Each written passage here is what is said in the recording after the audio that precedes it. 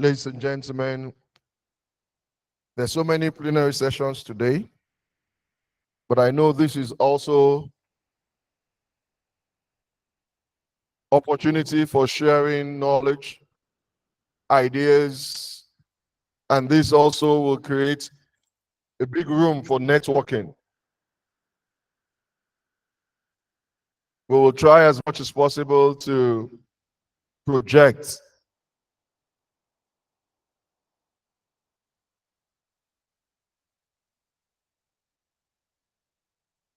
So I will hand over the microphone to the chair of the session, and then we can kickstart.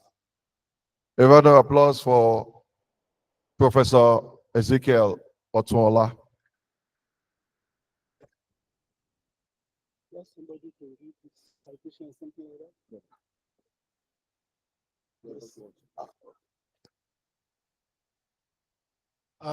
Good morning, fellow NIFSTers. I hope you all had a pleasant night. You are welcome, heartily welcome to this morning's session. That is the plenary session 2,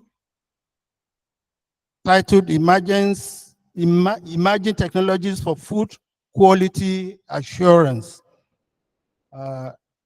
With us, we have an eminent personality from the industry by name Mr. Moyomade Ladipo. He is the factory manager, Foods Unilever Nigerian PLC, Agbara Estate in Lagos. You are heartily welcome. I hope you are going to have a very bright and brilliant session with him. I'm very confident about that. So let's be patient and listen to him attentively. Thank you very much. Can I go now? Okay.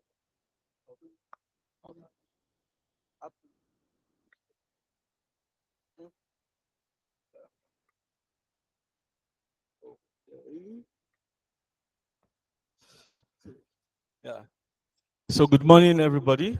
I want to say good morning to the chair of this plenary, professors. I didn't pick the name, but I will before I leave this place. I want to say good morning to the Nigerian Institute of Food Science and Technology also. And I want to, congratulate you on another very, very important occasion. By way of my talking, I think I've had a bit of sessions with these great institute in the past. I've attended one or two events, even outside Lagos. There was one in Maduguri some years ago. I can't remember, and I was nominated to be part of it, and it was quite engaging. It's great to know that this institute brings together food science and technology practitioners in Nigeria, and it helps to foster the knowledge, foster the collaboration within the academia, the practitioners, and of course the industry also. I've benefited a little bit from this in the past, and of course in my new position, I'm looking forward to more of that. And I want to say also thank you for inviting me to come and share some of what I have experienced as regards food manufacturing, and more importantly, the quality assurance aspect of it. And I would say that I would drop some nuggets on the opportunities and what is the emerging trends that we are seeing today, so that we can all together work towards catching up with where the technology is going on. I want to apologize for not being able to put slides on the system. It's due to well, I won't say technology, also preparedness and all that. Not being able to. I will have come in a flash disk, but these are things that are being protected now in our organization because of data security and all that, cyber security and all those stuffs. Well, technology has a lot of advantages that we all know we're benefiting from, and also it's a real big, I would say, it's got its own big risk also. So the use of it and the ability to profit from it stems from us being deliberate about where and what we want to apply technology to. So please just follow me. I'll try to make the session a little bit participatory. I will share personal experiences from the organizations I've worked with, and I hope I will be able to leave something to here with someone. So just by way of introduction, I've been in the food industry for about 14 years. And of course, I step out to work in another industry for about 3 years. So in terms of work experience, about 18 years for me. I started my career with Nestle Nigeria. I did a bit of roles around the factory in Agbara, working with them to manufacture the food products that we all know, the Milo, the cereals products, and of course the Maggi brand. So I did that in my past life. And right now I work for Unilever, where I lead the factory that produces the seasoning products that we use also. So I've experienced both worlds, but more importantly is the fact that food is food. I'm not a food expert, but I've been very close to the food industry now. Okay, thank you. So just to talk about what I'm talking about, which is about the emerging technologies for food and quality assurance. I was a little bit hesitant to say quality assurance, and the reason is because I would share with us how food quality has evolved over the years and over the generation, which is basically what we know. And one of the things I realized is that as a country where we sit today, underdeveloped as we are a mixed match of all those era of food quality. You know, from time immemorial, it has always been, it started with in the pre-industrial era where people just produce food, take farm produce and convert it to food and all that. And the interesting thing is that that's actually how Nestle, which is the biggest food company in the world today, was formed. Pharmacists just picked milk and used it to solve the problem of malnutrition in Switzerland in those days. That was the origin of that company. So it's all about nursing mothers bringing their babies to the pharmacy and then they carry the babies, and they see that the babies are taking drugs and it's not helping. And the pharmacist kept thinking, and his name is Henry Nestle. That's the father of Nestle. And they start thinking and looked at what can we do, and started mixing milk and with some cereals and all that. That is what grew to become the Nestle, which is the biggest food company in the world today.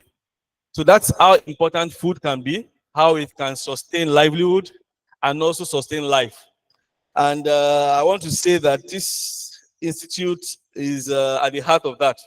So really an important, I think it's such an important point to know that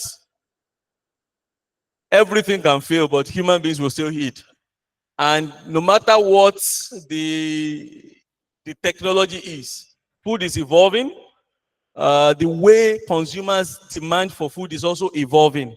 So we need to continue to evolve our methodologies, our capabilities, our skills, and our research targeted towards solving consumer needs and also giving the nourishment and the quality that is needed. So that's essentially what the discussion is all about. Okay. So I start by talking about the food quality era, how we moved from pre-industrial era where the product was, where it's about picking food produce from the farm and producing it without any standard. Everybody produces this product in the way they want. There is no standardization, there's no structure to what the food should look like. And you know, that was how food quality started from. We saw that in that state, there was no sophistication in natural preservation. The product does not have long shelf life like we have today for some food products. We have limited standardization, like I said, and then the quality is also very variable. Everyone, if you look at it today, if we go outside and look at people that fry akara today, all the akara produced by them would probably taste different, and the quality characteristic that is measurable can look different also, and all of it is acceptable to the producer. So that's what it was at the level of what we call food quality 1.0, pre-industrial era. I connected that back to us today because as we see today in Nigeria, we still have that. We're still making food with that level of technology. Of course, like I said, we also have a lot of transformation that has happened also in the food industry. Yeah. After food quality 1.0, which I've described, we moved to the food quality 2.0, which is essentially around a little more standardization. It came with the industrialization, you know, the industrial revolution that happened that caused mass production to come. So then population is growing, people want to eat. Then we need to start creating food that is a little more shelf stable, food that can stay for longer time than just everyday cooking. And of course, because of the high pace of development then, we saw the emergence of, as you know, as the industrial revolution is picking up also, standardization started coming into it. Part of the defining factor around that time was what we call the Frederick Taylor movement of scientific management, which brought a little bit of standardization to operations. That standardization in manufacturing impacted also food quality, and that essentially helped us to have food a little more stable. Shelf life also became longer, so meaning that the products that we are making today can now last for more than 1 day's meal. It can stay for 2 days, for 1 week, for 1 month, and thereabout. And so standardization started coming in.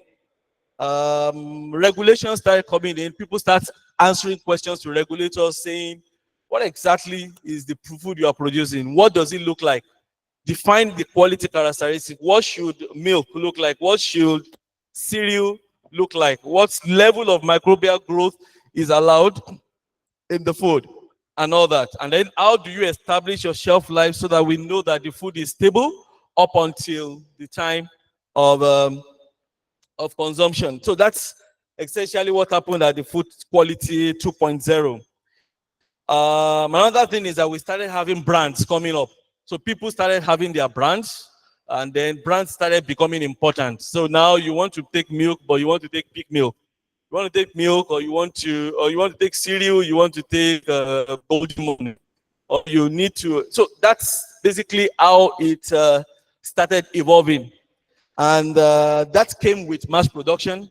And so meaning that how to establish and how to manage quality also changed. Around that time, we started having what we call the quality assurance, where we have to set up sampling plans, sampling systems to pick samples in the mass-produced era, and statistically determine whether those products are fit to go to the market. Then, of course, because we have already brought in brands, so that forced consumer manufacturers to ensure that they protect their brands by ensuring the quality of the product is up to the standard that the consumers will trust. So brands is all about trust, and quality is one of the critical ways to manage and maintain our trust in food manufacturing. After the food quality 2.0, which essentially, came in with around the 20th century, we progressed to food quality 3.0, which basically talks around in terms of food quality, we talked around the total quality management.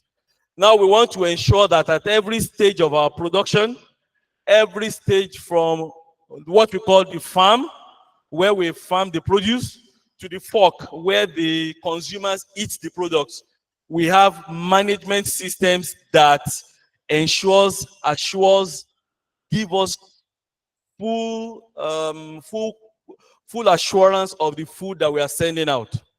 That level is also fully at work in our organizations today. Every company today has a quality management system that is used to ensure and assure that our food is safe, and that is used to guarantee our consumers, and most importantly, our regulators, when they come to inspect, they want to see that we have a system in place that we use to assure our products from the procurement part of it, which is the farm, up onto the consumption. So including the logistics part, distributing and selling the products, all these have something to do in the total quality management. Today, we have a lot of that going on in most of our organizations. And that's one of the things that led to all the food safety, the FFSCs and the likes. Because all those are methodologies and systems that ensure that as organizations, we maintain the quality of the products that we produce, and we are able to repeat production of such things in the way that consumers will be taken care of. Consumers will be delighted. So we talk a lot about delighting our consumers with quality products. That's exactly what that helps us to do. But food quality didn't stop there at 3.0. We still move further to 4.0, where today it is almost sync with what we call the industry 4.0 today. What we do in 4.0 is basically to ensure that as we advance technology for productivity, as we advance technology for mass production, with opportunity for flexibility to meet the demand of varying consumers, we need to also ensure that we don't drop the ball in quality. And what that entails, and if you look at the world that we have in today, we have consumers who already know exactly what they want, and they decide on what they want. We have consumers that want, for instance, to eat healthy, And some consumers want to eat natural. Some consumers also want this to be also shelf stable. So they want healthy and natural, and to be able to put it on the shelf and say this product is still remaining fresh. It's still remaining fresh on the shelf as it is when I bought it.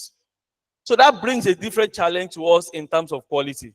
And that's exactly where we see today. If I would describe what food industry looks like in Nigeria today, I would say it's a mismatch of all of these all these errors exist in our country today, and we need to define the right kind of support, the right kind of capabilities and knowledge that is required to ensure that we keep on developing and advancing food in all this era. So talking about 4.0 a little more, it talks around ensuring that we don't want to just take samples and make statistical inferences based on that. But much more importantly, we want to ensure that real time we know exactly what the quality characteristic of every product we are producing is, and we are able to predict what the quality will look like.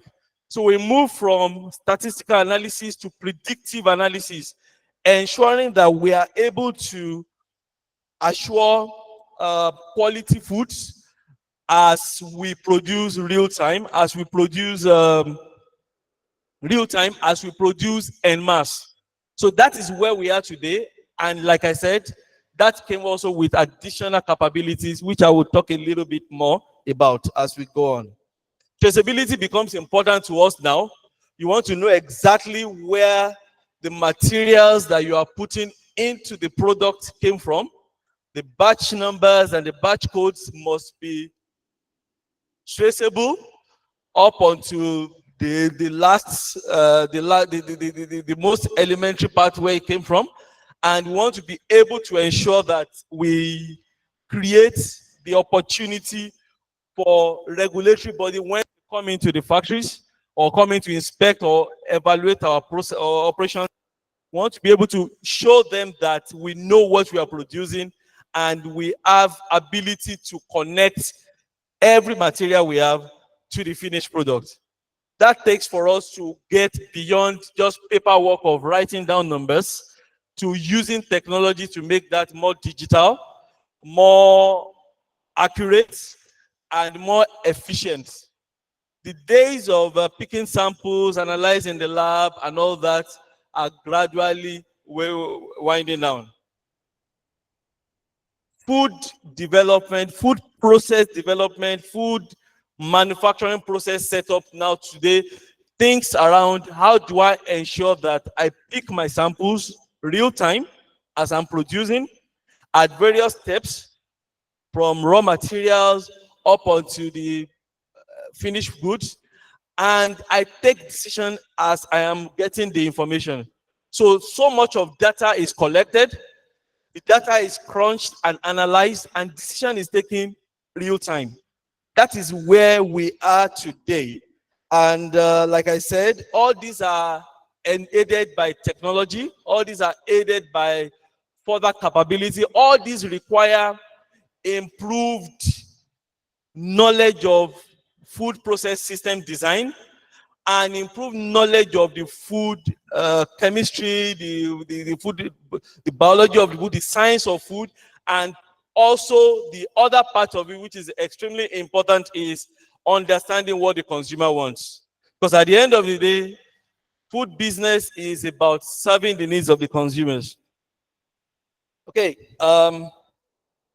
So given that, I would just point our attention to where the opportunities lies for the kind of institute and how we review our processes, our food ecosystem to ensure that we build in quality into every stage to be able to ensure that we are growing with the growing demands and growing demands of our consumers, and able to also remain competitive and using technology to enable and aid our ability to to deliver safe and quality food to our consumers. We all know what it looks like when there's a consumer complaint. Today, it's not only regulatory that is controlling or that is a check to manufacturers of food. Even social media plays a whole lot of role in this. Sometime last year, someone posted on social media that a tin of a product that he just bought is not full. He just posted that these people are not just filling up this thing again and all that. And now it's a powdery product that has bulk density impact on it. If you bounce it on the table, the thing can go down some more. But the consumer just posted and say, hey, Nigeria has gone, the way we say it. And he says that these people don't even fill up the can again and all that.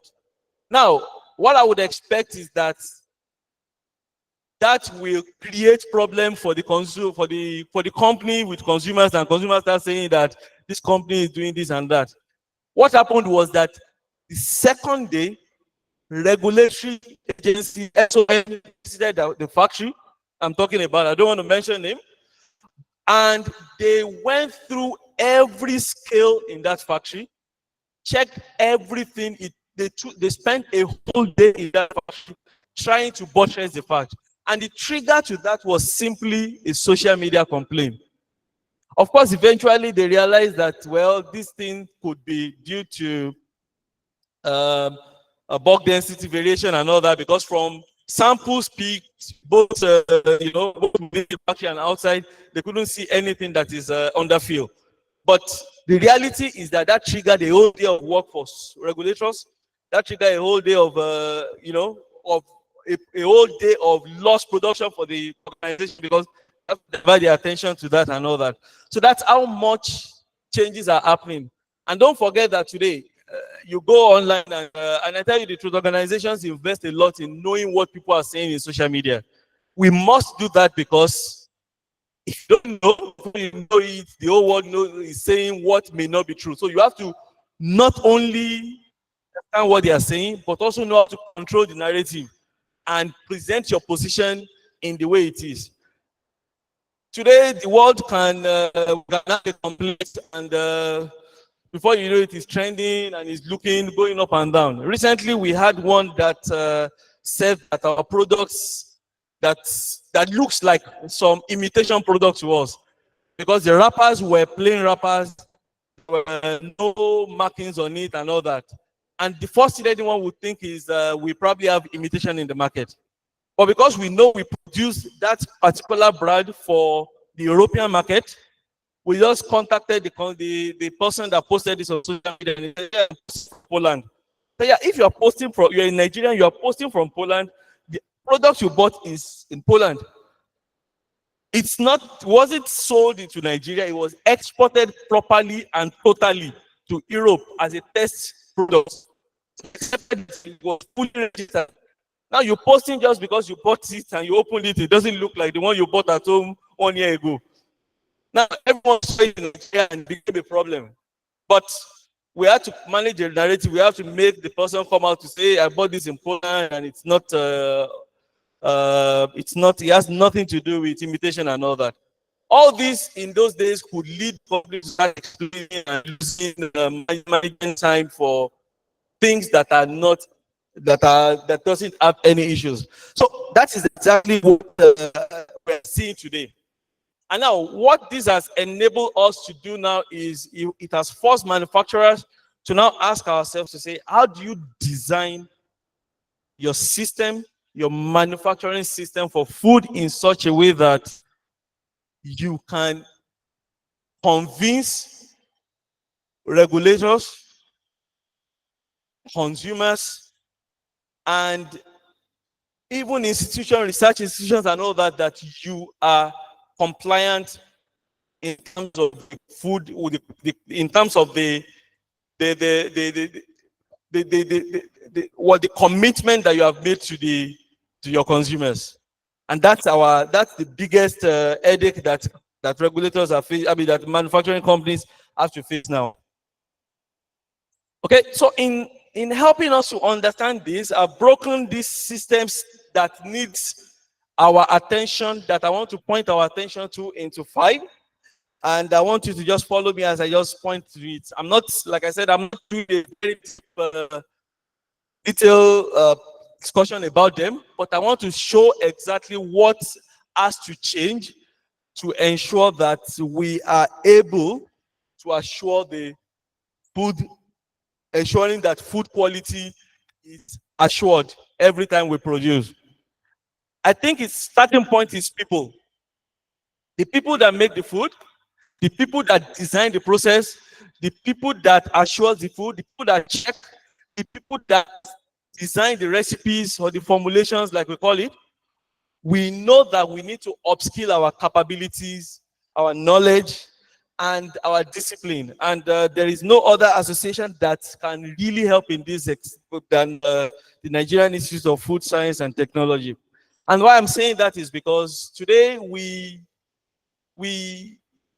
do a lot of trials and tests that come from our desire to optimize our operations, our desire to optimize, to reduce our losses, our desire to improve the quality of the product. But you know, the body of the knowledge needed to do this has come from very close partnership between academia and the manufacturing, and that is extremely needed.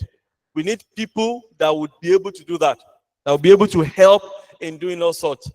Recently, yesterday, part of what I was doing while I was coming, I was talking to some of our procurement team members, and the question they were putting to me is that, hey, I found glucose for you to use for one of your production process. And this glucose is liquid. You told me you can't use because of the water content. Now I found a dryer that would reduce the water content to less than 10%, but it's looking sticky. How do you crush it to the powder you need so that you can run your operations? Then I said, wait a minute, let me think about it. Please send some samples to me and let me look at it in the office and then see what we can do. Now, I'm not a food scientist, but I'm sure that these are things that we can pick up and walk around, and then there will be almost ready to deploy solutions that organizations can pick. And the reason is simple. We know how our economy is chasing, how inflation is chasing our economy today. Manufacturers are finding it difficult to continue operation in Nigeria. And the reason is because it's not so much only about the inflation. Like we say, it's more around the fact that we don't even know what is going to happen next. Some 2 weeks ago, some 1 month ago, we were crying that the dollar went to almost 2,000 naira to $1. Then suddenly it came down to almost 1,000 to $1. That's almost 100% reduction. And then in 2 weeks, it jumped up again, and now it's hovering around 1,500. No one can tell us where exactly it's going to sit end of the year. So how do I plan to order materials at the end of the year? How do I plan for production for next year? How do I plan for capacity increase? How do I plan for long-term business?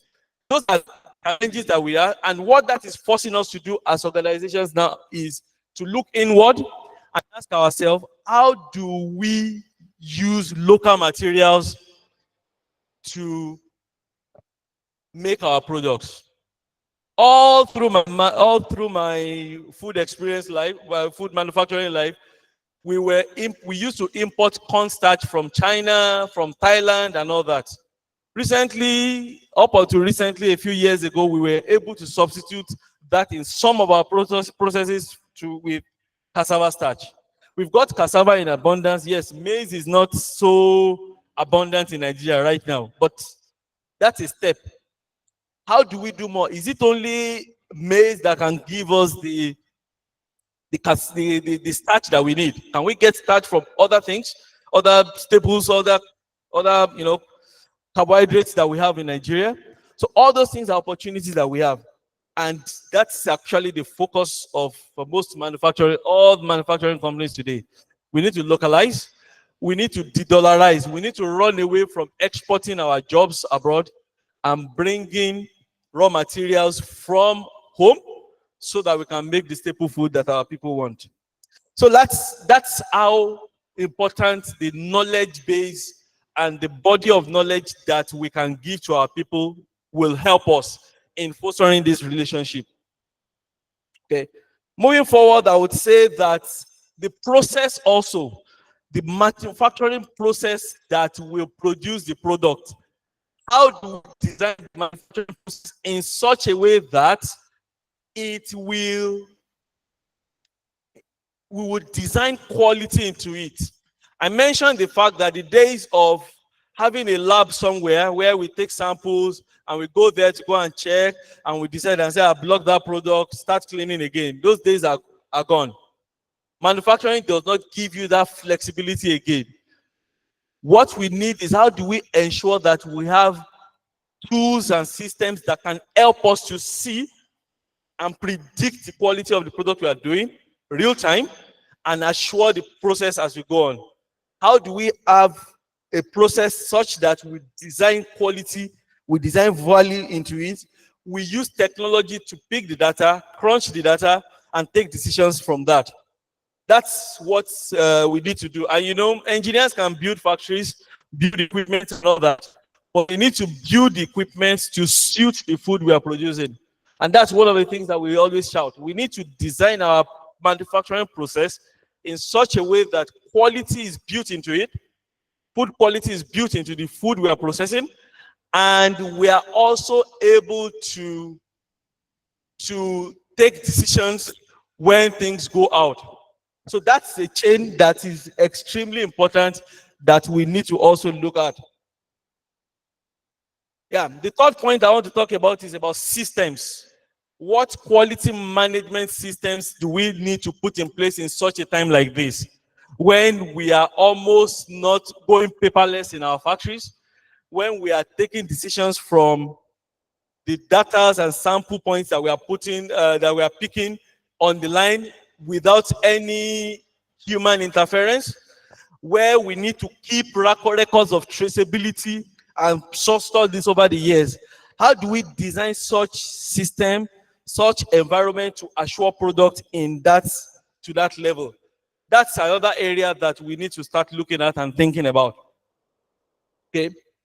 The fourth one I will talk about is the technology.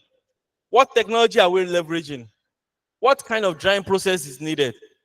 How does it impact on the nutritional value of the product we are producing? How does it impact on the change? How does it change the characteristics, the physical, chemical characteristics of the products? We need to discuss this. We need to really discuss and design technology that would preserve the food and ensure that there will be no compromise to quality in our operations. And don't forget that as we are thinking, designing all this also, we should think about the productive system also. Energy is extremely important in Nigeria, extremely expensive. We know what is happening in the country now with energy cost of electricity alone. Now, how do we ensure that we design out the need for excessive energy to process and to assure the quality of our product? Those are some of the things that we need to, and there are a lot of examples in the world today on what people are doing. The days of holding a whole batch and pasteurizing it is over. There is flash pasteurization that happens also along the line, and things are happening now, and with proper rejection system if the product doesn't meet the expected. So how do we build this into the way we design our processes? And like I said, we have seen very good collaborations with our local fabricators and even multinational companies to build processes and process lines that will deliver the same kind of products that very expensive machineries from abroad are doing. So that's another area that I want to leave us with. Lastly, I want to talk about digital transformation, which is where I'm probably going to spend some time. Digital transformation or use of IT is extremely important now in food quality management. I had an opportunity of visiting a factory, and while we were talking, the first thing I realized is that to run their process from the beginning to the end is completely paperless. So you want to, the batch comes in, you scan the batch, it goes inside, you take some probes inside the batch, and then it takes samples it needs, and then the quality parameters are checked. A decision is taken on the product right there and there, or it's rejected, and the consumer and the supplier takes his product out. And then the product goes in, and then you start operating, and then at various stages, all these systems are put in place to ensure that you are capturing data, you are taking up onto the color, the shape and sizes, cameras on the line to pick all this. And because they are AI-enabled camera that help to take decision, you are able to decide to say this stays or that doesn't stay. Now, one of the things that we will think about is that these are quite far-fetched and so expensive, and it's so much of technology. The good thing about it is that technology is bringing the cost of all these things very down gradually, so that this can be built into our systems. Like what I say, especially from us that in the industry, we can conceive this idea, but we need also a lot of time to build, to develop it, to put together all the body of research that is needed to assure that this thing can work. And that collaboration is one of the things that I try to talk about anytime I have opportunity to talk in places like this. So digital transformation really has come to help us to eliminate a lot of human interventions in assuring quality in our food processes. One of the things that we have seen today is that the world is moving away from sampling to real-time analysis, predictive methodologies, using AI to identify colors, using visual sensors, visual cameras to predict and to identify what has gone wrong, what is not conforming, using sensors to decide whether we are going to, how to connect the processes one after the other, and to ensure that at the end of the day, we come out with a product that is conforming to our expected. So that is the area that the world is really, really looking at now, and that is where we need to start developing our capability in. To be able to get into this, I know that, like I started with the first point, which is about people. We need to upskill. We need to get into the space of understanding that capability. We need to get into the space of understanding the use of the technology that we are talking about, and be able to tailor it towards adding value to food processing. And in place of digital tools, in the place of digital tools in delivering quality cannot be overestimated. We cannot ever say it too much. I'll give an example. I put 4 different areas where we have used technology in my own experience to really, really improve the process of assuring food quality. And I say the first one, I would say paperless. The second one, I would say to be able to predict. The third one is to ensure some automation in the process we do, and also in upskilling the people. I'll take it a little one by one. In paperless, quality data from factories to shelf can be captured without using paper to write and all that now. There are scanners and codes that we can use to be able to ensure that all the information needed to be preserved, all the traceability information that we need to file, and all the information that we need to take the decision on the quality of the product is captured real time for the right persons to take decision. And many times also decisions can be taken once the standards are set, once the limits are already established. decisions that can be taken real time, and the gates opens for the product to go through. We have seen this deployed in many places to help eliminate paper, help reduce human intervention, help eliminate human errors, and help give us more confidence in the process that we run. Another thing is in our various audits that we do, we can easily now sit anywhere in the world and log into the cameras that run the factories, and you can carry out audits, carry out your checks, carry out the system verification in real time, and that puts the system that we run already under check to ensure that we are doing the right thing every time. So what that entails is that the factory that the factory I left behind in Lagos today, I can log on to my computer and see whatever is going on in my process time. And I can, looking at the data that is generated over there, I can establish whether we are still working in the right conformance to the standards or not. And all these things are aided by technology. All these things are made capable by technology. It's something that technology is doing to our industries and helping us in quality.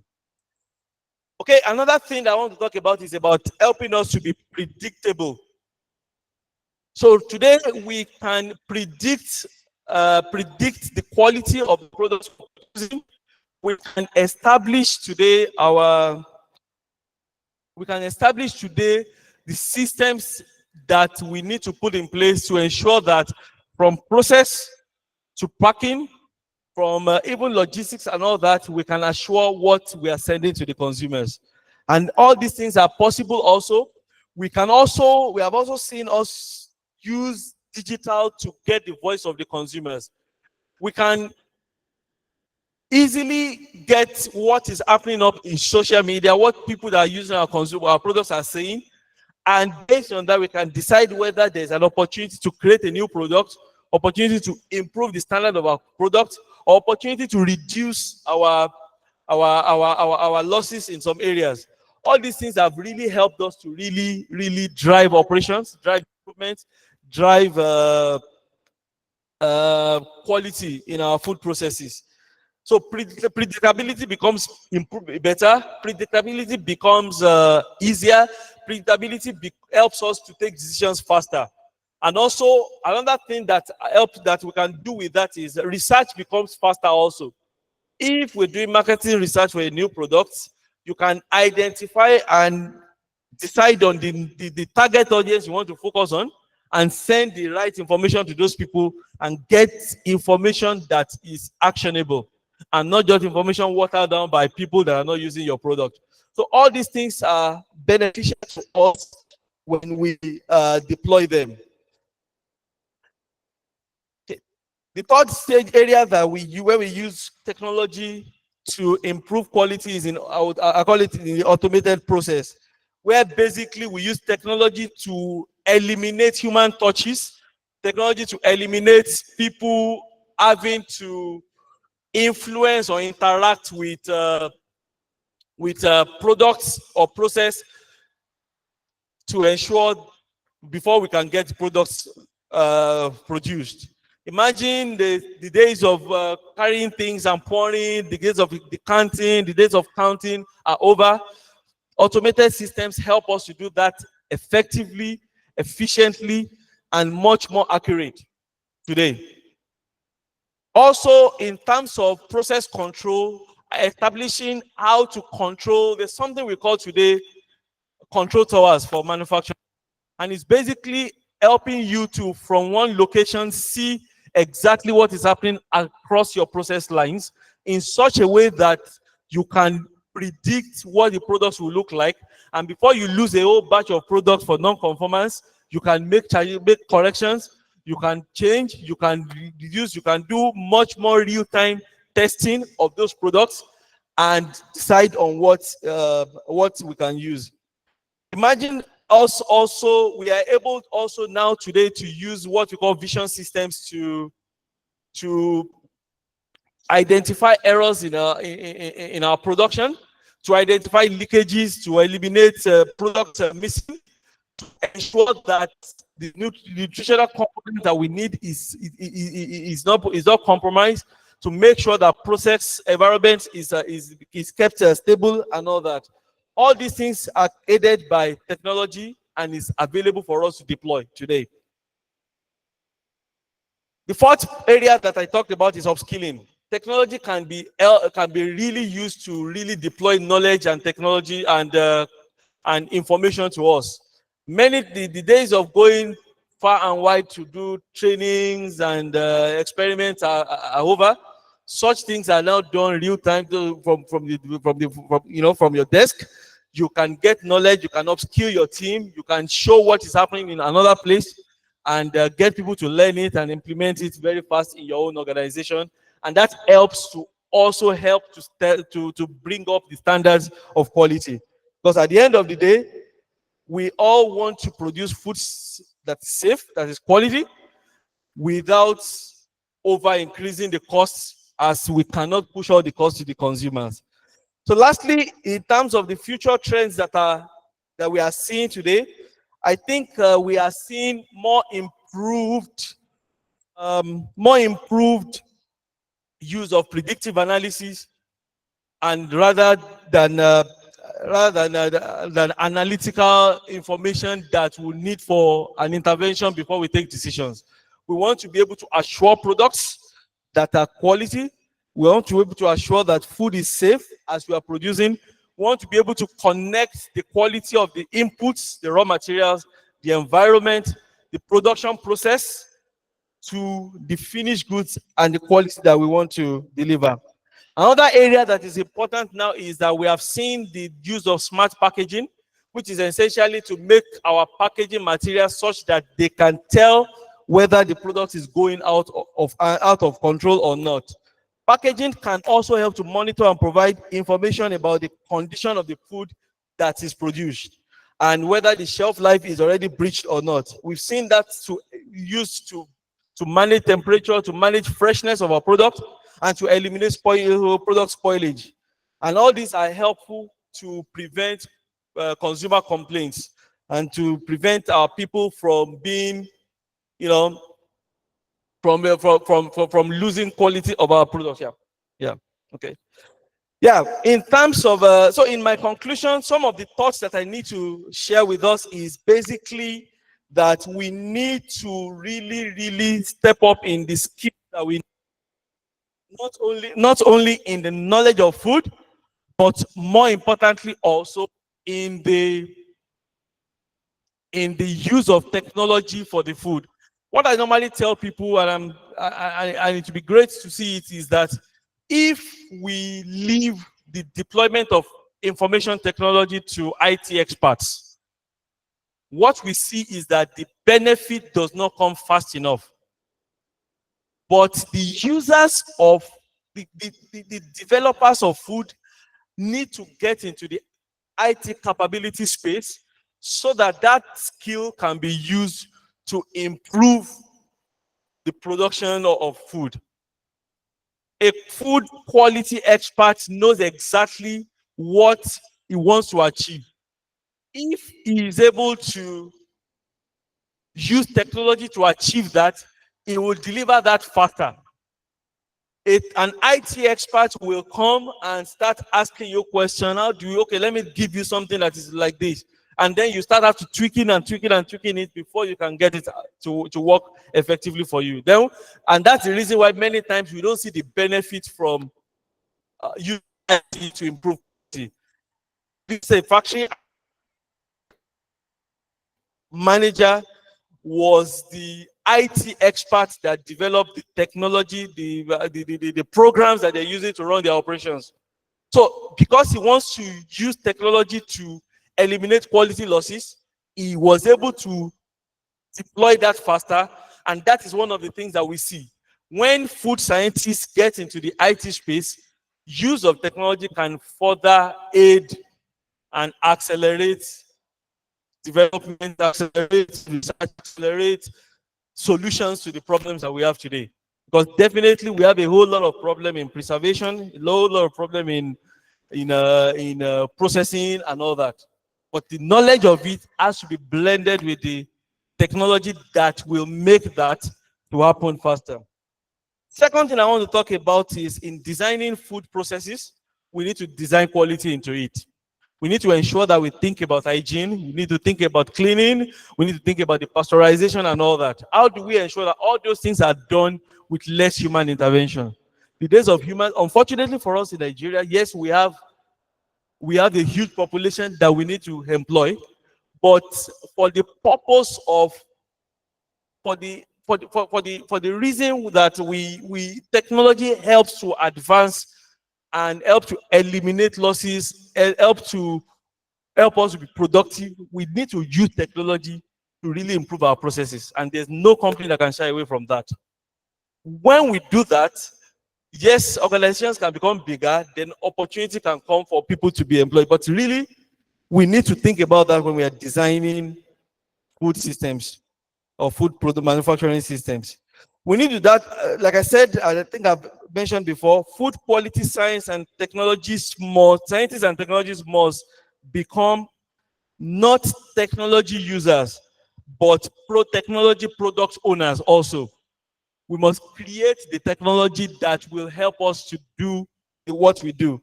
And that's when we can get that benefit from it. How do we serve the needs of our health conscious consumers?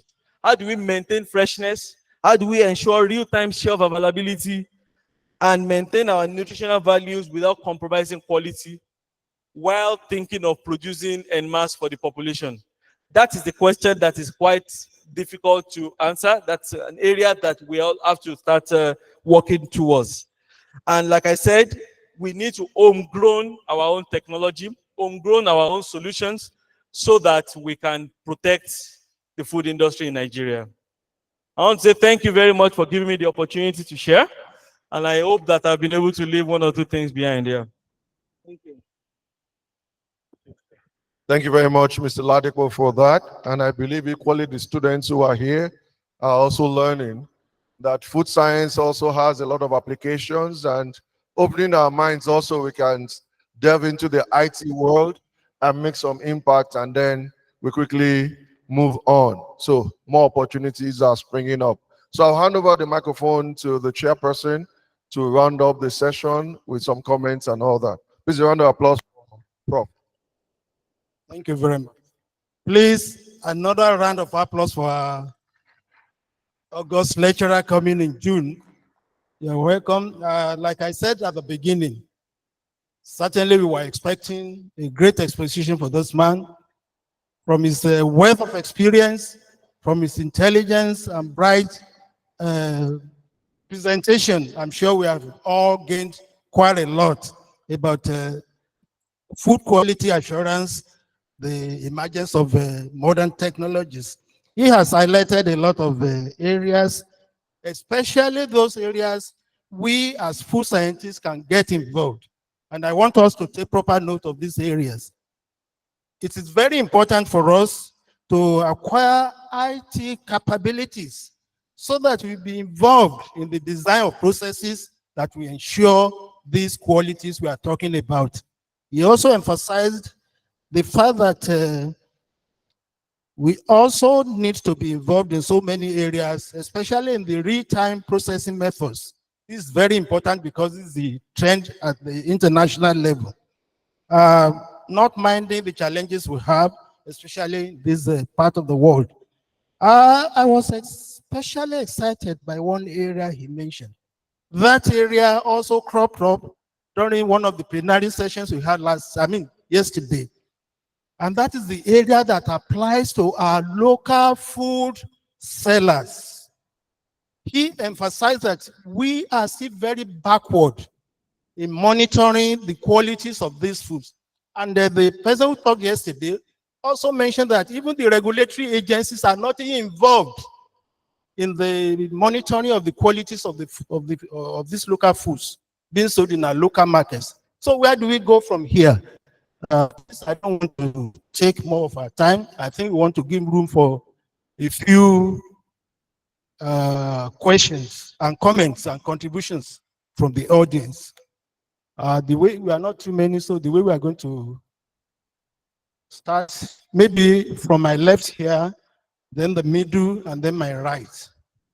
Any questions from my left? Before we take those who are here, from the participants that are online, Taiwo Kende, Taiwo is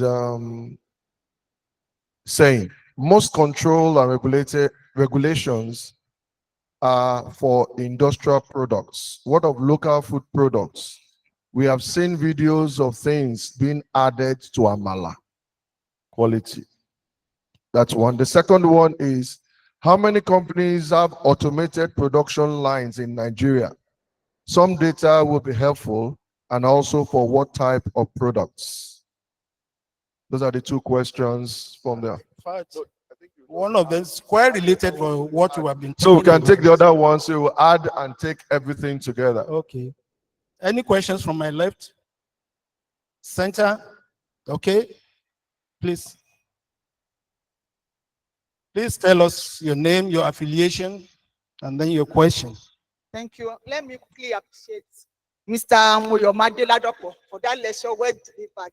I sadly enjoy it, and I want to appreciate the local organizing committee for inviting you for this program. My name is Dr. Fumilayo Joy Gbega Fabusiwa Agbaje, the head of the Department of Food Science and Technology, University of Medical Sciences, Ondo. Sir, you taught us a lot of things, but I have these two questions to answer. Will your company allow our students to have their Southwest program with you? That's number one. Number two, with the academia, we develop idea of food products and development, especially in my own school. We are dealing with functional food, the food that will be beneficial to the health of the people. And you know, you may have an idea. You say they don't have the money to use this automated machine. So if you have an idea, you develop a product, will your company allow our students to carry out their research using automated machine, knowing fully well that if we are able to develop this product that can affect us, that can affect our health, the student will benefit from it, the society at large will benefit from it, your company will benefit from it, every obtaining patency. So I want to know, sir. Thank you very much. I appreciate it. Thank you. Okay. Please, we expect that you come out so that we save ourselves some time.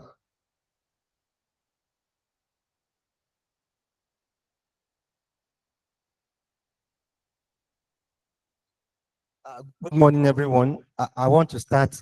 I want to start on the existing protocol, and my name is Dr. Olatidoye Olawale. I'm from Yabatek. Sir, from what you have said, I'm not too sure if our present curriculum can accommodate everything you have said. More importantly, maybe the university curriculum is quite different. But for the polytechnic, if you are spending 4 years in the polytechnic, your courses are centered probably based on food chemistry. Basically, you hardly do any computer courses. My experience in IFE was quite different because I know I did about 4, 5, 6 computer courses. But the polytechnic, the only one they probably will do is database. And I've questioned that, Sarah, that database will not take you scientists to anywhere. So, and I think, sir, I think we need to reduce our curriculum. Because what the man says is real-time processes, automation, AI, and the last 3, 4 months I've been involved in several AI. And for me, our students cannot cope.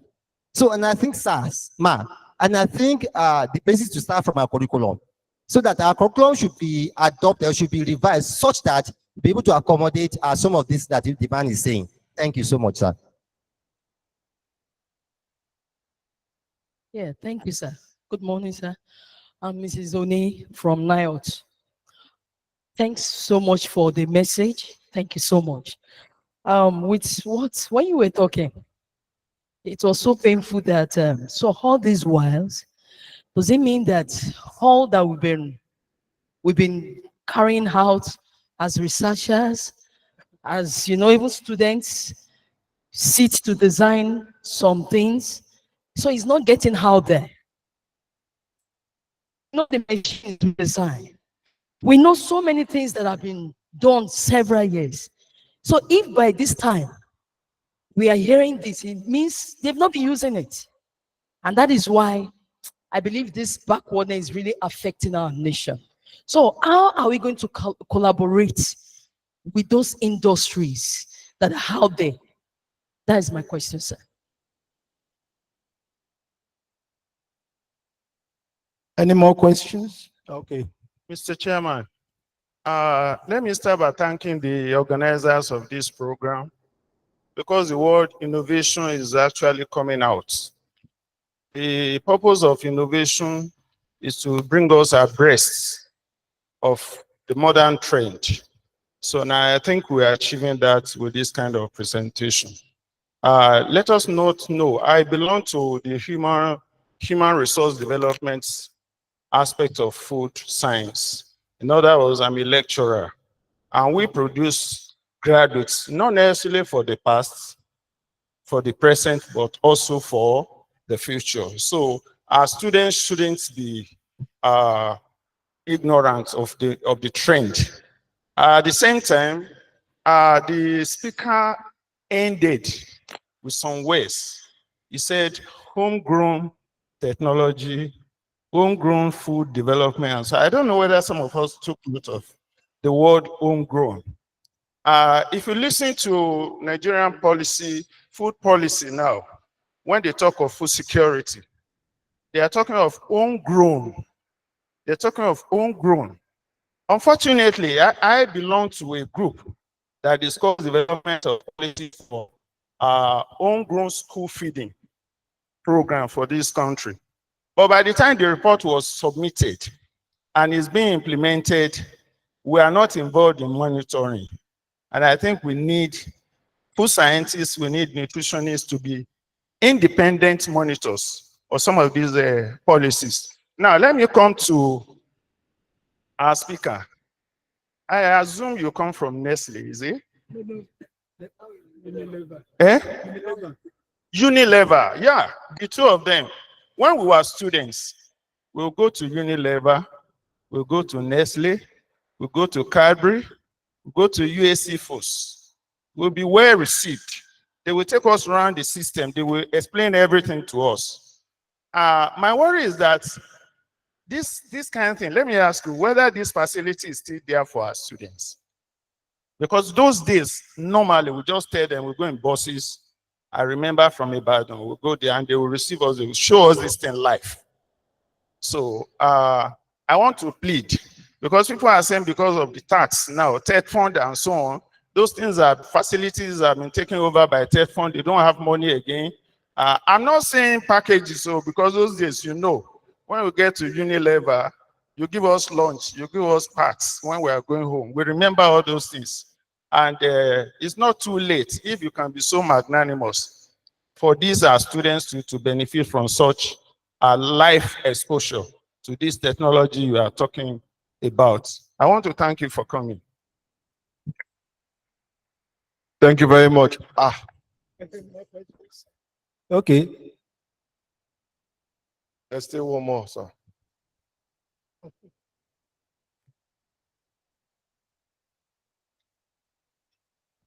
Thank you very much. We cannot thank the organizers more. They have done well. They have invited around people in the round hole. So you have done excellently well. Mine is not question, but comment. I think with what we have had and what we have been saying, it could be part of the communique that we invite industrialists to be part of our curriculum reviews. Then not only that, we can also be inviting them, maybe once in a session or a semester, that they come to address our students on what is going on in the industry. Then besides, they can be part of the proposals of our postgraduate students, especially the experts in the industry, so that they can contribute immensely to some of our projects, such that what we have is to be part of what is trending in the industry, and also they will be able to impact community. Thank you very much. Please, the co-chairman has a comment or question. I want to appreciate you, sir, for the insightful presentation. My colleagues there can bear witness to the fact that what we teach in the classrooms are actually very close to what you have presented here. And we are all followers of the in thing, what is happening in our world. We are all followers. But when it comes to issue of engendering development with what is going on, we seem to enter into a kind of freeze. There is a freeze somehow. But one of it is what the last speaker has just mentioned. I wonder what the food industry, especially that is relevant to us now, I wonder what it has in stock for improving the interaction between the academia and the industry. I know you have Association of Food Manufacturers in Nigeria. Can you please come out with some kind of program, deliberate, intentional program to actually come into academia? Because I know multinationals like yours and some other, I have encountered 2 or 3 instances with them. When you started, you are talking about entering into some issues in the factory line at some point, and somebody was invited to actually, offer some a kind of backstopping to be able to solve some of these problems. They don't seem to have confidence in what the academia in Nigeria stands to offer. Maybe because we are distant to each other.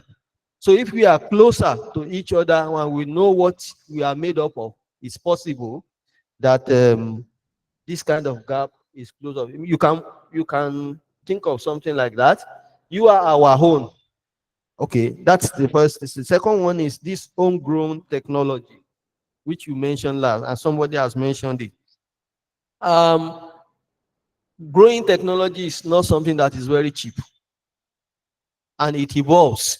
There's an evolution around it. It's very cost involving. I can see Tech Fund. Tech Fund is on the verge of doing that now, trying to fund the researches that will engender development in the academia versus industrial relevance. But do we have, as your own company, for example, ever had anything to do with harvesting of technological development? Because if you come here, you come and tell us this, and we want to engender development, but there's no deliberate attempt to actually hook. You see, you as the factory manager, you have an admin or managerial capacity muscle to begin that at your own hand. Maybe it's going to serve as exemplar for others to be able to make us relevant to what we are saying. And finally, do you have a situation whereby we can bring our students to witness what we call real-time analysis, product analysis online? Do we have, give us examples so that we can show our students or come for visit to be able to witness it? Thank you very much.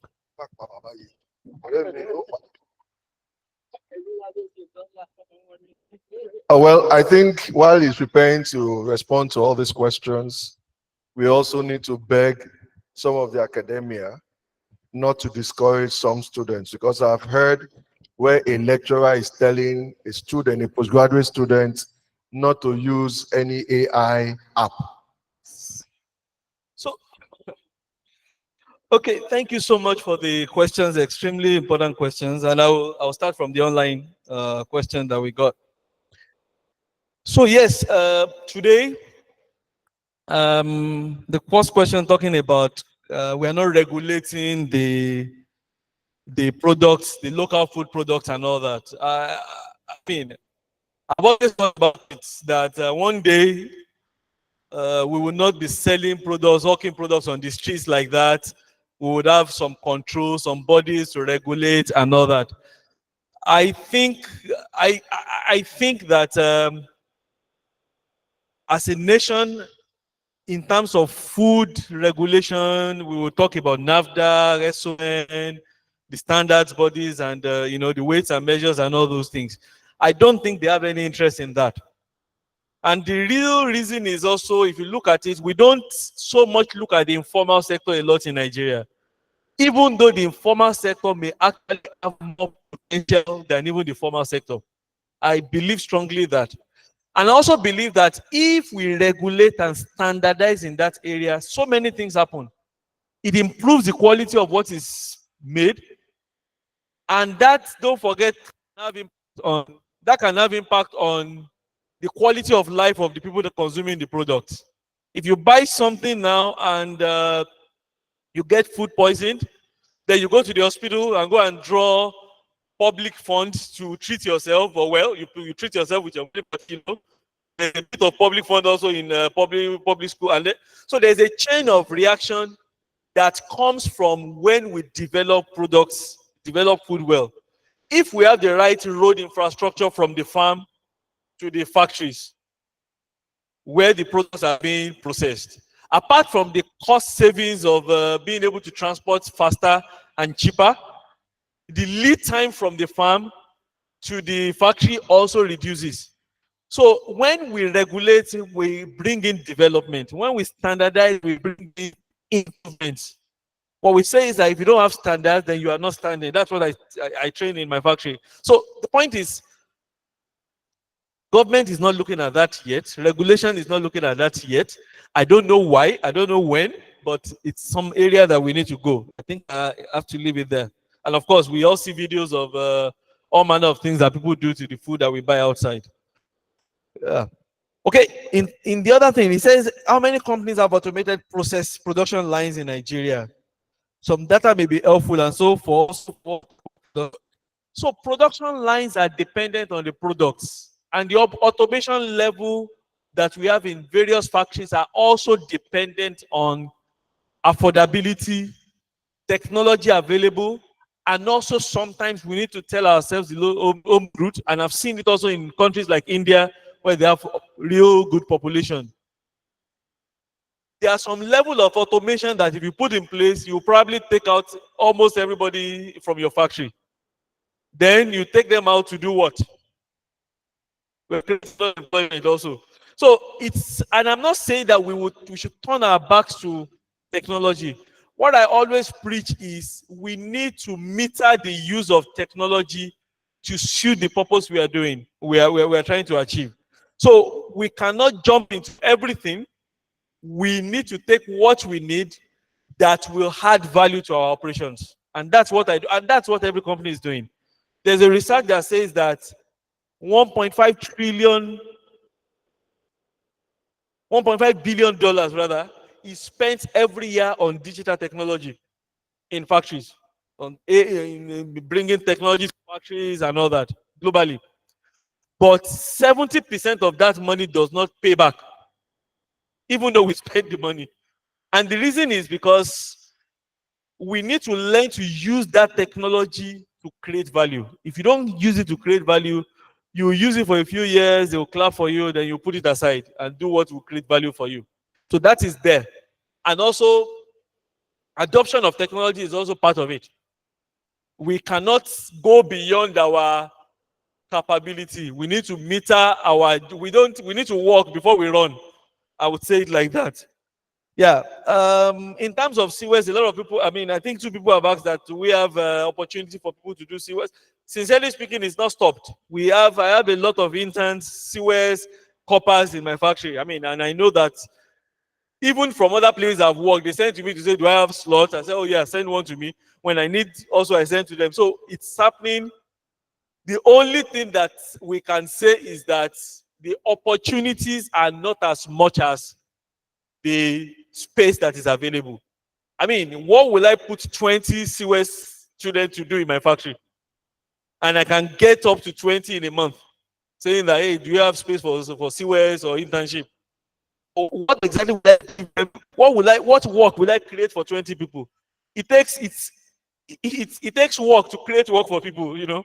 So, but the more we what we try to do is we do as much as we can do. And for the organization that I work with, we have a lot of collaboration with NECA, Nigerian Employers Consultative Association, with ITF, and we train. We give, we train them, we bring them to the factory, we use them for internship that is paid and all that. Right now, we're even doing some more in that space. I know that Nigerian Breweries does that also because we were working together to actually even have it bigger. So I know that companies are doing it. There is also something that is being done with the United Nations and some companies now trying to help ladies in STEM to have industry experience. We are trying to key in into that to see how many we can take in. So it's not like we are completely saying no. We actually need it. I have students that work with us and they got, you know, the very good jobs from that. Some we don't want to release. Some we kept them and we're looking for opportunity to feed them in because of the contribution they bring in. I think that we do that. I don't think schools have stopped that. I mean, sorry, companies have stopped that. Yeah, can we use the factory to develop ideas? I think it's a very tricky one.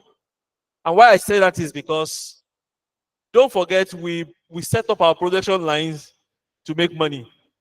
And we are ensuring that we get the best from it. That's the productivity, the efficiencies that we measure every minute, every hour. What is important is for us to think of scalability when we are designing or developing our solutions. Can it be scaled up? For instance, if I would launch a new product, the first thing I will ask my marketing team is that how big is the market of what you want to go inside? The second one I will ask is that, yes, if the market is that big, how much of that market are you able with your marketing skills, your sales force and all that to capture? It has to be sizable enough for me to want to invest in it. Otherwise, why do it? There are a lot of products that manufacturing companies bring in that if I mention some products that I've seen in my career, nobody here would know. And you know the reason why we don't know it? Because we developed them, we put them in the market, but it didn't sell.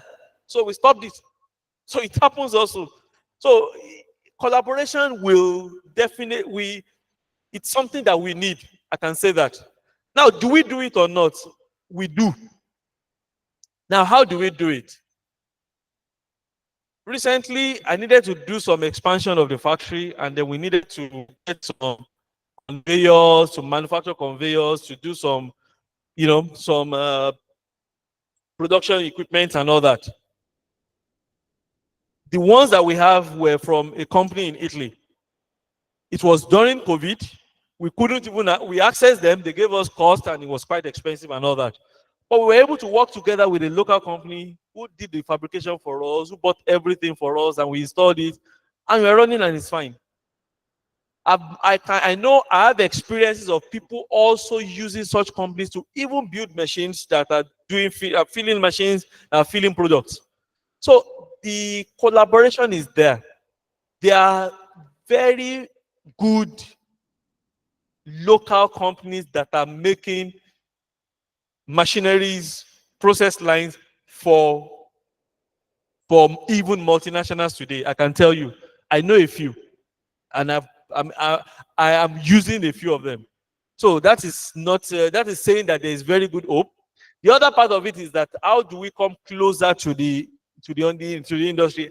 I think a very good one is through the alumni of the school. I studied in the University of Ibadan, and the department that I finished from, we have a very close alumni association that connects us very directly with the academia. So we can actually, as a matter of amenity, I will tell them, hey, can I get 2 or 3 very good students? I give them my criteria, and then they send to me if they're available.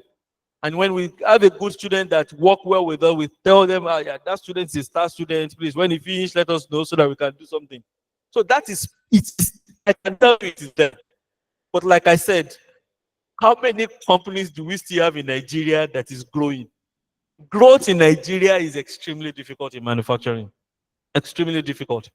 It is a very tedious journey to really grow, and you need to grow before you can bring in all such things like this. Curriculum design question. I am very, very I'm unqualified to talk about it, but definitely yes.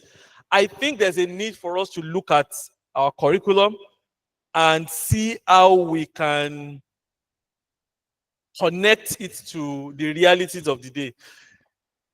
And I want to say this with all sincerity. What we learned is what we stand on. What I stood on, what I'm standing on today is what I learned from the university.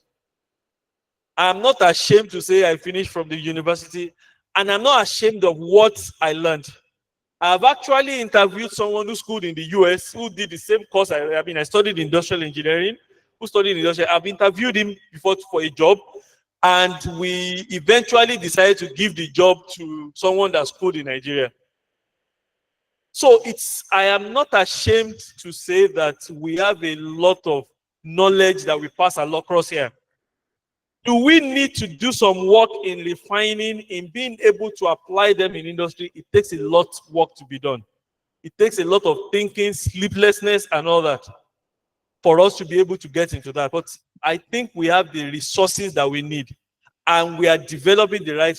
I think one other thing I would plead to our academia to do is that please let our students value and appreciate what they are taking.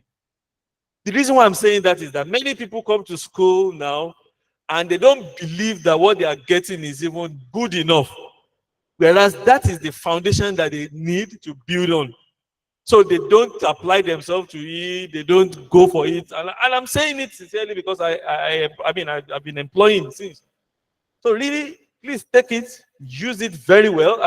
Be able to apply it, and then the sky is the limit. That's the truth. We all have to build on it and learn technologies, learn what is going on everywhere, other places, and all that. Okay, so that's how I'll answer to that. So yeah, in terms of developing the resources for the future, yes, technology has to. I would say that yes, technology has to be blended. IT capability has to be blended with every knowledge that we are gaining today. If you're a medical doctor, it will help you well if you learn IT so that even in your medical practices, you can deploy it in the way that will add value. If you're a food scientist, the same way, research can go faster with AI now. Research, the lead time to developing products can be shortened with technology very significantly. We're doing it in our organization. We're doing it a lot in the developed world like that now. So please, it's not something that we can run away from. It's something that we need to embrace and accelerate in it. And the good thing about it is that we have capability in Nigeria. Nigerians can stretch. We have the intellectual prowess to stretch. So we have what it takes to really, really capture the world. And that's what it is. Yeah. So I mentioned the homegrown solution. Yeah, that's an example I gave. We can create solutions here. I give an example. If we were using corn starch before, and then we're able to go to cassava starch, there are so many other things we can get from cassava that we are importing today. Now I know that there are challenges. Are we even getting enough cassava to feed the cassava industry? That's another problem. So there's a whole lot of work that we need to do in that area. But really, what other ways can we get starch? Starch is in high demand, even to export. What other way can we process our products that are growing well in such a way that it can be? And please, let's not also think because we don't have the automated process lines that move at a very high speed that we can't do anything. We have companies that are running manual operations today, and they're making very good profit from it. We have companies in India, in China that are manually producing manual operations, and they are doing well. And they also have industries that are doing what they call lighthouse operation. the factory can switch off the lights and the factory is producing. So we cannot shy away from the fact, we should not shy away from the fact that whatever solution we find, let's use it to create value. As it grows, as it is scaled up, then we can move into a better technology. I think there's a very good collaboration with MAN. We work with Manufacturers Association of Nigeria. I think that I can suggest that maybe if the association can get closer to MAN, it can, with Manufacturers Association of Nigeria, it can be a better way to enter the industry. Because I attend their meetings once in a while. We attend their meetings and we meet each other there and we talk. Do we have problems that we want to solve that academia can help us? Yes.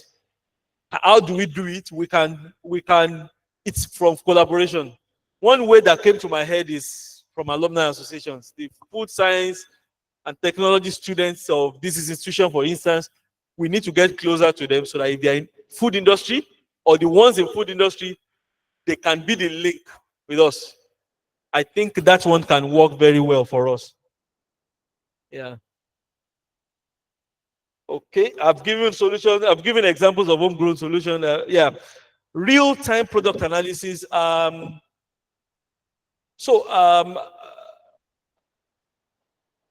would say that yes, there are a few opportunities that we have like that, but we can connect, and then if there's opportunities, I would say that yes, we can only. So excursions. Somebody mentioned something about excursions. We still do excursions a lot. We still take people, even secondary school students come sometimes. I mean, people that are close to Akbara, we take a lot. But excursions are not close. We do it also. I used to go to excursions when I was in the university. So it's something that I would be open to. Okay, thank you very much. I think I've attended all the questions I can remember. Yeah. Thank you very much, Mr. Ladipo, for that. I think you can round up now, Mr. Chair, so that we can quickly move to the next. Please, ladies and gentlemen, once again, on your behalf, I want to thank our lecturer. In fact, his responses to questions are more stimulating, more educative, and I'm sure you agree with me. We even got more from those responses than the main lecture. That's my. Please, we want to thank you again. You cannot thank you enough. Thank you for being with us. Thank you for staying with us. With this, I think we have virtually come to the end of this session. And, Thank you very much, sir. While the members of the high table are taking their leave, I would want to crave our indulgence that we are making a slight alteration to the program. And that's because we want to do some quick things here before we leave. At this point, we want to have the award ceremony. And we're having 4 awardees. First on the list, I will first invite the chapter chairperson to please come to the high table. Yes. Thank you very much. You can leave. Thank you. Chairperson.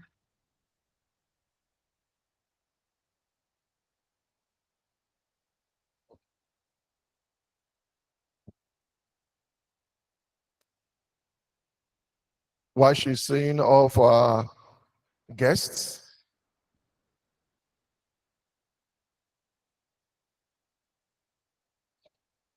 I would like to say that for those of us who might be interested in getting the contact of Mr. Ladipo, you can as well see the LOC chair or Professor Bolanle Akinwande also. If you also see me, I can also share with you his contacts. But for now, we want to recognize the commitments and contributions of some individuals that the Western chapter has identified that they are worthy to be given an award at this ceremony. If you check the program booklet, for those of us who have the privilege of having a copy, we have the awardees on pages 17 and 18.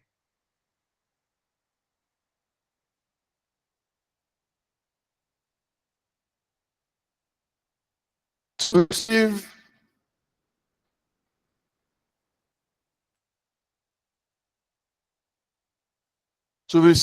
the award on behalf of Professor Olushola Bandele Oyewole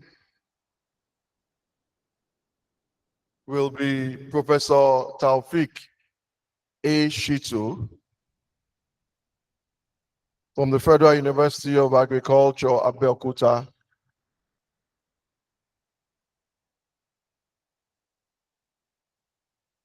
Professor Shitu, would you please come and take a stand?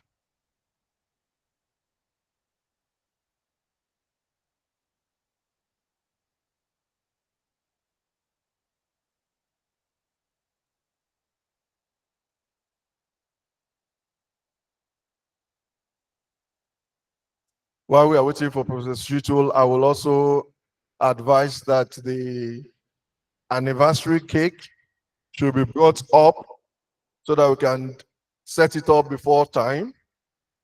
We can bring the anniversary cake up here so that everything is set and those also online can see all that is happening.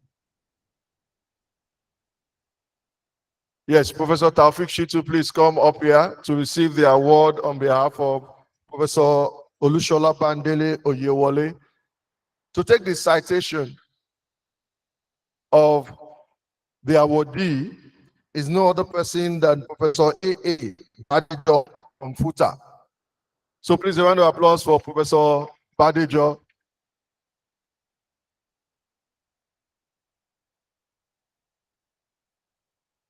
Too close. So I can see you.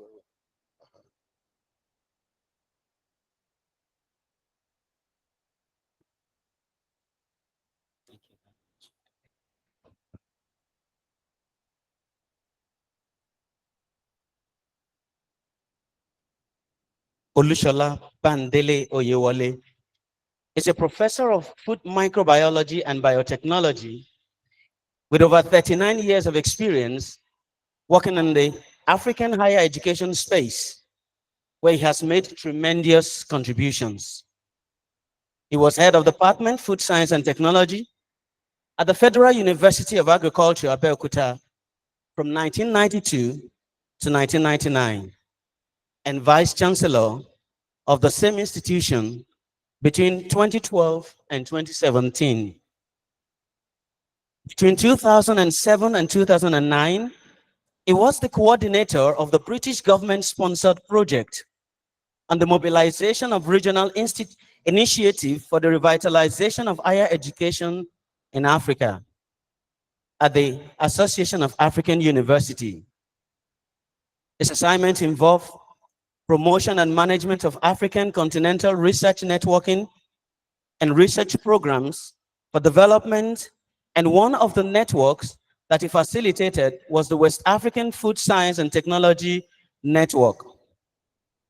He also served as the project officer of the World Bank project on quality assurance for African higher educational system from 2006 to 2009. At the African Union, Professor Oyewole was charged with the coordination of the Mwalimu Nyerere scheme, which included the African Quality Rating Mechanism, AQRM scheme, the Mwalimu Nyerere Scholarship Program, and the African EU ACP Mobility Scheme. Currently, he is a member of the advisory group of the OECD Program on Innovation, Higher Education, and Research for Development, and the subcluster coordinator of the African Union Commission Continental Education Strategy in Africa on Research and Graduate Studies. Professor Oyewole is a fellow of the Nigerian Institute of Food Science and Technology and a highly respected scholar with substantial contribution to food research through his over 100 scholarly publications and over 4,000 citations in various research covering cassava processing and fermentation, lactic acid bacteria, and various other African foods. He has been involved in various collaborative research for commercialization of African food and was the project leader of the Cassava Research Group that established the cassava flour processing plant at the Federal University of Agriculture, Abeokuta.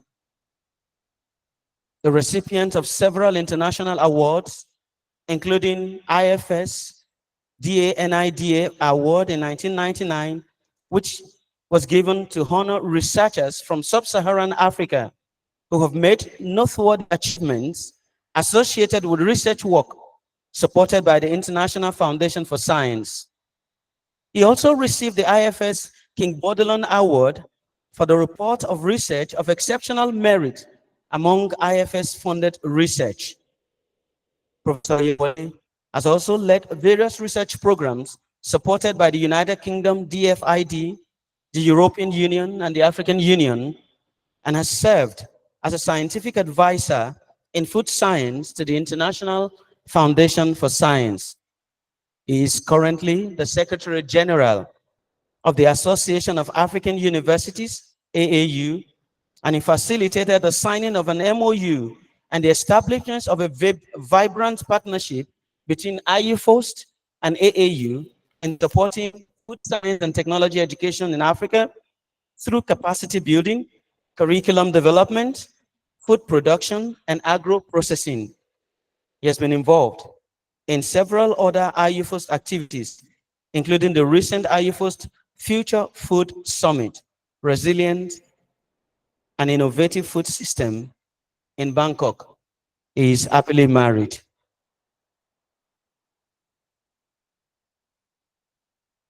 MC sir, over to you.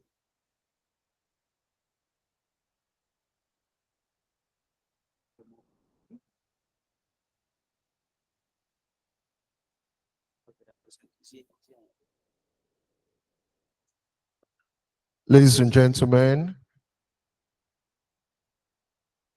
I have the distinguished privilege to call on the chairperson of the Western chapter and the person of Professor Bolanle Akinwande to present this award to Professor Olushola Bandele, Fellow, Nigerian Institute of Food Science and Technology.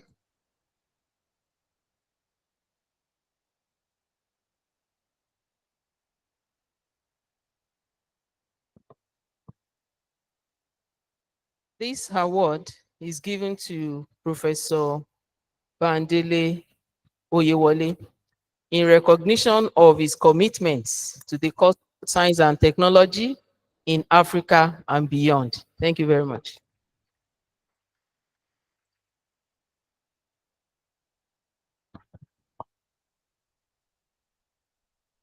The next awardee is Professor Adewale Olusegun Obadina. This award also will be received by Professor Taufik Shito from the Federal University of Agriculture, Abeokuta. The citation will be taken by Professor Babarinde of Lautech. Good morning, everyone. I count it as a great privilege to take the citation of Professor Adewale Olusegun Obadina. Adewale Olusegun Obadina is a professor of food safety and biotechnology at the Federal University of Agriculture, Abeokuta. That's in Nigeria. And presently is the project officer at Association of African Universities, Accra, Ghana. He's a visiting professor of the Department of Food Biotechnology and Food Technology of the Great University of Johannesburg in South Africa. He served as a director of Biotechnology Center and head of Department Food Science and Technology at Federal University of Agriculture, Abeokuta, Nigeria. He was a member of the board of directors, International Union of Food Science and Technology, IFST, between the year of 2020 and 2022. African Continental Association of Food Protection, He has been a member since 2019 up to date. He's also the chair Global Harmonization Initiative, that is GHI, of Food Safety Education and Training Working Group. That's from the year 2022 till date. I think we're going to celebrate him for the great achievements. He's also a member of African Union Experts on Food Safety since 2021 up to date.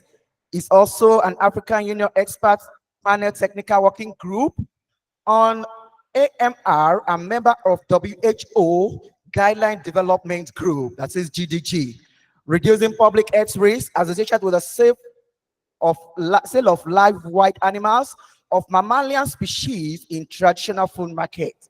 That's between the year of 2023 and 2025. He's also a grantee and research associateship fellow of the World Academy of Science, that is TRUST, with research interest in improving the quality and safety of processed and ready-to-eat foods in Africa.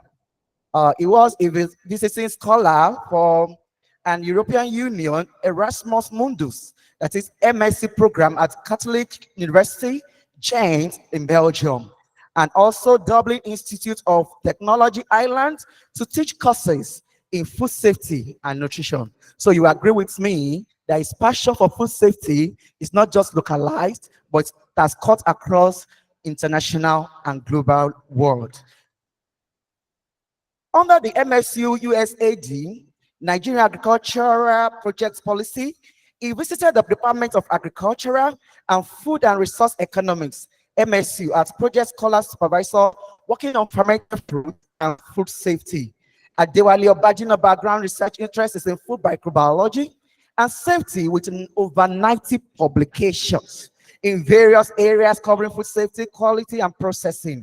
He has been involved in various collaborative research projects for promoting safety and the commercialization of African foods, and was the project leader of the Millet Value Addition Regional Research Group that established the POF extruded millet processing plants at the Federal University of Agriculture, Abeokuta, here in Nigeria. He is the food safety lead for the research supporting African MSMEs to provide safe and nutritious food, a project that is sponsored by Bill and Melinda Gates Foundation. Currently, he's also a consultant and a resource person for different food safety workshops for SMEs, vendors in Nigeria and other West African countries. Professor Adewale Olusegun Obadina worked as food safety and quality consultant for UNIDO, GAIN, and USAID. He is highly computer literate, so that means AI is not strange to him, and has demonstrable experience in international project planning, management, and monitoring. In all of his professional endeavors, he strives to disseminate optimum knowledge and promote development through innovation and scientific research. He has been rated as the second best author in food science, celebrates him with the most scholarly output in Nigeria from 2015 to 2020. I have the singular privilege to introduce to you an amiable scholar, a man that has passion for food safety, whose AKA can also be called safety, in person of Professor Adewale Obadina, to take his award. Thank you.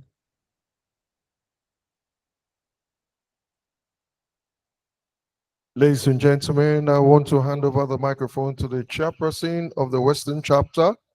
So please make this presentation to Professor Adewale Olusegun Obadina. This award is given to you, Professor Adewale Olusegun Obadina, in recognition of your exceptional contributions to food safety and your commitment to improving food quality globally. Congratulations.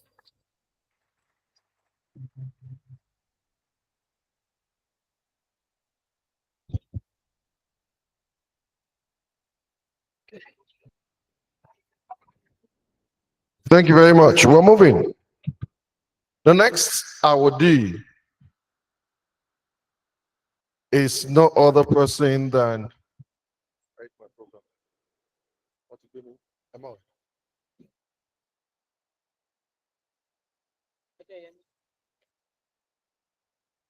Mr. Gani Odeyemi to receive on his behalf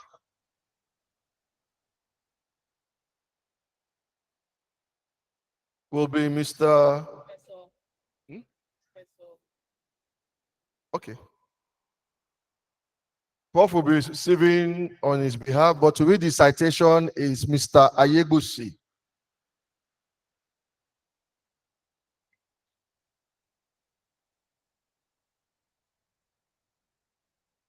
Good morning, everyone. Such an honor to read the citation of the man from my state.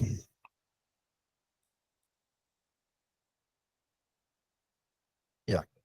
Gani Odeyemi was born 59 years ago in the city of Ibadan to the family of Alhaji Sani Odeyemi and Alhaja Munirat Odeyemi of Ado-Ekiti dynasty.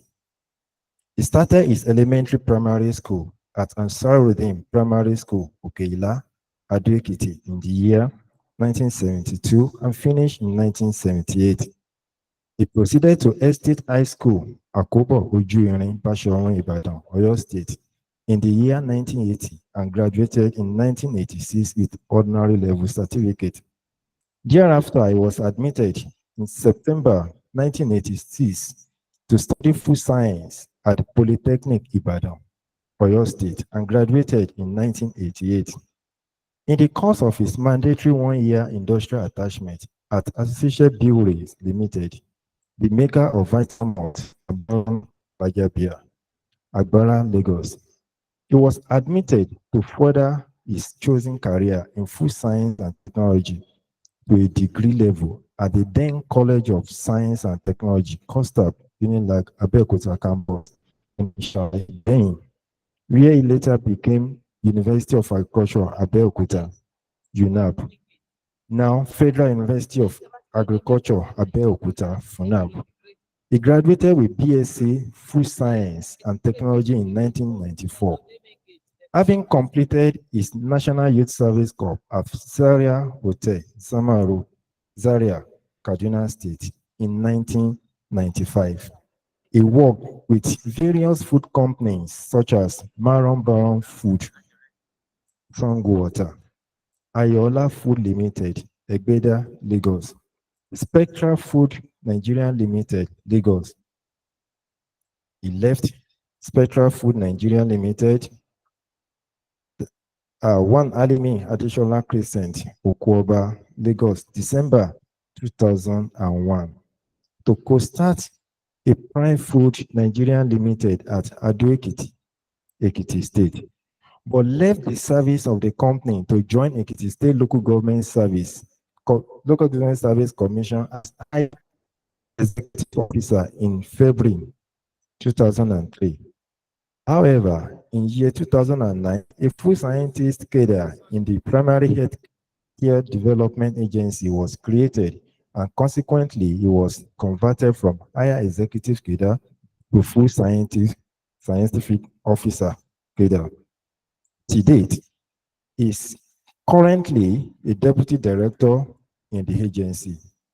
He is a professional member of Nigerian Institute of Food Science and Technology, formerly from Lagos chapter, but now Western chapter at Ekiti State Primary Health Care Development Agency branch, Ado-Ekiti.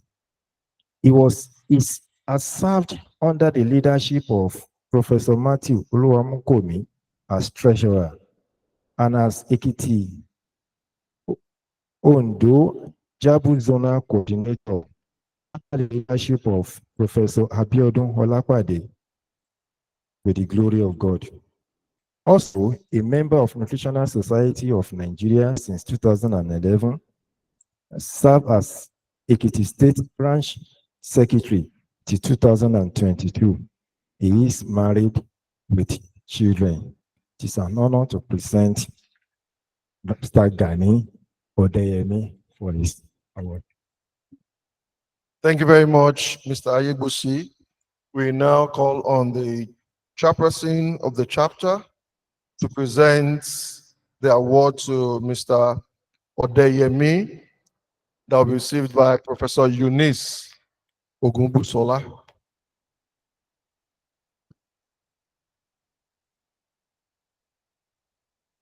This award is given to Mr.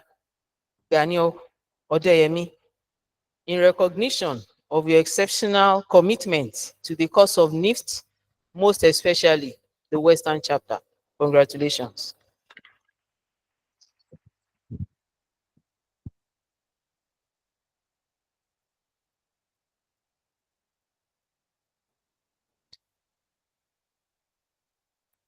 An award will be presented to the keynote speaker, Dr. Tinola Akinobi, head NAVDAC. And to receive that award on our behalf is Dr. Dauda Adegbola. Please, a round of applause. He stands in for the keynote speaker. Please, a round of applause for the keynote speaker. I know we enjoyed our presentation yesterday.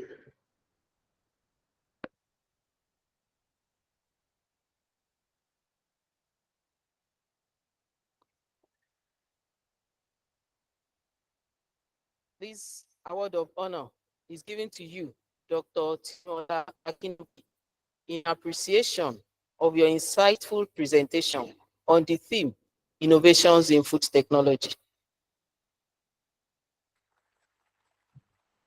I'd like to call on Dr. Alice Ajani to come and receive on behalf of Professor Latif Sani, the conference chairperson, Executive Director of Nigerian Stored Products Research Institute in Loring.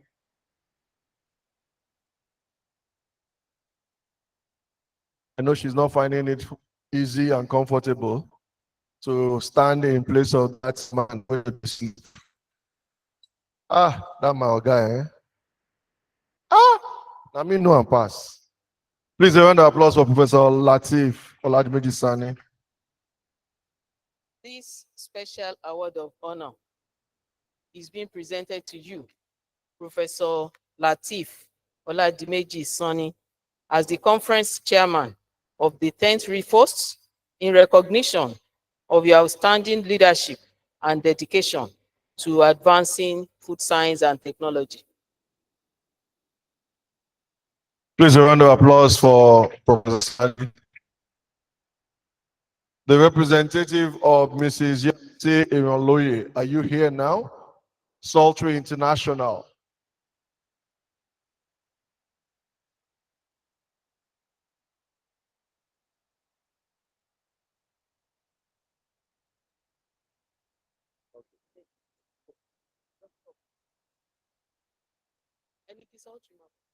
Representative of Mrs. Yemisi Iroloye, please come up. Thank you very much. Please come up. To take the citation of Mrs. C. Iroloye of Sultry International is Dr. Kemisola Arishe.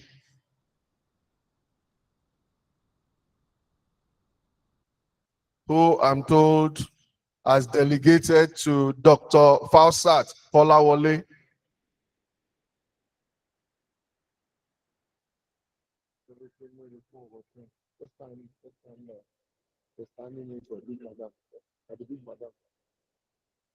Dr. Fausat Polawole.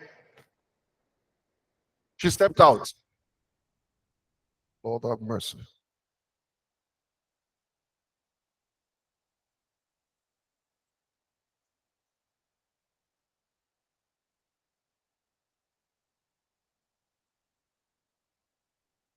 Oluyemisi Oloye is a visionary entrepreneur committed to sustainable agriculture and community development. She's the founder, CEO of Sultry International Company Limited, one of the top food processing companies in the world. She hails from Ogbomoso, Oyo State, Nigeria. She has a BTech in biochemistry from the Federal University of Technology, Mina, in 1997, and an MSc from the University of Ibadan in the year 2000.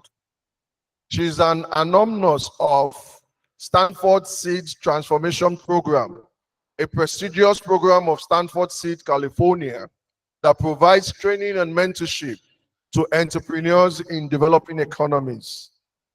She began her professional career at Eka Agro Farms Limited in 2002, where she rose to become the company's first executive director. She later served as a project manager at Nigerian breweries before pursuing her entrepreneurial goals. Driven by a desire to empower smallholder farmers, she transformed her initial farming venture at Alayide Village, Ado-Awaye, into a thriving cassava processing company that puts smallholder farmers at the center. Our objective was to make a real difference by improving the livelihoods of small farm families and creating job opportunities. Under our leadership, Sultry has become one of the leading cassava processing companies in the world, producing cassava starch, flour, glucose, and becoming the first in Africa and the second in the world to start the production of cassava-based sorbitol. The business positively impacts over 100,000 farm families within a 200-kilometer radius of the factory, urbanizing rural areas, employing about 1,000 direct and indirect staff, and impacting the Nigerian economy. Beyond Sultry, she currently serves on the board of the International Institute of Tropical Agriculture Business Incubation Platform, IITA-BIP, and holds the presidency of the Large-Scale Starch and Derivatives Producers Association. She served on the Presidential Committee on Cassava Development and Utilization in Nigeria from 2005 to 2007, and on the UNIDO Ministry of Commerce Committee in 2006. She was a member of the FAO Expert Consultation on Cassava Processing, Utilization, and Marketing in 2008. Furthermore, she was a member of the steering committee of the USAID ITA project, Unleashing the Power of Cassava in Africa, UPOCA, in 2009, among other national and international contributions. Her dedication to sustainable agriculture and community development has garnered numerous accolades, notably the Women Entrepreneur of the Year Award, WIRE 2022 by AGRA, among other awards. In July 2010, she received recognition as Nigeria's foremost female entrepreneur from Hillary Clinton, the former United States Secretary of State. Yemisi is also a sought-after speaker, and she generously shares her knowledge at conferences and events worldwide. Among her speaking engagements, a highlight in our keynote address at the 2023 FAO IAFN Private Sector High-Level Dinner in Rome, attended by a delegation of 127 individuals from 30 countries. Our emergence as a global phenomenon is characterized by our advocacy for women's inclusion in advancing sustainable agriculture. Our unwavering determination and profound compassion have inspired countless others to join her in building a better world through sustainable agriculture. Ladies and gentlemen, fellow NIFSTers, distinguished ladies and gentlemen of the press, I have the pleasure of calling on the chairperson of the Western chapter of NIFST to present the award to Mrs. Yemisi Iroloye, CEO, Sultry International.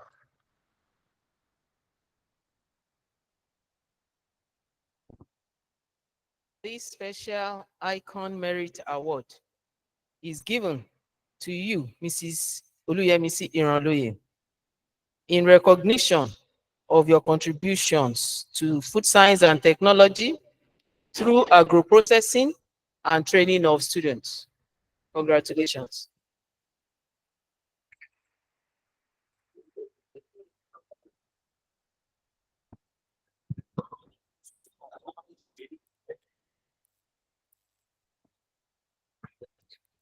Thank you very much. Still part of our ceremony this morning, the essay competition done by the secondary school category. We have top position at the Senior, Lautech International College, Ogbomoso. Please, a round of applause, encourage her. The topic was the emergence of food safety in Nigeria, impacts of citizens, industry, and the government. Second position, Adeyinka Oluwatimileyin Precious, School of Science, Ogbomoso. School of Science. And the first position goes to no other person than Badmos Sekina, Lautech International College, Ogbomoso.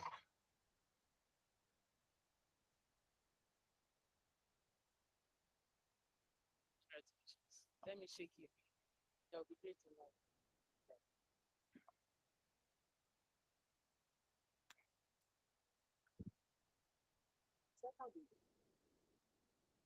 I think if this is sustained, there's a bright future for NIFST. If at this stage we are having them looking at our industry and the opportunities that abound, not only medicine and surgery. It's not here. First position.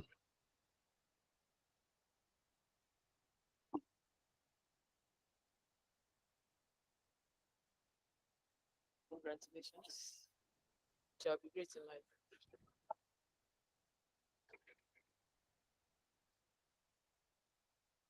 Also, to quickly take the awards for the best oral presentation in the course of these summits. The third position goes to Adebayo Teslim. Third position, Adebayo Teslim. Not around? Dr. Ajani will collect on his behalf. Oh yeah? Dr. Raji, sorry, Dr. Raji, please collect quickly. Second position, Janet Igbaru. Janet Igbaru, second position. And the first position goes to Adedokun et al. First position, Adedokun et al.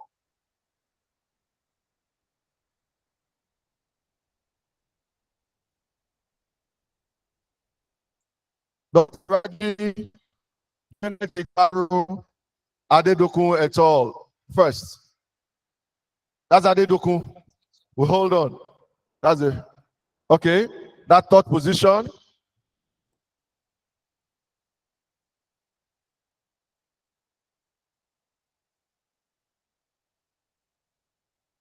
Janet Igbaru. Second position.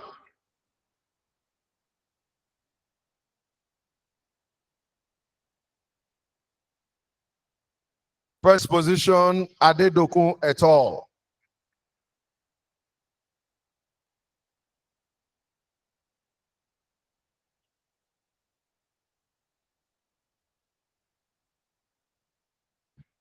At this point, we are moving quickly to cutting the NIFST cake. And so I will invite the chairperson, Western Chapter, to represent the awardees. Mrs. Ronoye is already close by. So please, let's take our stand by the cake.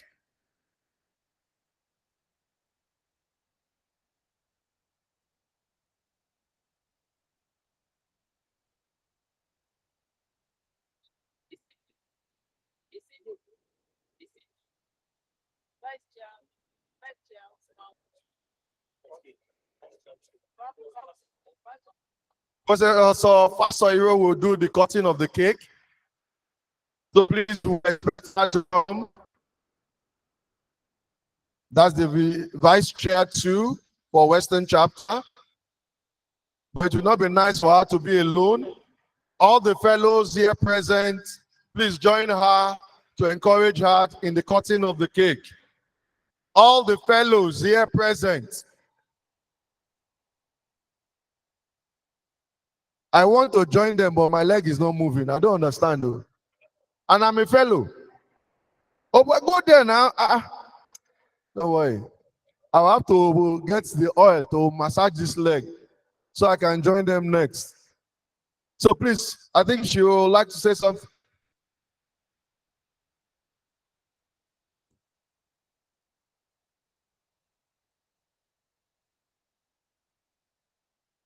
Good afternoon, everyone. Good afternoon. So it's a wonderful time to have this period of cutting of the cake. And you will see that cake itself is significant in the sense that it stands for a symbol of a time of sweetness or joyful event.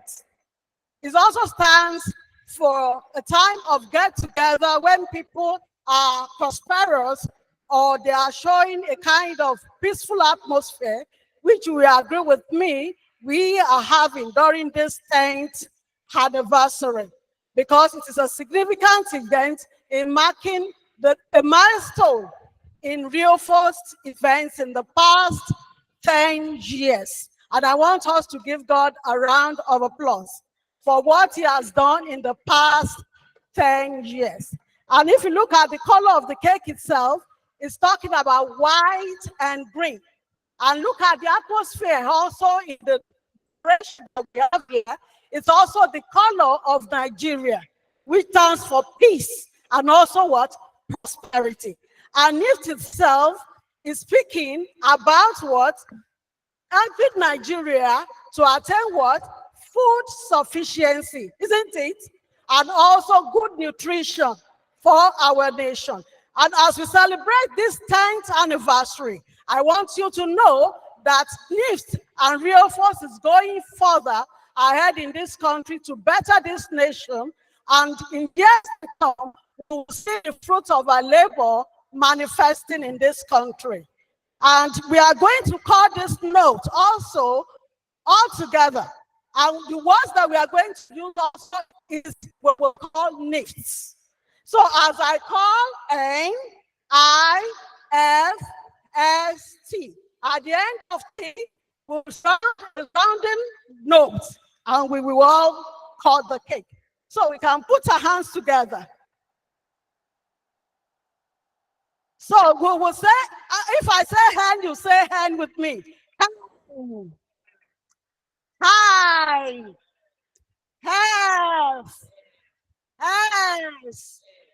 T. So shout of peace and prosperity. Peace.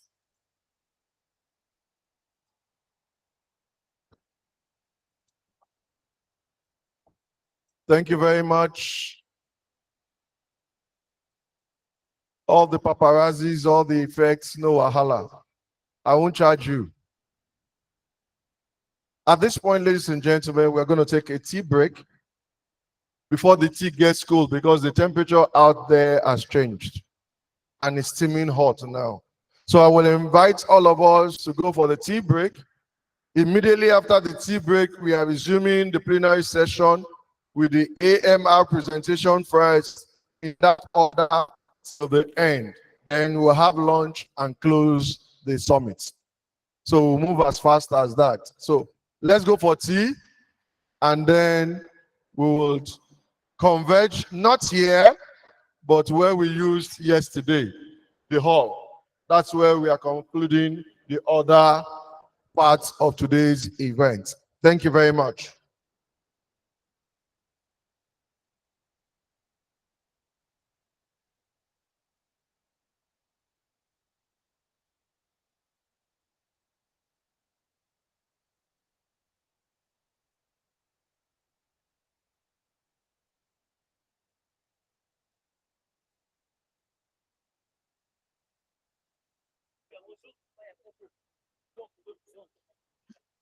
Zone.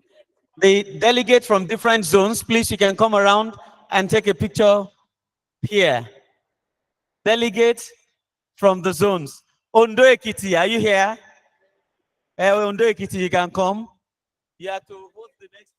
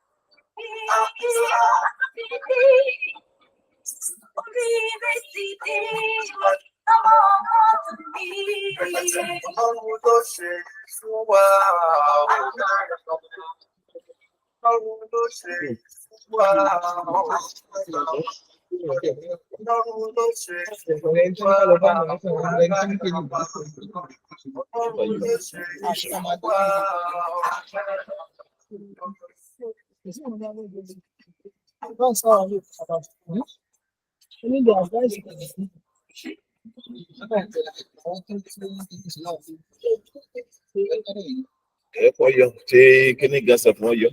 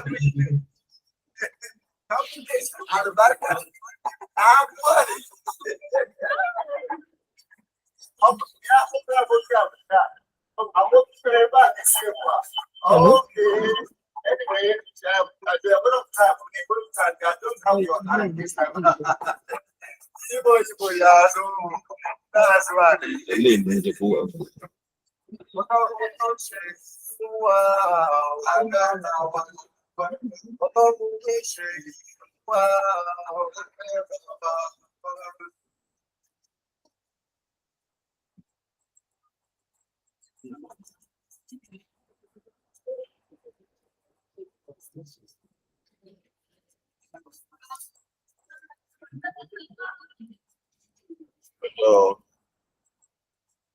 raw and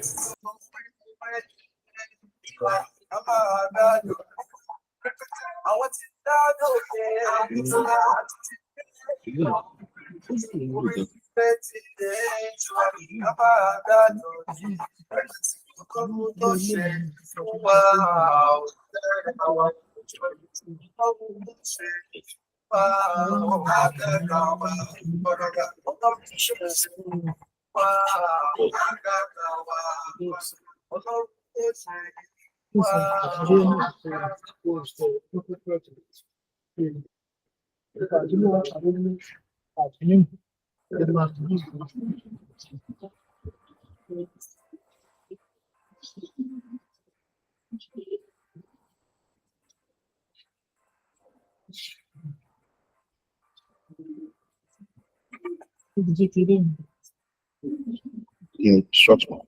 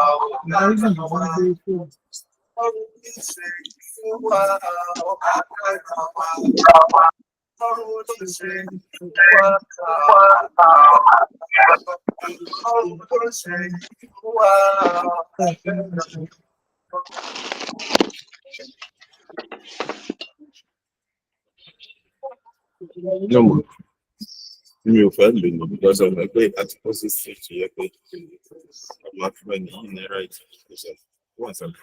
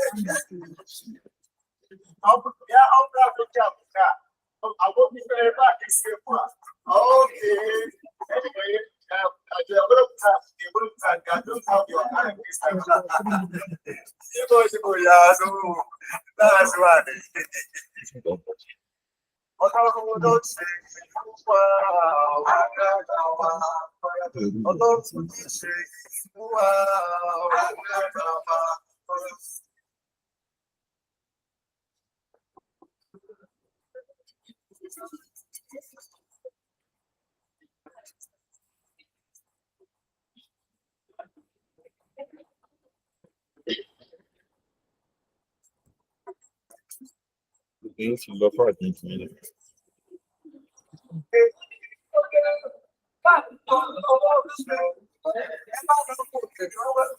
So,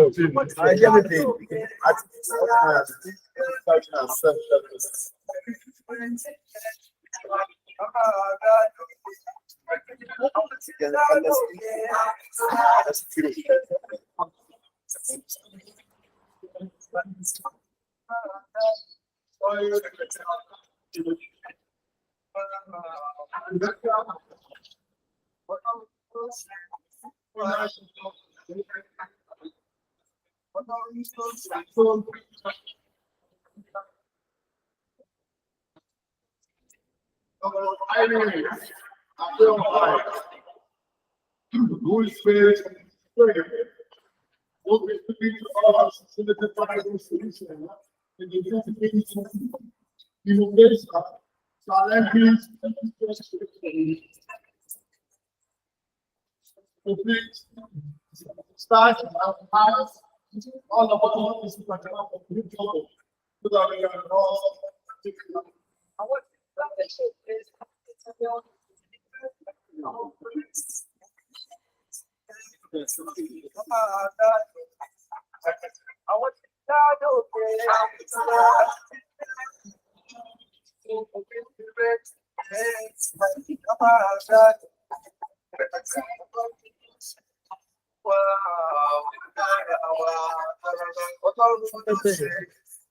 Upton, you know, Jen. Upton, Jen.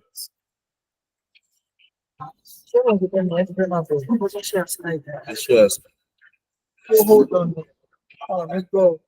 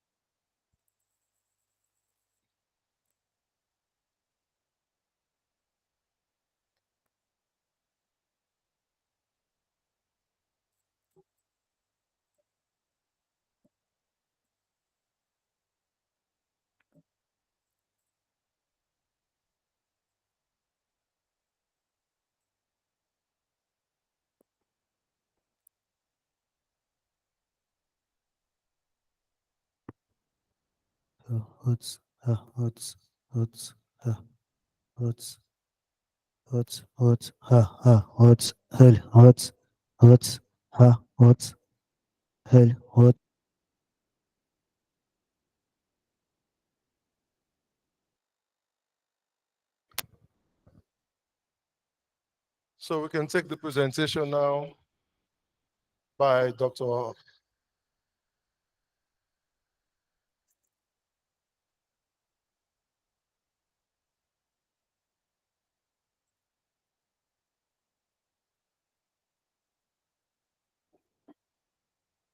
Dr. Irene.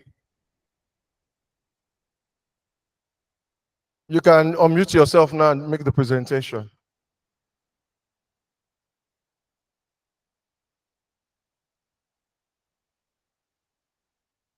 Hello, good afternoon. Can you hear me okay?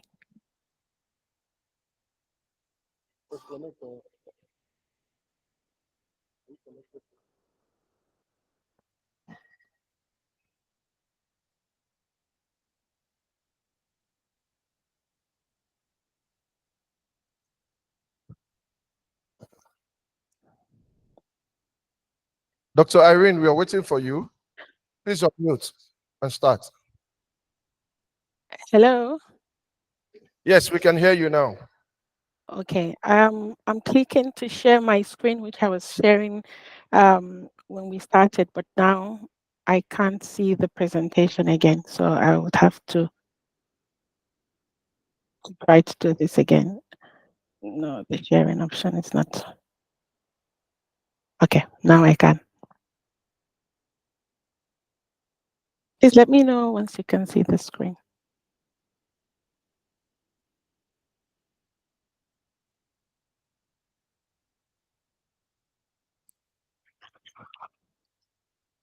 Hello, good afternoon, distinguished guests, esteemed colleagues and respected members of government and regulatory bodies, members of academia and fellow technologists gathered here today.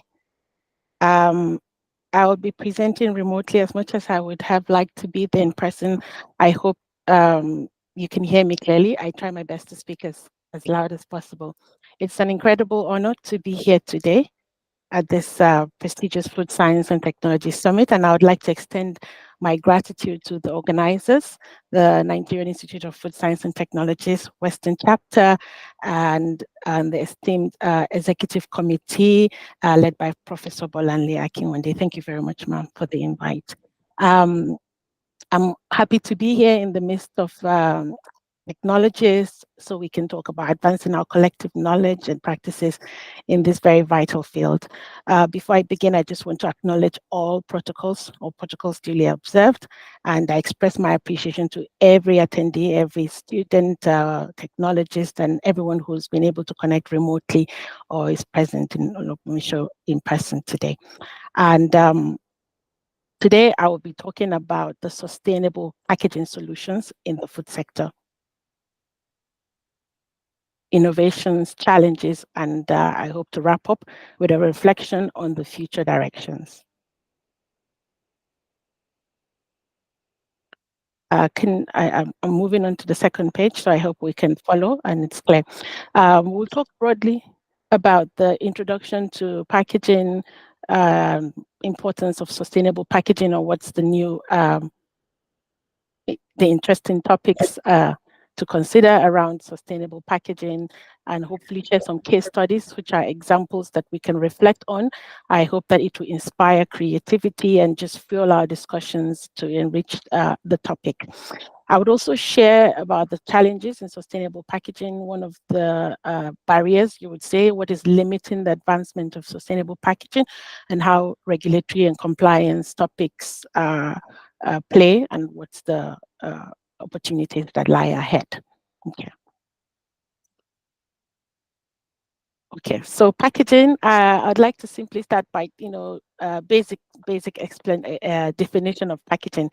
So packaging is a science, it's an art as well, and it's basically everything that encompasses in technology that starts between enclosing, protecting products for the purpose of safe distribution and transportation. Sale is also useful for communication, brand information, but it's the concept. It's packaging is the entire chain of processing packaged products to ensure that they are transported and they maintain integrity.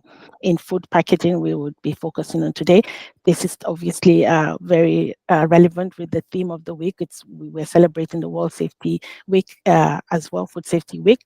Food packaging must have two critical things in addition to every other type of packaging. These critical functions is to ensure protection for food safety and also to provide necessary information via food labeling, which is important in terms of allergies and nutritional topics as well. One of my favorite definitions of sustainable packaging is I credit to a very inspiring environmentalist, Mohita Gadi, is the fact that sustainable packaging is the added leg on packaging that aims to balance both function but also performance with environmental responsibility. It looks at reducing waste, it looks at conserving resources, and generally touches on topics of the SDG goals we can reflect on later, 12, 13, 14, and 15. Another top part of packaging that's also increasingly interesting is compostable packaging. I think it's particularly relevant in our context when we talk about the level of maturity in terms of recycling infrastructure. One way to manage packaging is through composting. Compostable packaging means it would naturally break down fully into the ground and provide beneficial organic compost for other purposes. Not all packaging is compostable, but where there is opportunity, the top advantage for packaging will be to drive circular economy. So number one objective will be to have recycling packaging where possible, but if recyclable packaging is not available, compostable packaging is another way because it's better than having packaging that disintegrates into harmful microplastics in the oceans, for example. So if I go to the next slide, I'd like to share about the environmental impact of traditional packaging, which we all know, very well, and we're plagued by them. Traditional packaging types, commonly we see polystyrene foams. This is very popular coming from the recent ban in Lagos on polystyrene foams, which is inappropriate because this type of packaging is not recyclable and can be harmful. According to scientific studies, lead to microplastics that are sent into landfill and contaminate the oceans, can cause loss of biodiversity, and also end up in contaminating human food streams.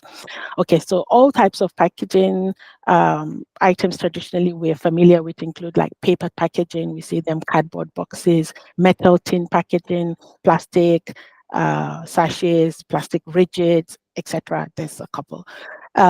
These types of packaging, particularly the non-biodegradable options of plastics, they're very harmful to the environment. They're also fossil fuel based, so they depend on extraction, and they bring the risk of resource depletion and pollution and waste management issues globally, and obviously threaten wildlife and human health. The major impacts are that of plastic pollution. We see them all over the internet and video images today, and there's been a recent study that says there's approximately 3,000 tons of plastic in our oceans. If we carry on at this global rate of plastic waste generation, there will be more plastic than fish in the next 40 years in our oceans. So plastic pollution is a problem, and it requires another hour of discussion or more. Okay, so we talk about energy intensive. Most packaging, traditional packaging, consume a lot of energy, like energy for extracting raw materials, energies for converting them, like glass packaging, you consume quite a lot of gas to burn all the sand, limestone into glass, and so on and so forth. And when all this energy is consumed, raw materials extracted, then after the product is consumed, the packaging ends up in the waste. If there's no waste collection, it goes to landfill, and this is where we consider linear model for plastic packaging is not the future. We need a circular model which encourages reuse. How can we make sure that every packaging item that we use or consume today ends up having a second life, thereby fueling the circular economy model? If we move on to the next page, I just share a couple of images emphasizing or buttressing the point of environmental impact of packaging. The food industry is one of the leading industries in terms of packaging consumption. So we are at the forefront of packaging consumption, especially plastics. And it's really important discussion for this forum. And I'm really happy to contribute to this discussion today. So a lot of water pollution and loss of biodiversity, obviously deforestation, also coming from unsustainable forestry and wood felling that is used to build paper packaging. And above also is I use my pointer to buttress the topic of waste pollutions in our landfills. So it's our collective responsibility to care for the planet. We do not have another planet. We hope to leave a better planet for the generation to come. Addressing all of these issues is important, and it contributes clearly to the Sustainable Development Goals. We talk about SDG goal number 12, about responsible consumption and production. Here we will talk about topics of minimal packaging. Minimization is a trending topic in packaging because we really should use only what we can, avoid excessive layers of packaging, be simplistic, avoid unnecessary colors that make the waste stream more complex. Point 13, climate action. All of the activities across the packaging ecosystem generate carbon emissions. The initiatives to offset this, to limit the emissions, are relevant in terms of meeting the global warming expectations. If you look at DG 14 and 15, talks about care, quality of life in land and sea. So packaging is playing a role, and any sustainable packaging will be targeting precisely these goals and driving initiatives to reduce the environmental impact. Why sustainable packaging? It's important for all those points we just mentioned, but if I could just buttress 4 key benefits of sustainable packaging. If we offset the environmental impact by moving to sustainable packaging, we create a circular business model. This means that packaging solutions that we launch are not only high quality or relevant for food protection, but also reduce environmental impact, contribute to the restoration and sustainability of the land, and also prepare a closed system empowering other income streams like waste collectors, waste recyclers, etc., and so on and so forth. So reduction of waste and decreased carbon footprint is also another key benefit, because if you have sustainable packaging, you manage waste, because with the model of sustainable packaging, there is no waste. Every waste has a second life. It's reused either within food sector or even has a second life in a non-food sector. For example, polypropylene plastics that are today very complicated in terms of recyclability. Chemical recycling can be recycled mechanically into other usages, like making other rubber packaging for furniture, for footwear, etc. And there's been quite a lot of innovative startups in the recycling sector in Lagos, which are really inspiring, like Class and We Recycle. I encourage us to just read up about this and see how we can join alliances and collaborate to build the circular economy. The other key point is the conservation of resources and energy, as sustainable packaging also talks about effective material usage and minimize packaging. So we conserve our resource and energy. Another example of resource conservation in sustainable packaging is, for example, glass recycling. It takes 50% less energy to melt a recycled glass than it does to melt limestone and sand to make new glass. So we conserve energy by up to 50% if we increase recycled content. Another benefit of sustainable packaging is consumer demand.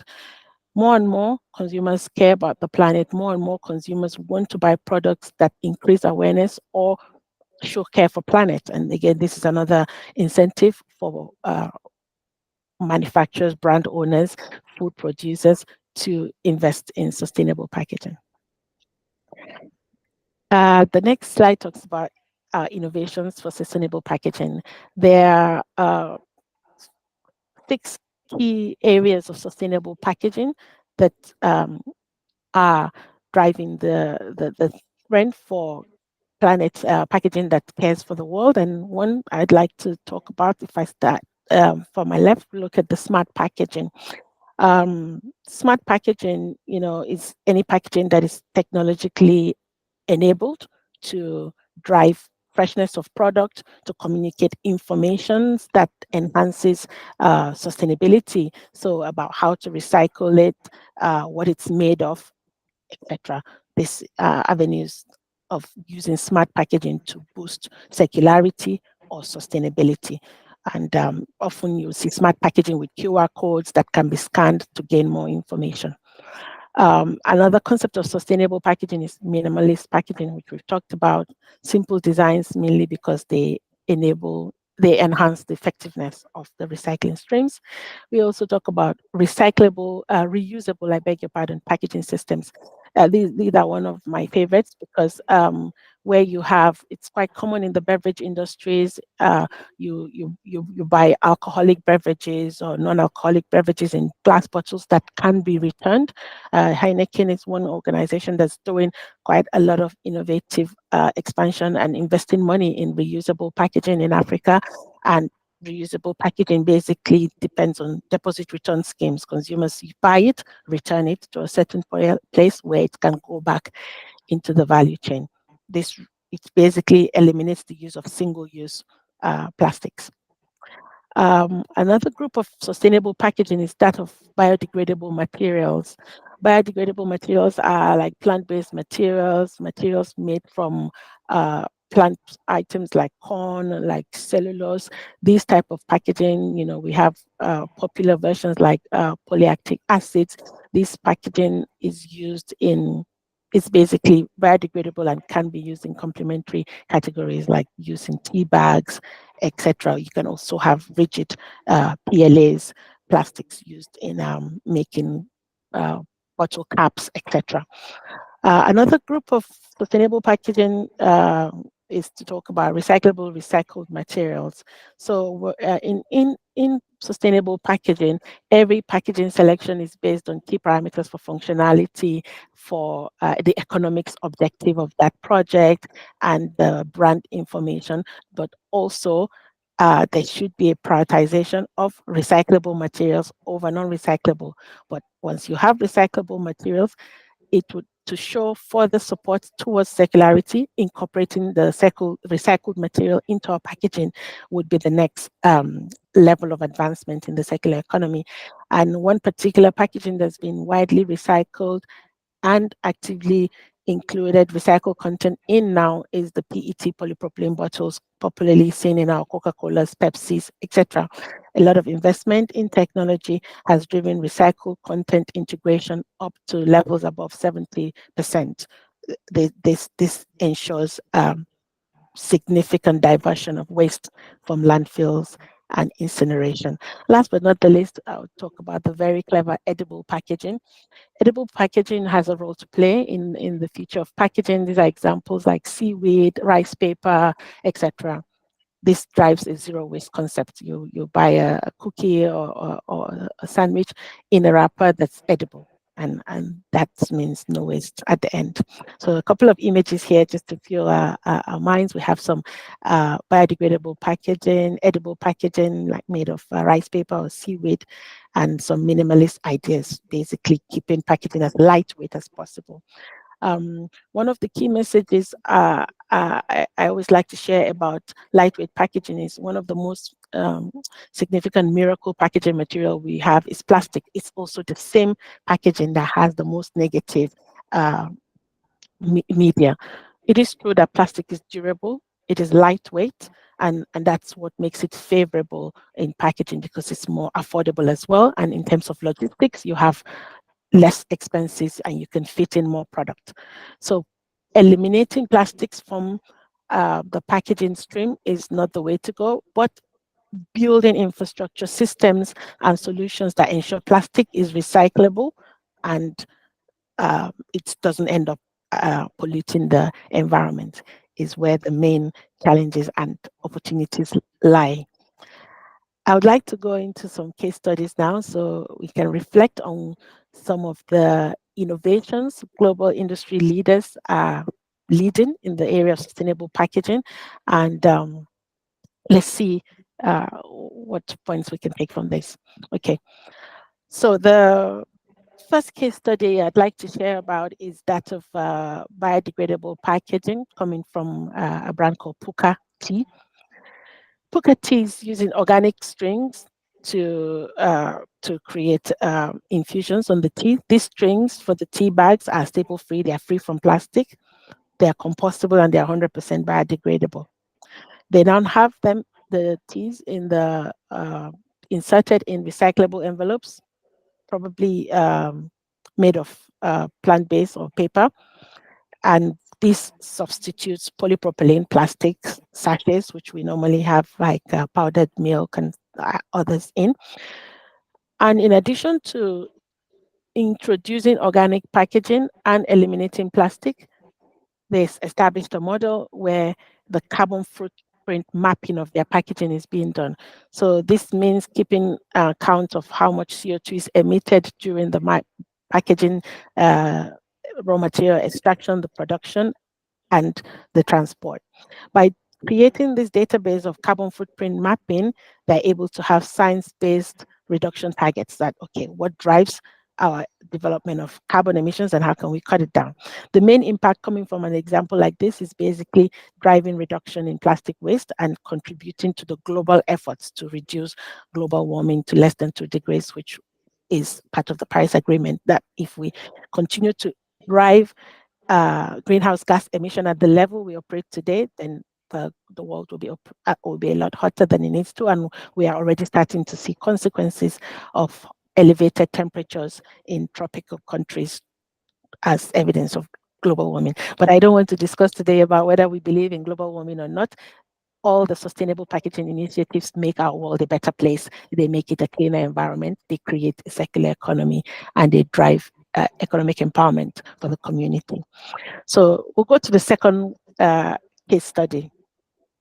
The second one is looking at the popular Coca-Cola 100% rPET project.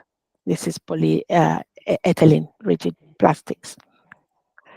In 2021, Coca-Cola debuted the 100% rPET bottles in nearly most of their brands.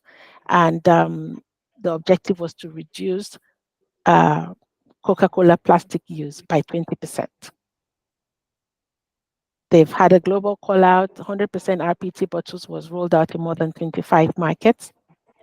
And the goal was to strive for a world without waste. In 2020, by 2030, they have a public commitment to collect and recycle the equivalent of every bottle or can that it sells globally. So Coca-Cola is committing to supporting building collection systems and recycling infrastructure that would return back in tonnage the equivalent amount of plastic that they use. And it's quite a noble ambition and interesting case study to look at. So the overall impact of this example will be to significantly reduce plastic waste globally and contribute towards the ambitious sustainability goals of reducing pollution and enhancing the quality of life on land and sea. Hello, Dr. Irene, you have 5 more minutes to round up so that we can take questions and answers. Okay, so I would thank you. So edible packaging, I won't go into detail. I talked about this, and finally, I think it's worth calling out some of the challenges in sustainable packaging. It boils down to 3 key areas. Cost. All of this is expensive. It requires innovation, investment, and it also can be challenging to scale. It requires a lot of collaboration from stakeholders. And lastly, collaboration from consumers. Consumers' behavior must enhance sustainable packaging. They must welcome new ideas of packaging. Some of them may be different to what we're used to in terms of convenience, but brings an added value for the world. I also thought it would be interesting to share in terms of regulatory compliance issues. We have packaging waste policies. We would have directives that enable this. So from a regulatory point of view, it's essential to have active participation of all stakeholders to develop policies and regulatory frameworks that encourage producers to comply to minimal targets of recycled content, but also mandatory enforcement of use of recyclable materials, like a step that's taken in Lagos State recently, banning non-recyclable polyester, meaning we have a list of packaging materials that can technically recyclable. The technology is available. We can talk about scale up. So I just wanted to share these 3 points that summarize the European Union approach to packaging circularity. 3 points: consider reduction as a lever, ensure recyclable packaging is used only by mandating this, and then encouraging reuse and refill, which is this reusable packaging streams we talk about. We used to have trucks like that in the past with Coca-Cola when we had glass bottles 20 years ago. You buy your box, you return the tray before you buy new ones. That's an example of a glass return system or a reuse scheme. And I'm going to end on the last page now, reflecting on future. What does the future hold for sustainable packaging? We would be banking on a lot of technological advancements, looking at global industry leaders, local startups who would need industrial collaboration. We talk about partnerships between governments, between NGOs, between ecosystem, because there are systemic issues and infrastructure gaps that require all stakeholders to align on this. And then thirdly, the consumer education and engagement step we talk about, because it takes everyone. There's a role for everybody to drive sustainability in packaging. If we have time, I will talk about these enablers on the journey towards packaging and and circularity. So a regulatory framework, we already talked about it, but ecosystem collaboration is one key aspect. It's the 5 key message points that I would like, if I'm able to pass this today, then I'm happy for the moment and time we've shared together. So regulatory and frameworks necessary. System collaboration is key. Extended producer responsibility directives, all outlined, and high level of engagement. I'm hearing a bit of an echo. Also, innovation and startup investments, supporting innovation in packaging technologies. Then, last but not the least, investment in infrastructure, correct sorting facilities, supporting startups in recycling to scale, and journey together towards good disposal practices and avoid littering and pollution. There's also other elements like certifications, having certifications in place that enable consumers identify what is sustainable, so that there is a certain value and appreciation for sustainable alternatives. Okay, so thank you very much for your time, and I hope that you've found your time on this plenary session useful. Final message for the day is the environment is not one's property to destroy, it's everyone's responsibility to protect. So I'm happy to spend time on this very important discussion topic. Thanks very much, moderator. Back to you. Thank you very much, Dr. Irene. So I now hand over to the chair to make her comments and then throw for 1 or 2 questions, if there are any. Good afternoon, everybody. Yes, our speaker talked about packaging, the aim of packaging our materials. And then she talked about the benefits we can get from using different packaging materials. And then also about smart packaging, which is the future of packaging in this part of the world. And then she also mentioned some challenges that usually affect different packaging materials. And then she went further to talk about the future of packaging materials. In all of this, she is saying that we need a collaborative effort between the users, the manufacturers, and everybody to have solutions to sustainable packaging. Thank you. We now welcome one or two questions from this side. Yes, sir. From this side.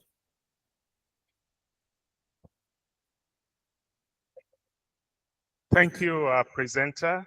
All protocols duly observed. From food protection, food safety, functionality consideration, I guess for time's sake, you couldn't expatiate on this aspect. Composite packaging as a sustainable packaging strategy for us in the developing countries. Thank you. Can you expatiate on that? Thank you very much. On composite packaging, please, can you expatiate further? Are we talking about flexibles? Yeah. Okay, for instance, we can have polythene line packs for purposes of ensuring hermetic containment, but at the same time managing costs with respect to what's required to ensure functionality and what is available for strength in movement of materials. Thank you. Okay.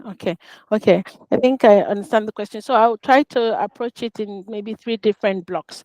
So if you're talking about primary packaging coming in contact with food, you need to ensure that there's barrier, because if there's access of moisture or gases, then food safety is compromised. And in this particular layer, you need either a single monopolymer with a barrier coating added, or you require a multi-layer that's been adhesively glued. So this we call maybe multi-layer, multi-material complex packaging. But it's important that for every particular purpose, the right packaging provides the necessary barrier that's needed. Some products, for example, maybe paper, plastic composites, they could be prone to punctures. So it may not serve a purpose depending on the logistics arrangement or the type of handling and placement of the product. So it's important to, in that case, we'll talk about stability studies, transit tests to ensure that whatever packaging is chosen for a particular product is fit for purpose. It preserves the product conditions, environmental conditions. It keeps moisture and oxygen out to avoid oxidation. For certain products, rigid packaging is more suited, but it's true flexible, complex packaging is more affordable. So you're always juggling the economics, the functionality, and the desired barrier property required to assure food safety. This depends on available technology. It's also important that this innovation, knowledge, and know-how and materials is available locally. Otherwise, importation challenges and cost limit the right quality of raw material to reach consumers and producers. So there are a couple of flexible companies that have been active across Nigeria and Ghana for many years, and you find polyethylene, polypropylene structures, extruded polymers, co-extruded polymers available. And it's important that the right type of packaging with it's also important even to provide UV barrier, so you can have deterioration of packaging. A single layer of polyethylene, for example, can degrade under consistent exposure to direct sunlight.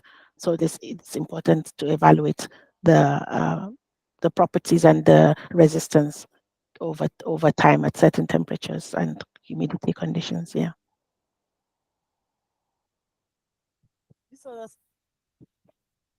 Any other question from this side?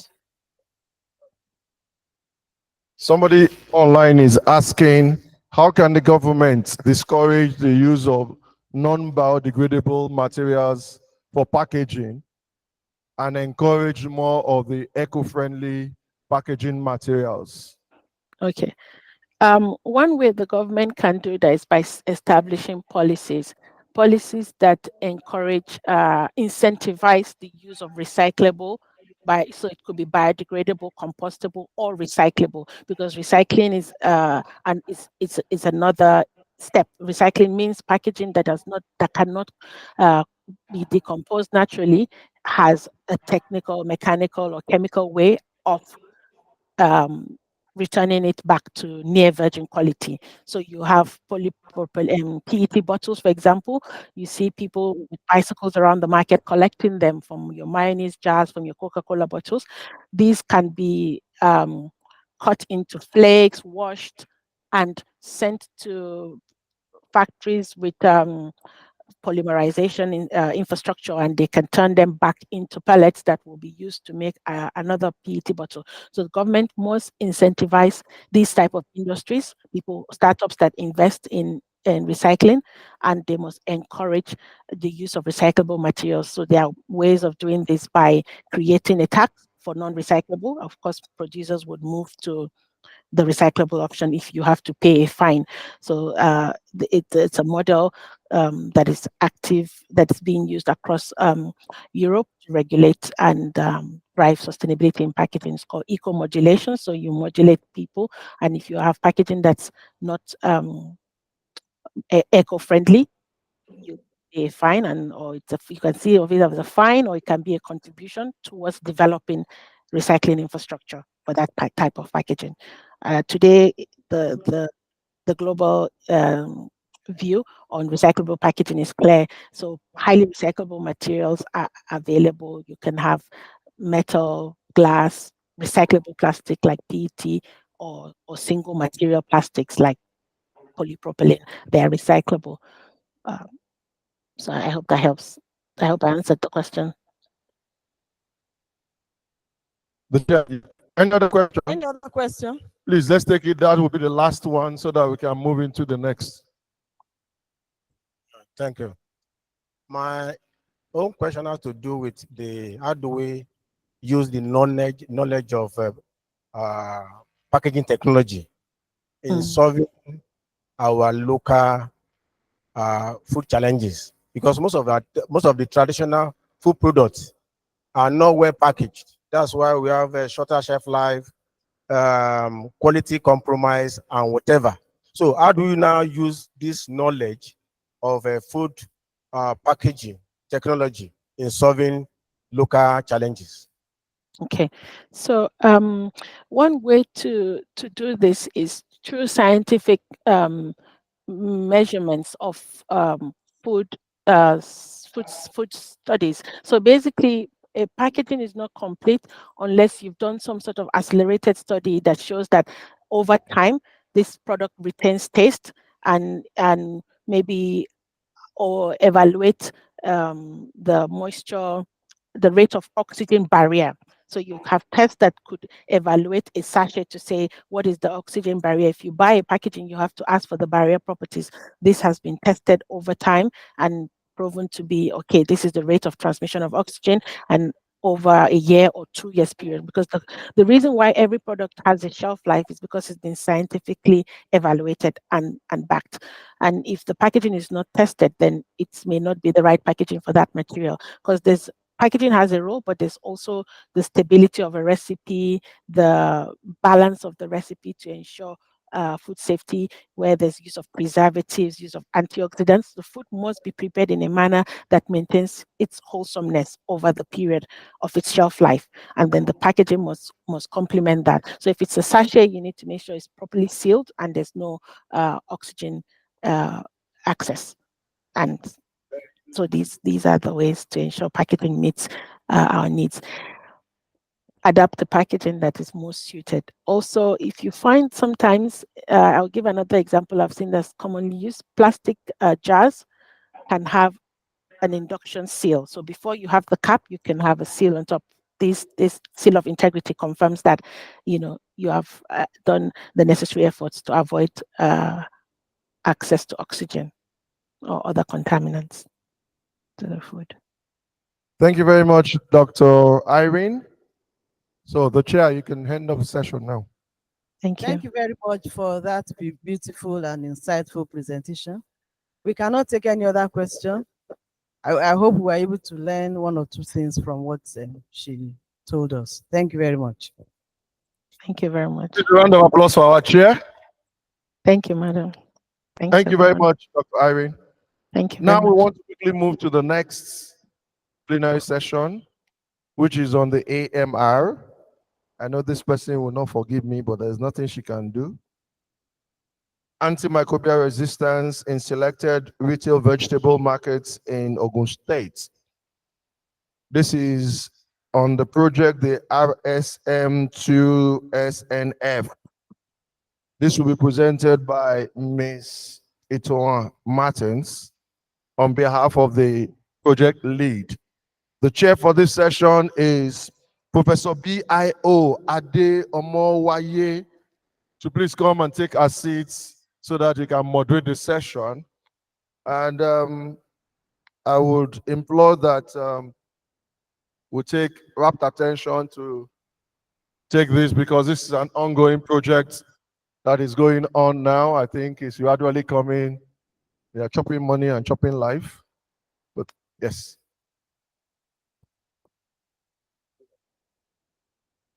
Let the chair say our opening remarks. No, please sit here so that we can see you better.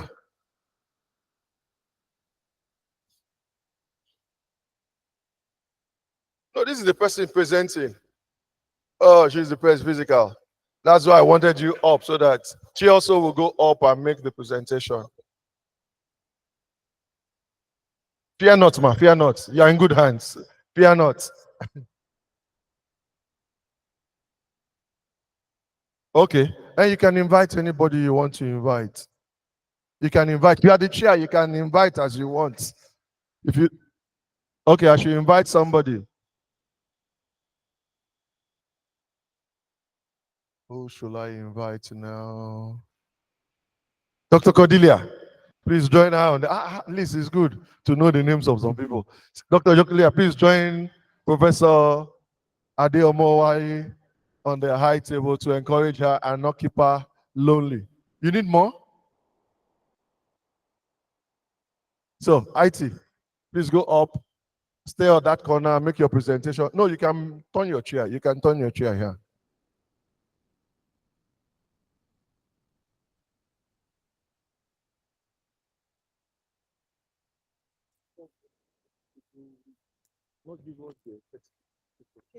Good afternoon, everyone. Please permit me to stand on the already established protocol.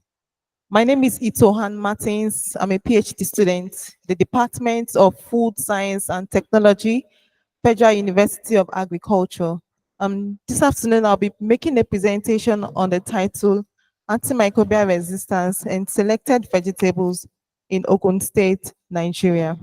This project is supported and sponsored by RSM to SNF under the supervision of Professor Badino, who is the food safety lead, and then Professor Saweda Liverpool Tase, who is the principal investigator of the project. Once upon a time, antibiotics were once considered the magic bullet for all of human infections. But however, their success was short-lived, and now we have a lot of microorganisms who are resistant to almost all known microbials.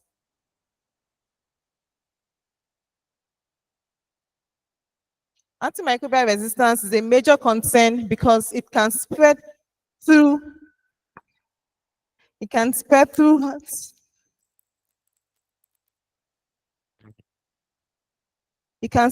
various pathways, including contact with animals or human carriers, consumption of contaminated food, and interaction with polluted environments. Because this is related to vegetables, Nigeria is endowed with favorable climates and season, which enables the enormous cultivation and consumption of vegetables. Food insecurity, malnutrition, and lifestyle diseases such as obesity, high blood pressure, carcinogenesis, and diabetes among the several reasons for the demand and consumption of vegetables. I know one question that we'll be asking is, how does antimicrobial resistance occur? Most times when antibiotics are administered, yes, they kill harmful bacteria, but there are some bacteria that will still survive, and these are called the resistant bacteria. These resistant bacteria, they multiply and then they pass on their resistant genes, and then the developed new population are even more resistant to certain antibiotics. Another question I believe we would want to ask is, how does AMR occur in vegetable, or how is it transmitted? Now, we know that several of our farmers, our poultry farmers, they administer antibiotics to their poultry beds. And sometimes these antibiotics are used excessively.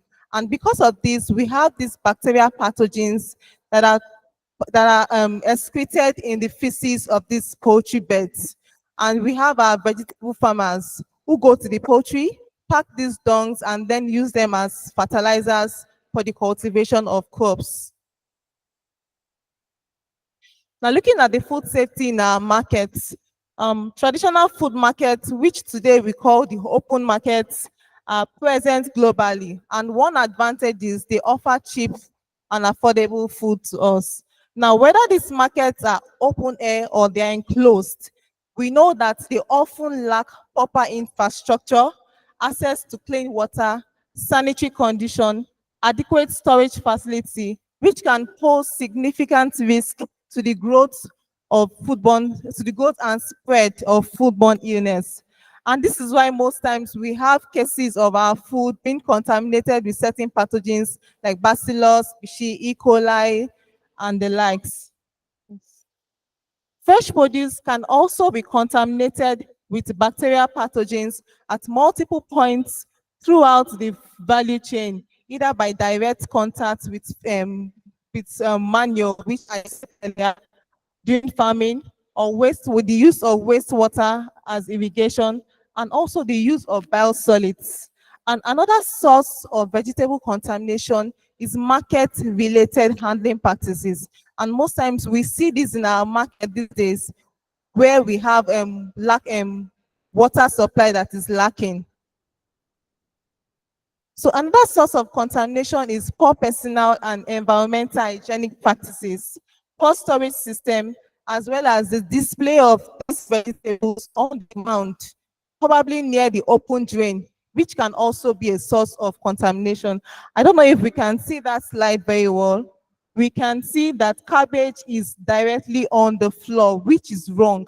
And we also have some of our traders that handle these tomatoes or vegetables with dirty hands. So the reason for this study, implementation and compliance with good agricultural practice is one of the strategies that could help to decrease the foodborne pathogenic contamination in Nigeria. Why? Because this produce can serve as a vehicle of pathogenic contamination from the farm to fork continuum. Now, there is also a need to focus on food safety in vegetables, because foodborne diseases are likely to increase because these days we constantly increase our consumption of vegetables. AMR is an emerging global problem. Yes, we all know that. And there is a need to control the emergence and the spread of this bacteria and also the resistant gene in the vegetables. Why? Because if we do not do that, we will still continue to have cases of untreated infections. And then lastly, there is no data on the correlation between vendors' practices and contaminant level of this vegetable. Most times what we find in literature is either a case study of microbial contamination of vegetable, or maybe knowledge, attitude, and practices of vendors. The objective of this study was to assess the microbiological safety of selected vegetables. And then the specific objective one was to evaluate the knowledge, attitude, and practices of vegetable vendors in selected markets within Ogun State, and then to correlate these traders' practices and the contaminant level of the vegetable. And then the second objective was to determine the antimicrobial resistance profile of the identified pathogens from the microbial community of this vegetable. But for the purpose of this presentation, I will just be making just few of our findings. So our case study is Ogun State, Nigeria, where we went to the 3 senatorial districts in Ogun State, and from each of these districts, we sampled 3 markets each, giving a total of 9 markets. And then the products of focus were tomatoes, carrots, and cucumber. So for the method of, for the survey and then the sample collection, it was done in 3 rounds. The first round was done in March 2023. This was during the dry season. The second one was in May 2023. This was at the onset of the raining period. And then the last round was done in October, which was towards the end of the raining season. And then in total, we got about 509 vegetable samples.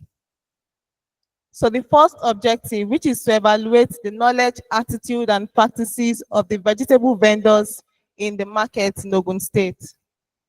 Table 1 shows the descriptive statistics of the vegetable traders, and then we, in all, we got about 40% of males, which were traders. That is to tell us that we had more female traders.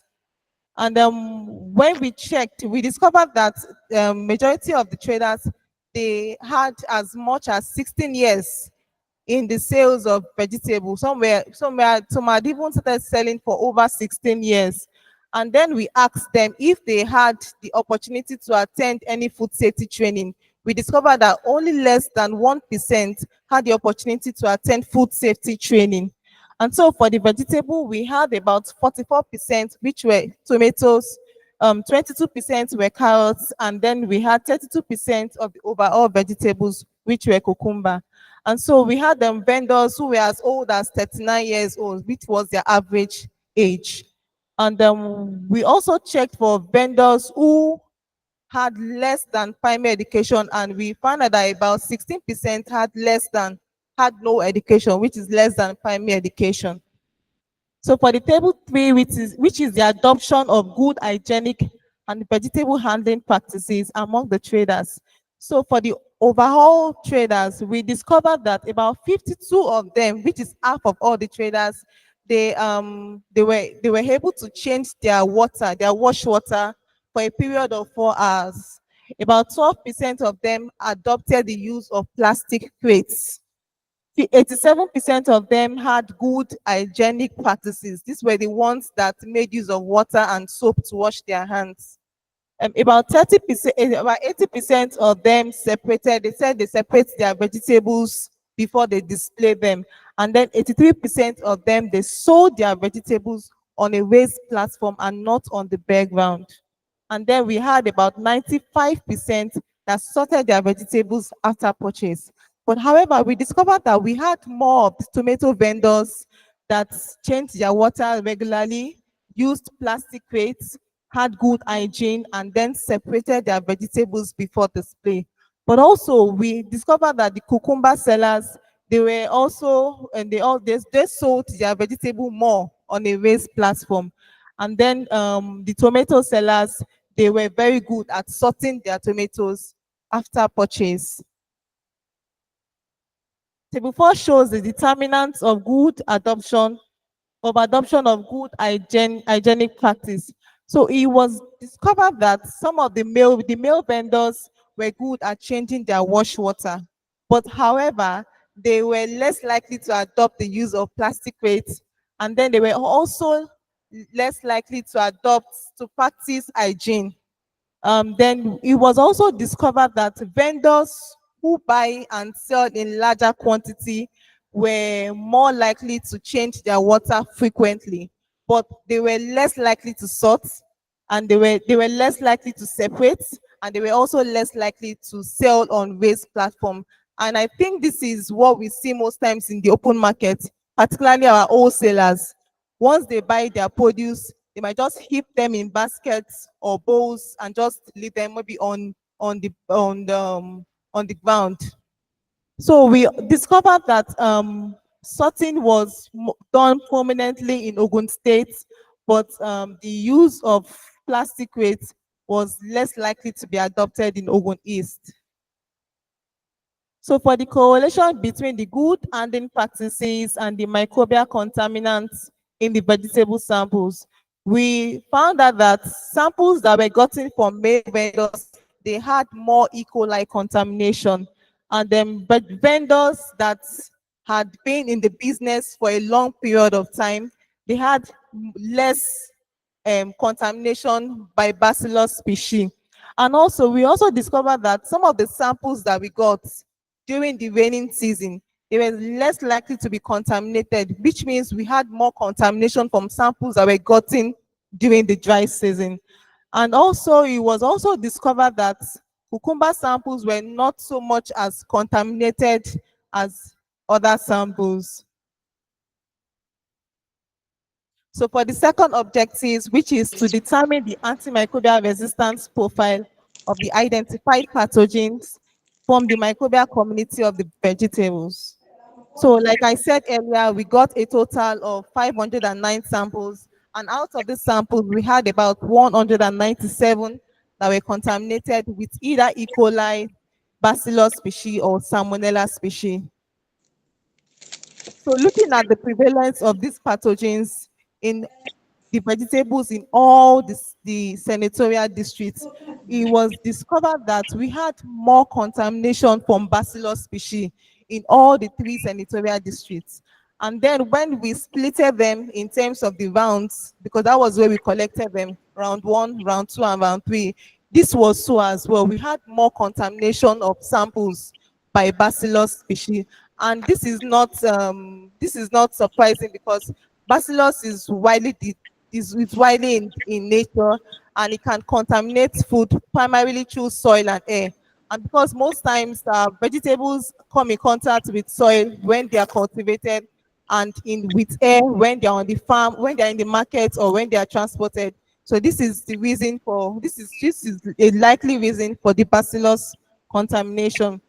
So then we looked at the main value of microbial contamination of the vegetable samples. From this chart, I just want us to take a look at the month of March. Like I said earlier, this was during the dry season, and this was when we had the most contamination by all the pathogens, particularly Bacillus species.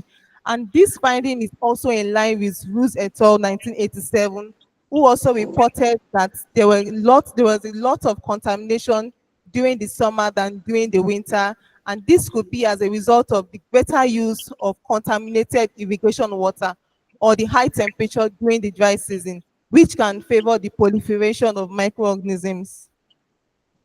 So the isolates that were recovered from these pathogens, we had 14 isolates recovered from Salmonella species. We had 58 isolates recovered from Bacillus species. Remember I said we had more contamination from Bacillus, so this is obvious. And then we had 34 isolates which were recovered from from Salmonella species.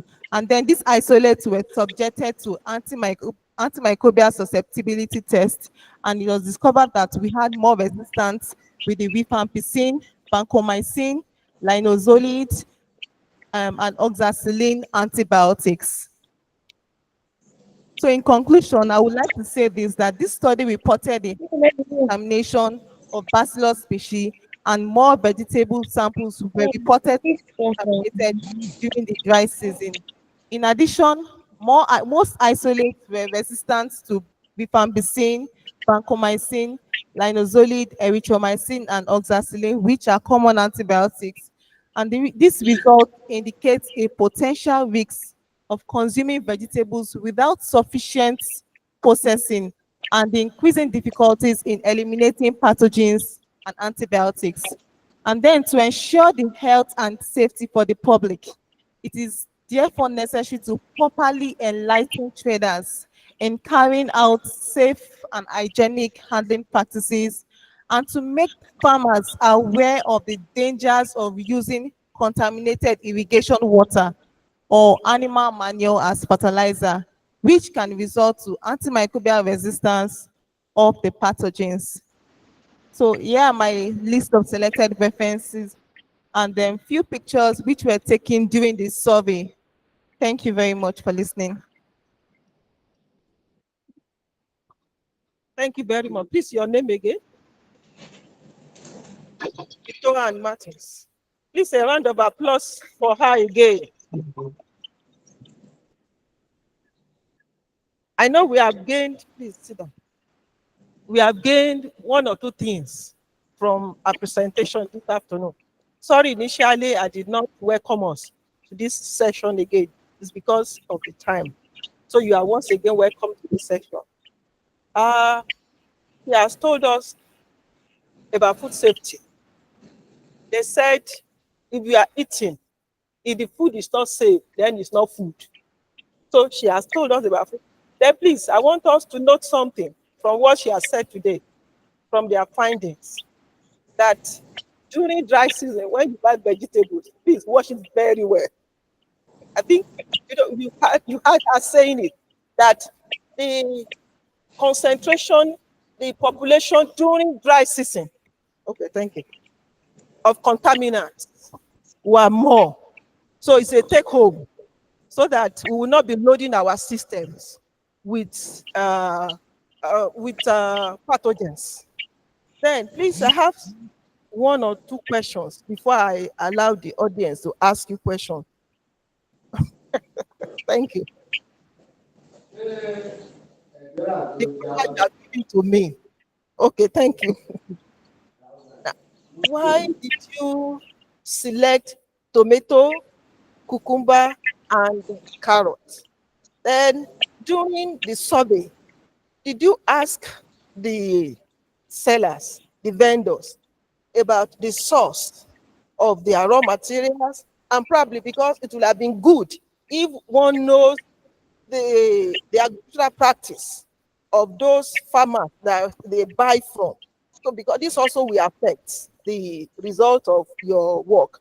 Then again, you selected from 9 markets, 3 senatorial districts from Ogun State. Again, don't you know, did you consider possibility of having sourcing the raw material from the same place? Such, because you know they all buy from different, and it's possible that those people that you selected, because you have selected number, so it could be from the same lot, and so you may not be able to have variable. So I want you to take note of those ones. You are not writing down because people will ask you questions.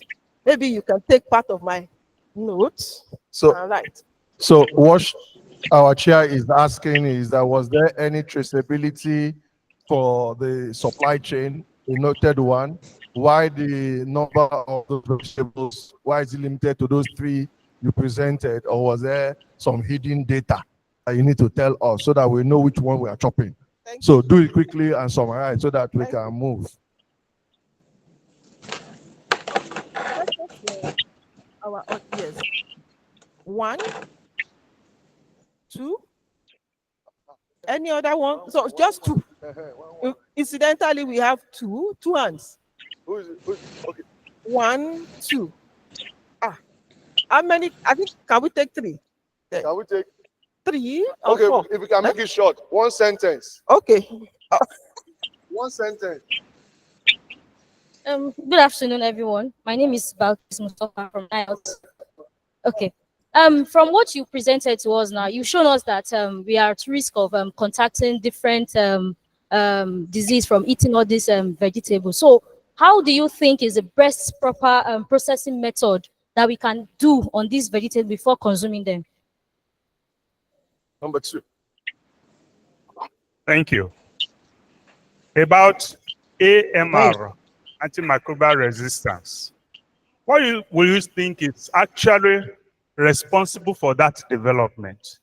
And you know, the strategy for reduction of microbial contamination, wouldn't it help in limiting the problem? Thank you. The second question. Okay. Second question. Yes, I'm saying that the AMR, if you have a good strategy to ensure reduction of contamination, wouldn't you actually solve AMR problem? Thank you very much for that presentation. My name is Michael Afolabi from Bowen University. It's just a contribution per se, not a question. Now, most of the contamination may be due to bad agricultural practices, especially in a situation where you have a garden or these people that are having orchards, when they apply directly animals dung or poultry waste directly, the degree of contamination can be very high. So the normal practice is to apply the waste in form of compost. You do composting. That means you dig ground, then you put those waste. When they decay from inside soil, then you can apply them. Then when you buy these vegetables, it is advisable to rinse them with chlorine water, okay, or with hypochlorous acid. So they will help to reduce those the level of contamination. Thank you. I'm not listening. He has answered your question. Per se is not a question as such, but first of all, I want to appreciate this research. Very good research. Because you can see that averagely African markets are not markets until our people have spread their goods on the ground. Mimiko built markets for them in Odo State. They never use the market. They refuse to use the market. If you go to those markets, you see them leaving the main building, going to the front of the building, spreading their goods. Now, apart from recommending to us, maybe you too can recommend to them how they should be able to display their materials. It's a problem. It's a problem. That's why I appreciate the research. It's a very good research. Keep it up.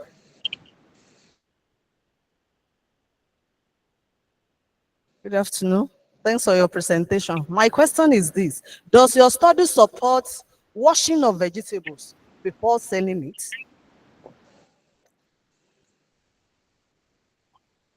Washing of the vegetables before selling. So, Thank you, ma. I want to start from your last question, ma. You said, does my study support washing of vegetables before selling? Yes, yes, it does. That was why we asked them. We asked, I think washing was one of the options we asked. So they didn't give answer to that. I think what they did more was they washed at a particular time and then changed the water. But we went back to them, we had several trainings, and we went back to them and told them it will be best if they wash. But the truth is, what we find in the market is the majority of them wash before selling. But it's just that I took away the picture that we took. You need to see the water they use, really dirty. So even if we tell them to wash before selling, the water they use, we don't change it. So then we have to tell them that, okay, we know you wash before selling, but can you change your water more often?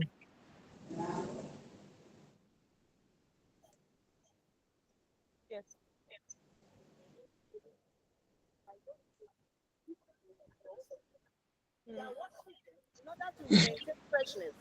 You are talking from microbial load perspective, that by the time they wash them, the microbial load will reduce. But they are sprinkling water or even washing directly in the water in order to maintain freshness. Unfortunately, the water they used yesterday to wash, they will use it again today to wash another batch, another batch to rewash and you know. Yeah. Okay. Okay. The next answer. Yes, the next question is, what is responsible for AMR? What is responsible for AMR? So like we know that AMR is a global challenge. It's a global challenge, and there were times when antibiotics could solve the issues of bacterial pathogens, but not anymore. And okay, sir.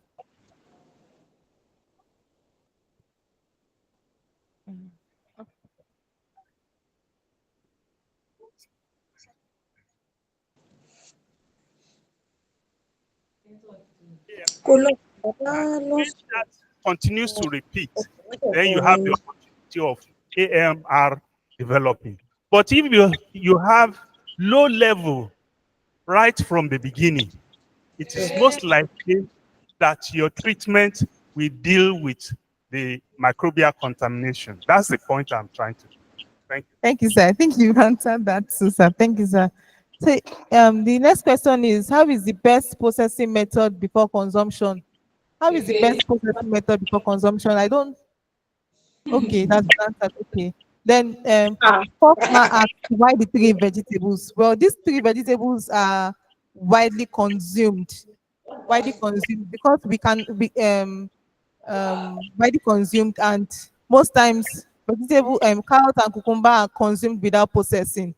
I know there are other vegetables that we consume without processing, but we could not cover all. So that was why we just selected these ones. Then you also asked if we asked about the source of their vegetables. Yes, when we asked them, we discovered that majority of them pick from the same source, but their own individual handling practices could also constitute a problem to the individual vegetables as well. Thank you, ma. Thank you very much. I think she deserves another round of applause. And this is a focus on the informal market. So we need to send message to our regulatory bodies to help us. Whatever she tells them, they will say they will have heard. But if there is no body that is enforcing it on them, they will not do it. So thank you very much. Once again, I say thank you for our attention. Thank you very much for that. Since yesterday, I think there's one gap I believe needs to also look into, which is collaboration with the public health officers of the local governments. I think we are overlooking those people because those are the ones who will deal with the grassroots health issues and all that. And until we look at, because everybody keeps paying attention to NAFDAC. NAFDAC is at the top of the echelon. NAFDAC is for packaged products. But we are beginning to see challenges from the grassroots, from the first point of contact. And I think it's the local government that regulates all of it. So we might need to start interacting with them because there's a bottle of information we have that can make their work better and make the whole environment a lot better for all of us. Thank you very much for that presentation. I believe all this presentation will be shared with the registered participant of the conference, so you will get all of them in your email. Just ensure that you have the correct email written down, or else it will bounce. So quickly, we are going to the next session, which is chaired by Professor T.A. Shitu. And I think he's always very comfortable working with Professor Oluwa. I think that union, I don't want to break it. So I just believe that you always like to be together. So as well, just round of applause for Professor Shitu. This session is actually looking at tailored research and accelerate progress on SDGs. This is actually to be taken by Professor Taufik Adedosu, Director, Lautech Center for Research, Innovation, and Development. Is he around? That's my reverend. Okay, that's rough. You know, when you see Professor, I don't know what has happened though. When we were in school those days, the way we know professors are the ones who have those lanceolate ties. But these days we are seeing professors with very tiny ties. She didn't tell me to wonder, Prof. It is well. No wahala. Never worry yourself with this issue now. No presentation there. Okay. Never worry yourself. So I will hand over the microphone to the chair of the section to make an introductory remark. Then we quickly go into his presentation.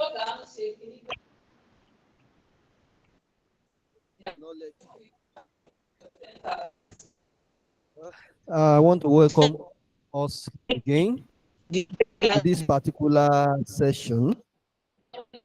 You know, one thing that is interesting, and that I will appeal to all of us to actually pay attention.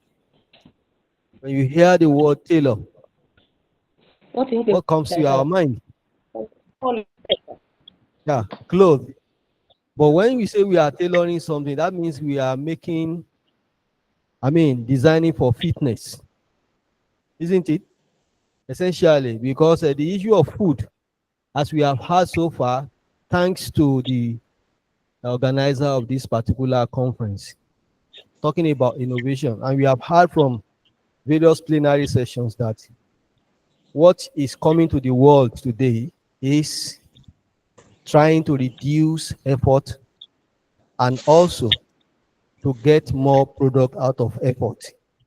So the issue of tailor-made system in food handling processing is very, very essential. And that's the reason why it's directly linked to SDG.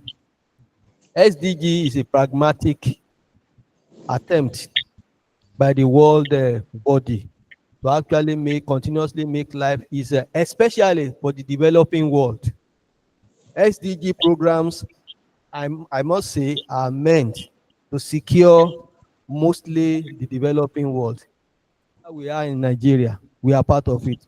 So I want to take this opportunity to welcome Professor Adedoshu, who is going to treat us to this topic of from knowledge to action, how tailored research can accelerate progress on SDGs.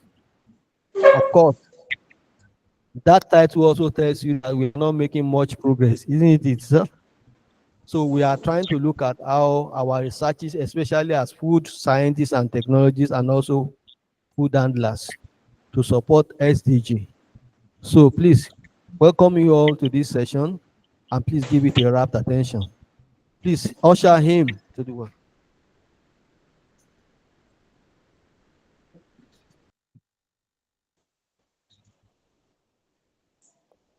Good afternoon, our great audience.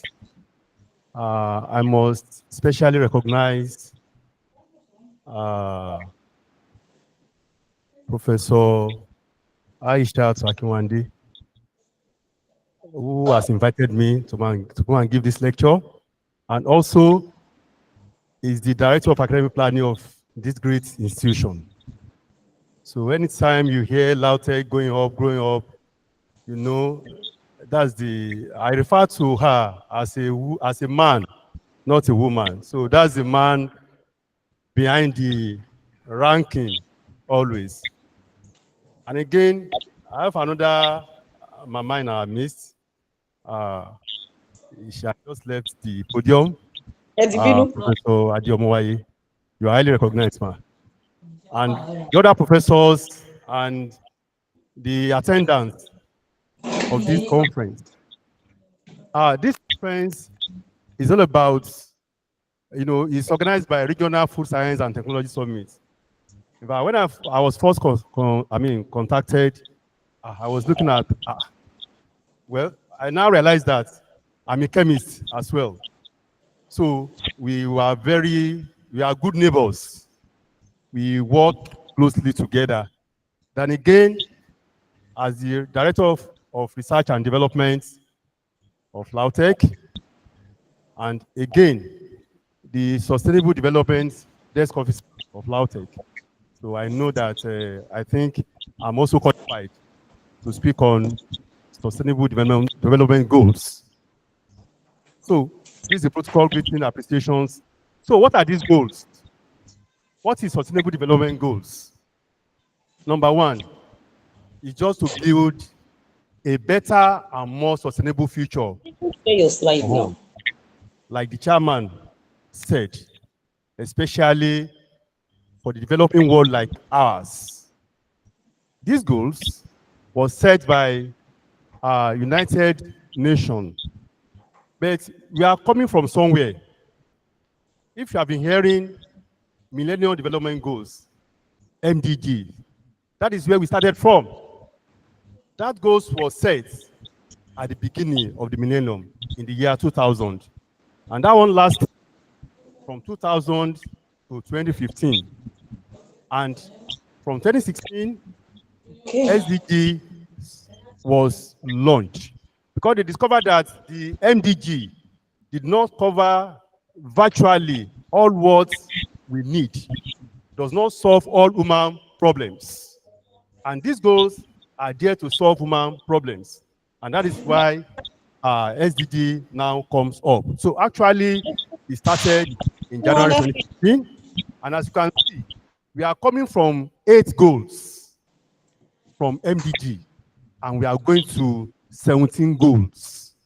And when you look at these 17 goals, you will see that it tackles all human problems that we might have at the present. And these are details of the goals from SDG 1, end poverty, to 6, ensure availability and sustainable management of water and sanitation, to 9, building resilient infrastructure, and to 15, protect, restore, and promote sustainable use of terrestrial ecosystem. Then to 17, partnership. That's very key. And also, we need that if you want to actually achieve these goals, because there's nothing without collaborations, without partnerships, it may be very difficult for us to achieve these goals, as we'll still talk more about it. And as you can see, you see that each of the goals, they can stand on their own. Then also, they are intertwined, they are interconnected. So, but in order for us to be able to achieve it, we have to collaborate with people within our departments, within our faculty, within our institution, then outside the institution. We have moved ahead from working in silos, collaborating with people, even outside the country. If you know that it is that person that will make that solution to come. So, we try to look at this SDG, and we try to categorize it into 3. That is, it's addressing 3 things. Number 1, economy. Number 2, environment. Number 3, social. And you know that everything in this world depends on these three. Then also, it will also assist us to make our choice. If you want to do a research that is related to economy, which of the goals can you pursue? If you want to do something that is related to environment, which of the goals can you pursue that will assist you to achieve your objectives? And if something on social, which of the goals? So you see that these goals cut across all disciplines you can ever find in any institution. So, are we making any progress? I don't think so, going by the statistics. And that's why I will again appreciate the organizer of this conference. I think they deserve a round of applause because it's coming at the very right time. You look at it. Let's look at the statistics. 2030 is the deadline. We are in 2014 is almost gone. Still, there are still myriad of problems. As you can see, this is a statistics of SDG, United Nations, in 2023. You can see 575 million people living in extreme poverty. Then again, 84 million children and young people are out of school. And we see how we just have 16 years left. But there's still hope. There's something we can still do. And that's why we are coming together now, just to discuss and see how far we can go on it. Therefore, what do we need to do? Number 1, much more on enlightenment are needed. And again, kudos to the organizer, because what we are doing now is part of what we are expected to do. Number 2, there should be more commitment from stakeholders, especially governments. the some other organizations, to the achievement of this SDG. Then again, research, and that's the key thing, and that's why we are here. It's not limited to university alone, to all tertiary institutions, whether polytechnic, whether college of education, anything tertiary in nature, research, because solution only comes from research. And as we'll see later, we'll see that these SDGs are designed in order to solve our problems, not a research that we do, you put on the shelf. That era is gone. So we have to do a research that will lead to something that will, impact positively on human lives. And lastly, professional associations. Again, that is what we are doing, like what your association is doing now to promote SDGs. What we are doing now is simply promotion of SDGs, and all these things we can't at the end of the day. Now, what's the way forward? The way forward is what? We have to tailor our research towards, to accelerate progress on sustainable development goals. That's the way forward. How do we go about it? Number one, it starts from when you are ideating. That's why I do tell people, what you need to do now is innovative research, not just ordinary research. What is innovative? It's not something new entirely. When you are doing a research, you are doing something new entirely, it's okay. And again, if you are adding value to the existing products, you are good to go. Like what the earlier presenter just presented, and some other people in this conference. You are fortifying your food with something that is beneficial to that thing. You are adding more nutrients and does not have any negative impact on your health. You are innovating. So that one must come to our mind, that what you need to do is an innovative research. What we are used to is supply-driven approach. What is supply-driven approach? You didn't consult anybody. You are just working in your lab. Just after you are finished, you have come out with your innovation. That is when you are now looking for people that will adopt innovation. It becomes difficult because initially what you're supposed to do, you didn't do it. You didn't understand people's problem. You didn't understand what they need. You are just working in silos. And that's why majority of our work end up on shelf. We don't want to do that anymore. The second one is demand-driven. That one is very okay. If you hear of any problem in any community, you visit the community, maybe through interaction with them, a questionnaire, try to see what is the problem. What problem do they have? From there, you can now develop a solution. That one is a lot much better, because you know that as you are working in the lab, you are doing the solution for some people that will benefit from it. That one is innovative. But the one that is good now is this third one, which is the accelerated innovation. And that one involves industry, because there are disconnects between academia and industry. And that is one of the problems that we are not making progress. So what we are encouraged to be doing now is the accelerated innovation, whereby you visit industry, go to any industry, try to know their problem, try to tell them how they can improve their products. There's no industry that doesn't like that because of competition. Everybody wants to be ahead, always. So these are several steps you can take. Identify industry, understand their needs, develop a simple proposal. Not you don't put English that they won't understand. No. When you want to write a proposal for an industry, it's different from academic grants. I mean, write a proposal for a grant for academic purposes. So you should note that anything you want to do, anytime you want to develop a proposal, it depends on your targets.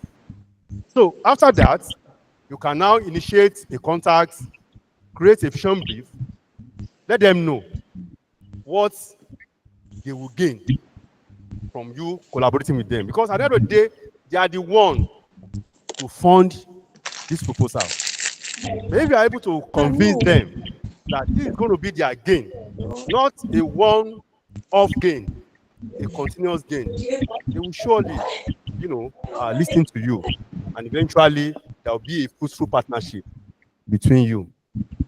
Then again, your conduct, your conceptualization, the completion, the communication, even the commercialization you must promote SDG at all stages of this. And I want to give a typical example. This is Grain Safe. It's an innovation that myself and some other colleagues from some other universities, specifically OAU, FUTA, Confluence University, and there's this one other university, River State University, that we are working on now. And it has gone 70% to commercialization stage. What is it all about? It's just about tackling post-harvest loss. And that's why I'm telling you that if you want to conceive any idea, make sure that it is an idea that will have so many, targets. Because anything you want to take to the market, you have to note the population of people that will likely to need it. And that is when you can make your gain. So anytime you want to conduct any research, make sure that you are dealing with customers that have a sizable number of population. So, and it's all about preserving our food, from spoilage.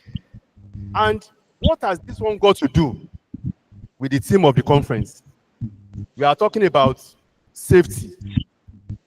Number one, it won't let pests, which normally cause spoilage, to affect your grains. Normally, we are targeting grains, all kind of grains, whether beans, whether rice, whether millet. Then again, it's also due to post-harvest loss, because we discovered that about 2.3 trillion naira were lost annually due to this post-harvest loss. So if we can reduce that to like 50%, you know what we're retaining in the country. Then again, it also enhances nutritive value of these grains through preservation. Then again, access to higher quality grains. Then again,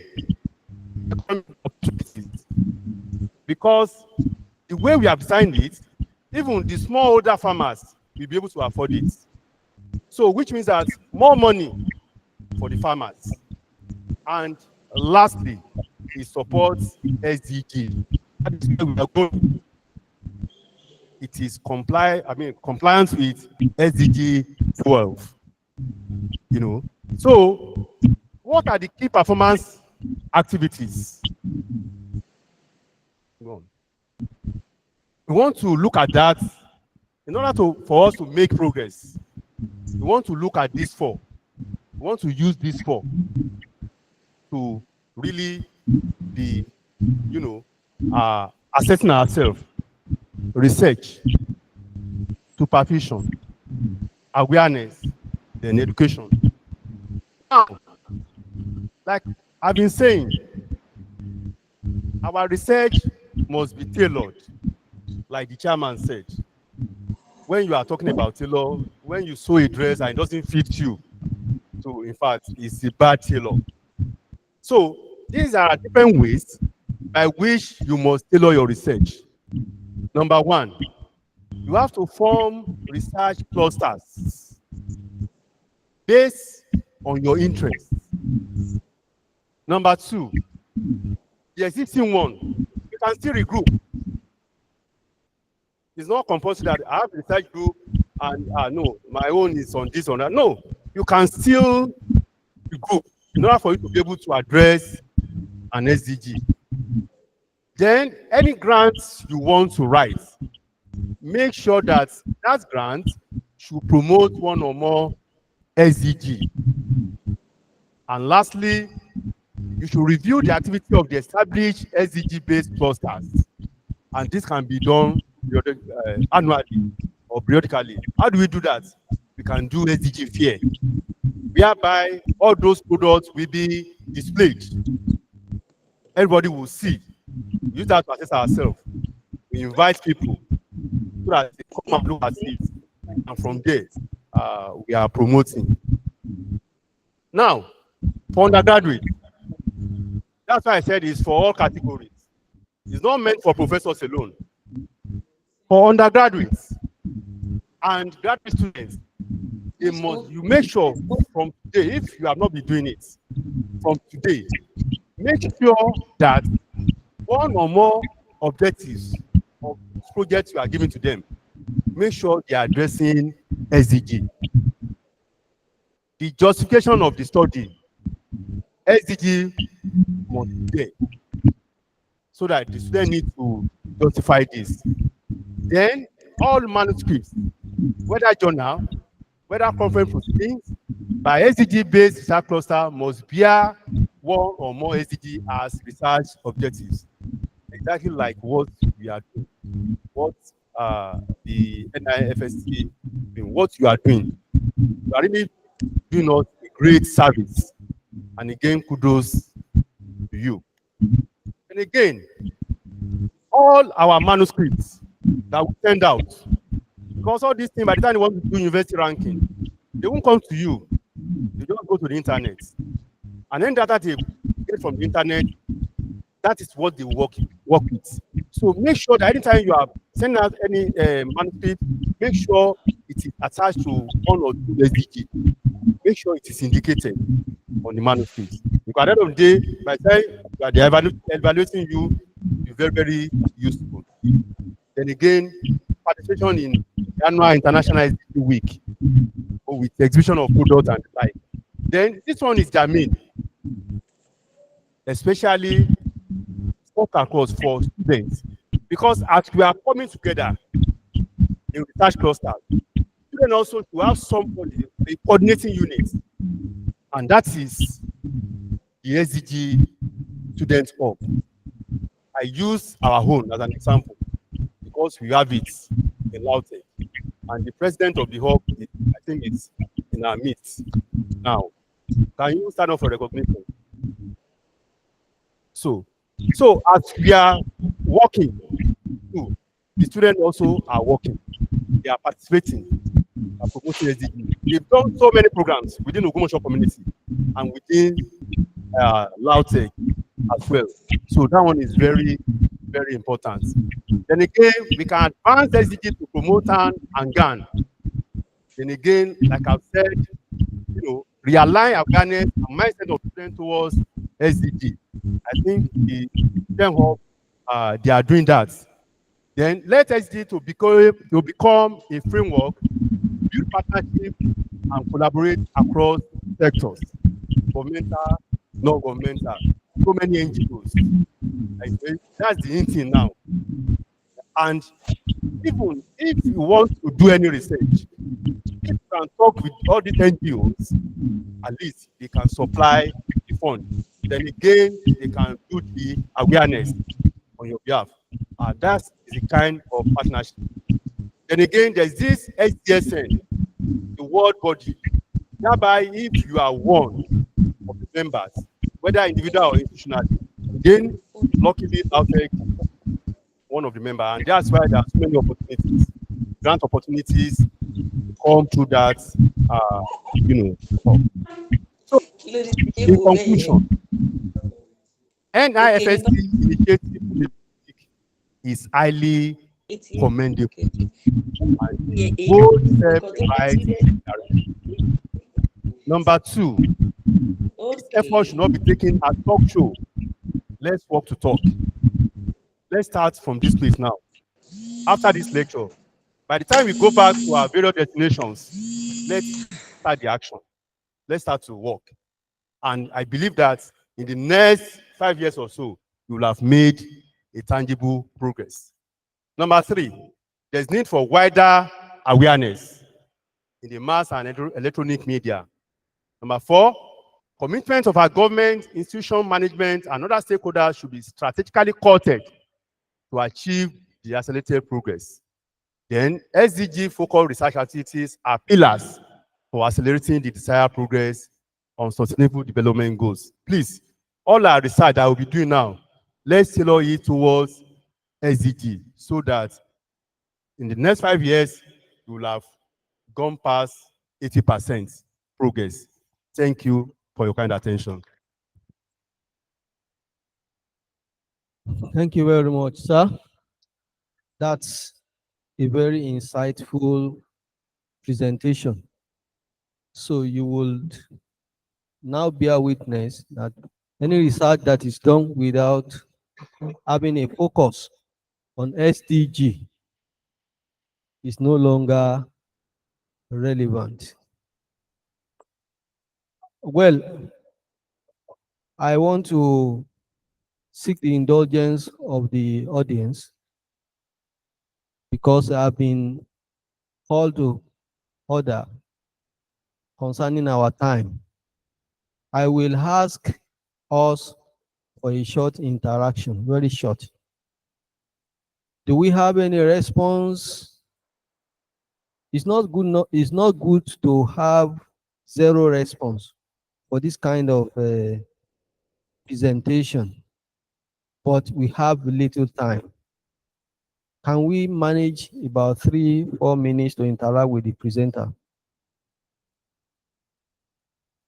Anybody with a comments, questions? Everything taken? Are we promising? Okay. There's one at the back. Okay. Yes. I want to appreciate the effort of the presenter. Now, there's one thing that is agitating my mind. Food and nutritional security is one of the problems that that goal is trying to address in Africa. And a lot of scholars have identified some of the problems that is causing food and nutritional security in Africa, and they have preferred solution. But you can see that the problem is still here with us. Now you want to begin to ask yourself that if we know our problem and they have written about the solution and the problem is still here with us, can we now say something is fundamentally wrong with Africa, that we have the problem, we prefer solution to the problem, and the problem is still here most with us? That's my confusion. We do know. Maybe you'll be able to give some highlight to it. There's a problem. Solution has been preferred. The sin is still there. We are hungry. We have been told to eat, but food is not provided. Will the problem not remain? Do you understand what I'm saying? We are hungry, and somebody says the solution is for you to eat, but has not made the food available. Will the problem not still remain? So you get as it be. We need to still think more about that. So you can respond, sir. After this, we'll round up because no other person is. Thank you very much. I agree with you that people are working on solutions, and we have solutions, and we keep on, working on those solutions.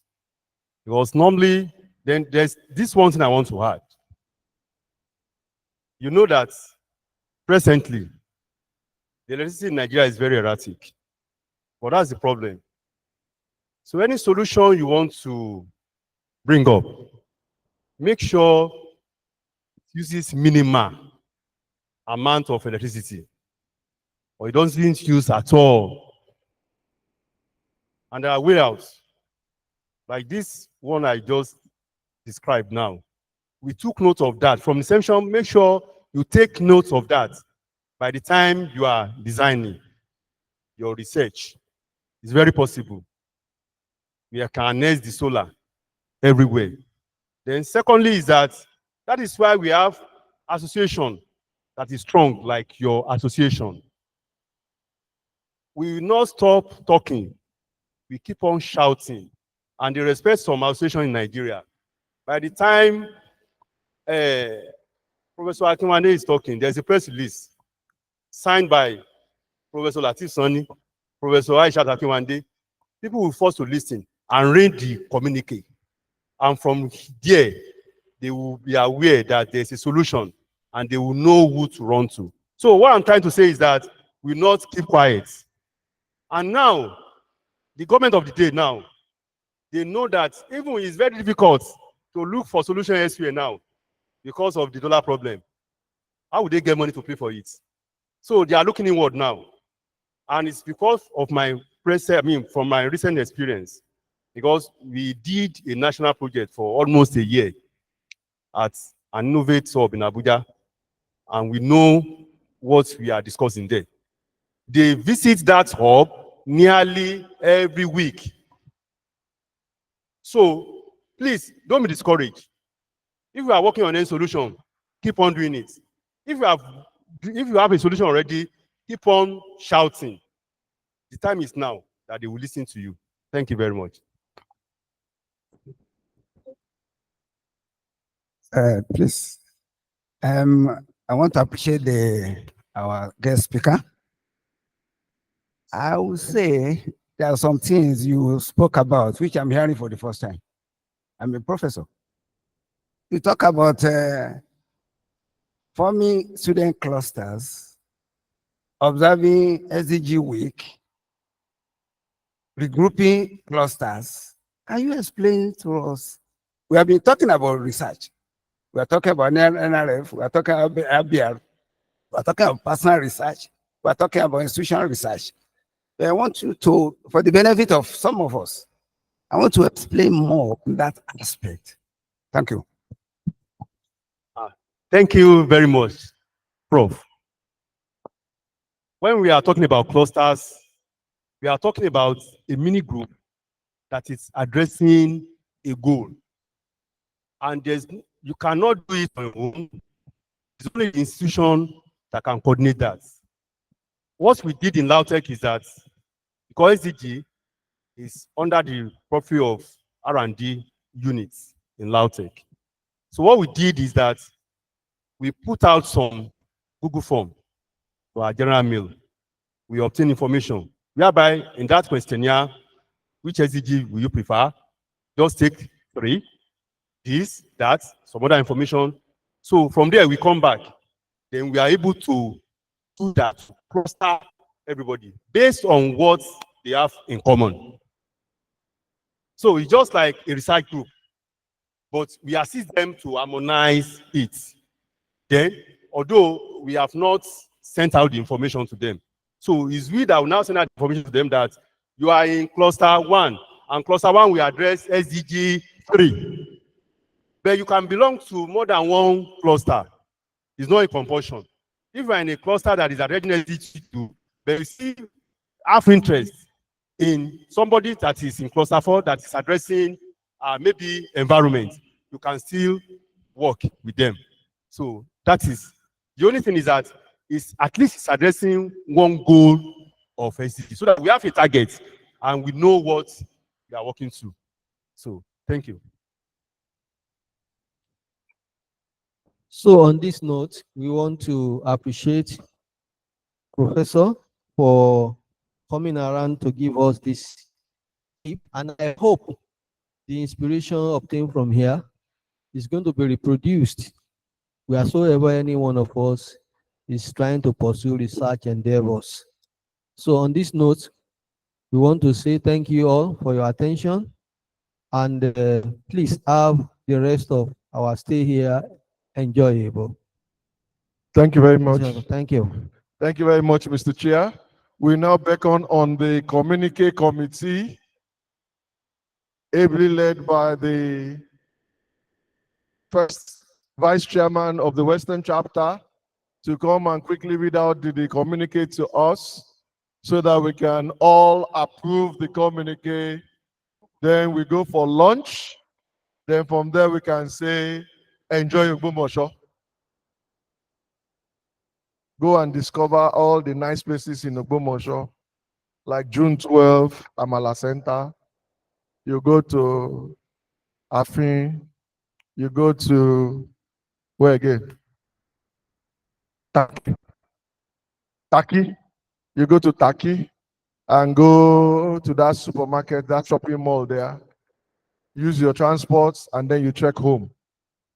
Please communicate, Chairman, please. We are waiting for you. Some people are heading to Ilorin, Ado, and they want to set out on Akure is just around the corner.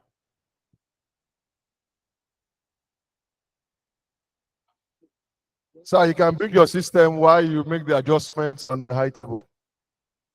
While we are waiting for him, I also want to suggest that all the Western chapter chairpersons should just be on the high table immediately so that we can do the two together. Western chapter, ESCOs.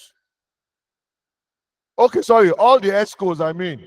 All the ESCOs should just be on the high table.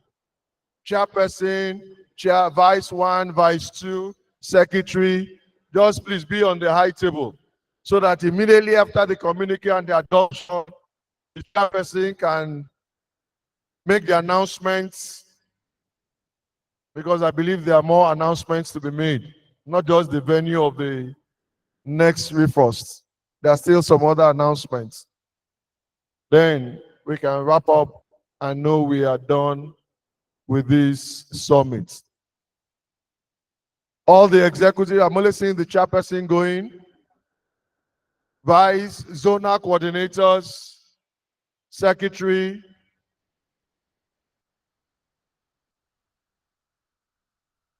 Please don't worry, there's lunch. Lunch will be served, don't worry. Assistant secretary.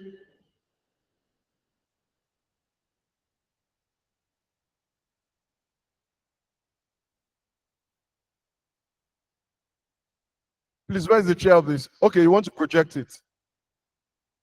Okay. So I'll hand over the microphone to the chairman of the communique so that he can run it through.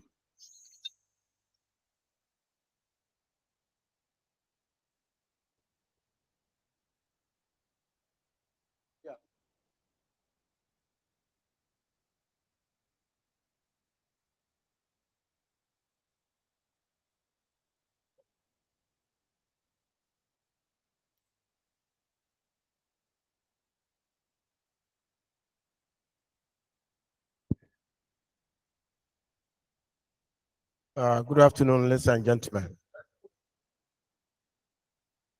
You can increase it to maybe 110, 120 so that it become to be one page.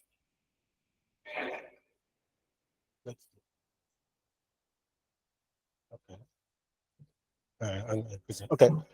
Good afternoon. This is the communique from the current 10th regional summit holding at Ladoke Akintola University. For the past 3 days, we have been brainstorming, and what we are going to have here is the summary of what has been captured from the various discussions. One. Now, the theme of the summit, as we know, has to do with innovations in food technology, enhancing safety, nutrition, and economic opportunity. And the major focus of the summit is that we believe food processing and food handling to be meaningful for that thing to be meaningful, there must be issues of safety, nutrition, economic value that must be taken into consideration. And along the line, many of the speakers have talked to us, and they have made recommendations and suggestions, and even along the line, we try to develop the mind of NIFST for us. The first one, number one, the first one is that we have many cottage industry in Nigeria. And when we look around, we find out that most of them are not following standardized procedures. You know, they are not complying with a good manufacturing practice requirement. So we believe that there's a need for something to be done with respect to law enforcement agency to make sure that all our cottage industries comply with the requirements of good manufacturing practices. We also believe that many food products of high economic value can be obtained from cassava. That's talking about the person that presented issues on cassava production and usage. This research on seed system development. And he made us to understand that these days they are more or less trying to collect feedback from end users, processors, and the consumers, which will help them to fine-tune their technology.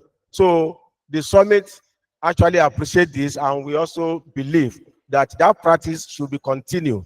Should continue, so that that one will lead to a better understanding between the researcher and the processor and users, and so that at the end of the day they'll be able to come up with final breed which they are aiming at to give us a product that will conform with required standard.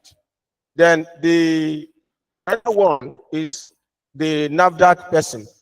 NAFDAC woman told us about the effort to enforce laws, and they have been doing that one, and we actually appreciate what they are doing. But the clause there is that their action is limited to packaged food. So the challenge now is what's going to happen, because most of us most consumers get their product from this non-packaged product, the market, the open market. How many people are going to all these supermarket to get? The percentage is very low. So most of us, because most of us are now patronizing people that are producing non-packaged food, then that's a problem. So what I will now try to recommend next. Now we are recommending that in order to tackle this problem of these challenges emanating from non-packaged food, the recommendation is that the Nigerian Institute of Food Science and Technology, NIFST generally, should be empowered. They should empower us to carry out investigations on complaints and incidents of sharp practices by these vendors. That's one possibility. Another possibility is the NIFST, in collaboration with local government people, that's a public health officer. I think the other time I was talking about people at local government. It's like they have that power, this wole of a thing. So that means NIFST can collaborate with these public health officers that you can be doing the thing at our local level, leave NAFDAC at a higher level. So we can collaborate with them so that if government will empower us, so that we can investigate and prosecute vendors of non-packaged food commodity who are involved in violation of a food safety standard. That's the recommendation. Then talking about post-harvest losses losses and wastage that we're experiencing, it has been observed that the losses we're experiencing currently is greater than 30%. So that means there's a need for appropriate technology to be able to combat these losses and wastage, right? So, but along the line, the speaker was talking about emerging technology here and there to solve the problem. And along the line, we believe that most of these technologies, emerging technology, may not be appropriate in our environment. may not be appropriate in our environment. The speaker talked about APIS technology, wasteless, micro technology, 1/3, co-plasma and non-plasma activated water. So these are technology that was said to be emerging. Right, next.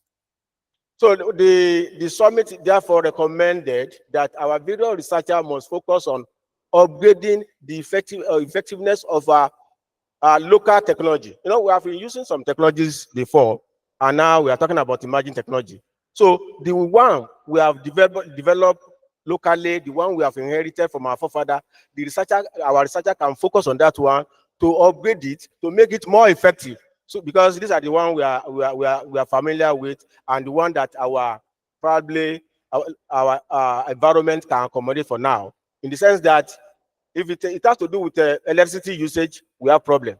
If it has to do with water, we have problem. So we have a lot of problem. But so the one that we believe will not give us problem, grind, fermentation, thermal treatment, these are the areas that our researchers will focus on, upgrade it, improve on it, so that there will be a kind of effectiveness in that area.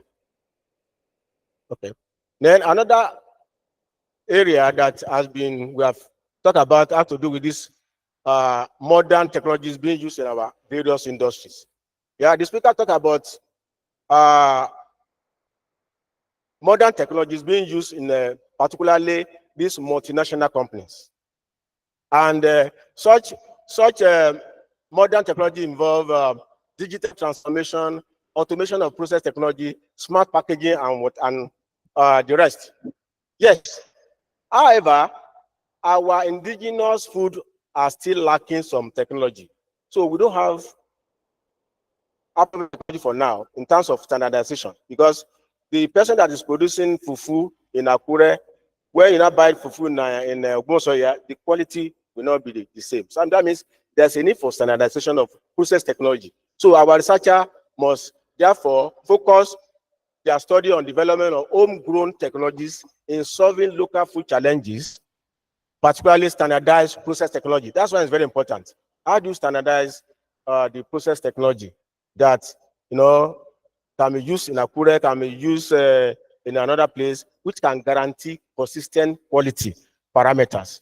Then another thing that is being recommended is that the academia-industrial relation must be strengthened. So it's like the relationship is weak for now, so there's a need for us to strengthen that relationship. And it has been suggested that one way of strengthening that relationship is probably to go through the manufacturer association of Nigeria, which can make us to have intimate interaction with each other. Then another area next, that it was also suggested that our students in higher institutions should be allowed to have regular visit to industry, so that they will be aware of to make them aware of current trend in emerging technology. That's another possibility, that our students should not be limited to classroom alone, that regularly we should take them to industry, let them see the modern trend in technology, and they'll be able to gain. Then it also suggested that our food developers should step up in terms of information technology, all this IT, computer, artificial intelligence, that we should upgrade, that we should go, if we have not acquired that knowledge, we should go ahead and acquire knowledge, because that knowledge will help us to, we also assist us in process technology improvement for quality food product and efficiency. So we should go ahead and learn more and integrate information technology in our activities. Then talk about packaging, and mostly talk about smart packaging technology being used, and that smart packaging technology, we have advantages such as provide information on quality deterioration and possible spoilage. Yes, they are fine technology, but how do we apply that one to our local people, the local challenges? So we believe that it is we scientists, the researcher, to look inward and come up with solutions to our local problems. You know, because we find out that most of the things they are trying to technology they are developing may not necessarily be applicable to us. All right. So it is our researcher that look inward and try to solve our problem ourselves. So The last one has to do with commercial vegetable such as carrot, cucumber, and tomato. It has been observed that from the survey they carry out, it contains a lot of microbial load. And the suggestion now is that our vegetable vendors need to be properly trained so that they know the art of vegetable handling, which can guarantee safety and hygiene.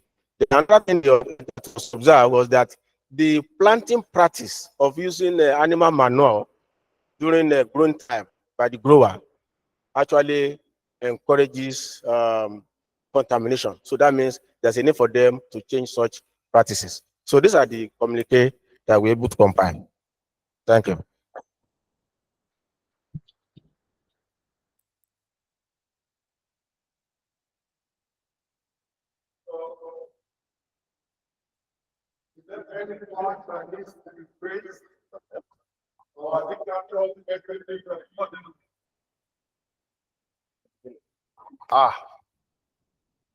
He made a presentation using it step by step. So going through it again will be taking time.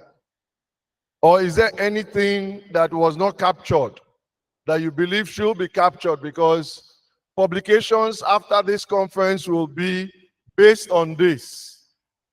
This is like a summary of everything that happened. The last speaker. The SDG. This resolution on the SDG was not captured. So I think that should be documented. We need to add the presentation on the SDG, and the recommendations are that all researches should be tailored towards solving or addressing the SDGs. That's one point. Second one, that we should set up groups in our various institutions and organizations, groups that are interested in particular SDGs, and then work their research in such that they address it, so that we start having groups and different groups and even students in the institutions to also start addressing the issue of the SDG. Yes, more addition. The last one, please, sir. Yes. Just to include that, yes, the manual can promote contamination, but there is solution to the issue of manual. It's about incorporating sterilization before use. Okay. So the use of manure is good, but needs to be sterilized before use by the farmers. So that again should be the addition. Any other addition?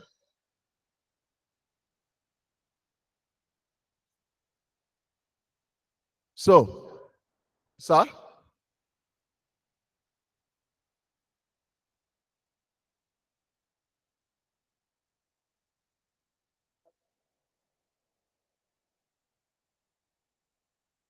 Oh, okay. That can be rephrased. It's just expression. Any other suggestion, any other omission, any other addition? So I'll hand over the microphone to the chairperson to ask for the adoption. Then we can go into the closing ceremony. So we can take our seat the normal way now, so that we can see all our beautiful faces. Though a lot of us are itching to go home.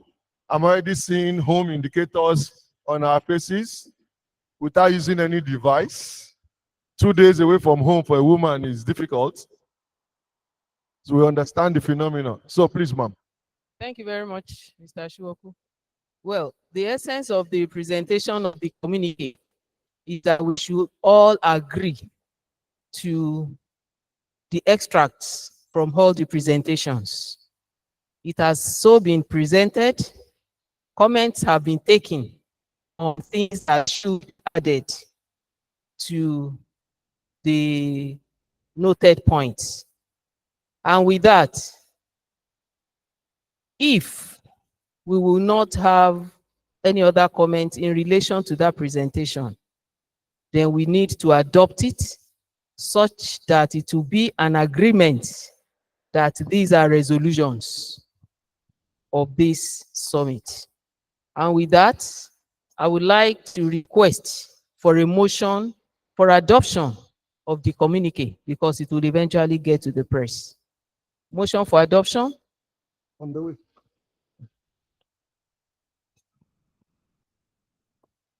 I want to move for the adoption of the communique. I am Professor Mutiat Adebanke Balogun from University of Ilorin.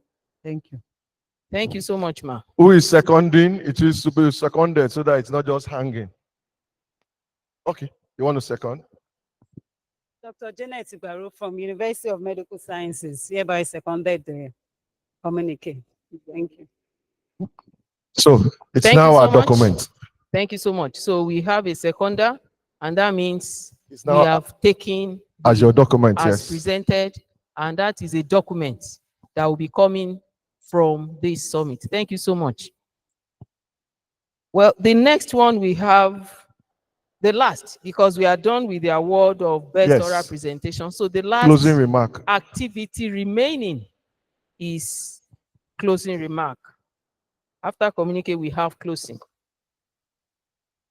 To God Almighty be the glory. If one puts a cup of water on a table to be drunk, and it is possible to drink that water on a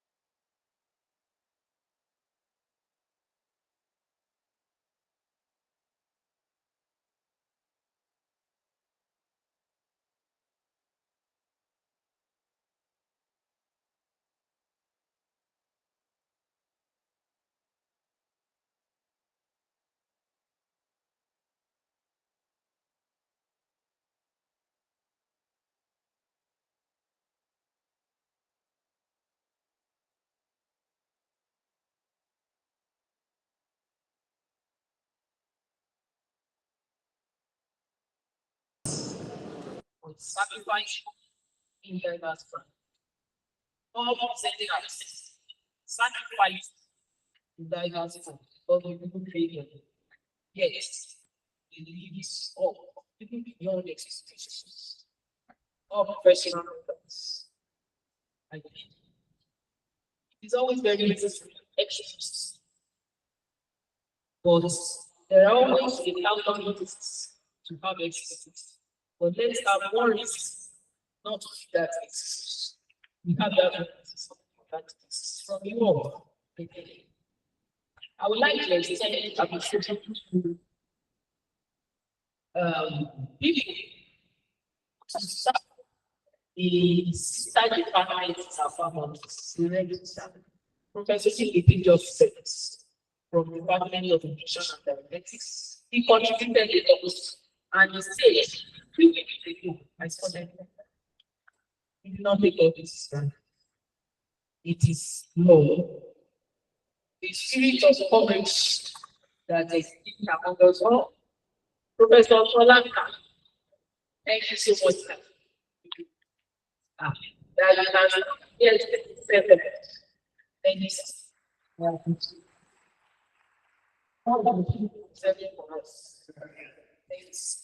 So, please remind me again. 11. Yes. We are hosts. We provide together. No matter what it costs to the economy, it will be economy.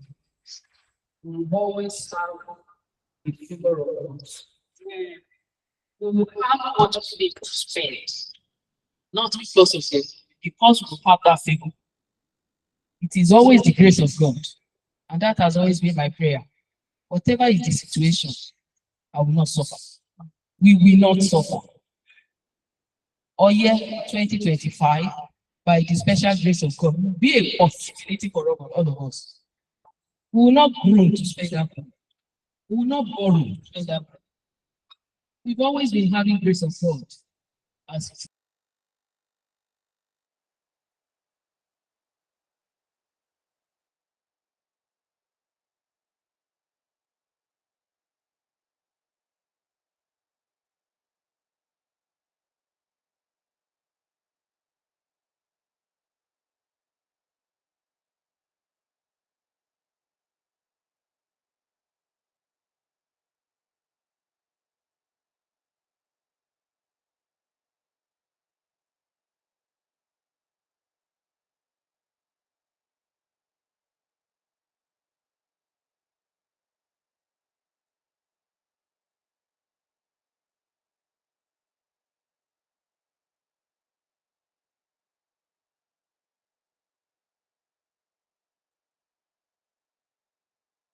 for the endurance, for the love. It is love that can make somebody to stay. I thank you all, and I pray we will meet again and meet in good condition next year in June at Oye Ekiti. Thank you so much. I'm grateful. Thank you very much. On that note, I think there's nothing again to do other than to give thanks to God and appreciate all that God has done for us with a closing prayer. So can we all be upstanding while somebody will lead us in the closing prayer? I want the executive to lead us this time around. One of the executives should lead us in closing prayer.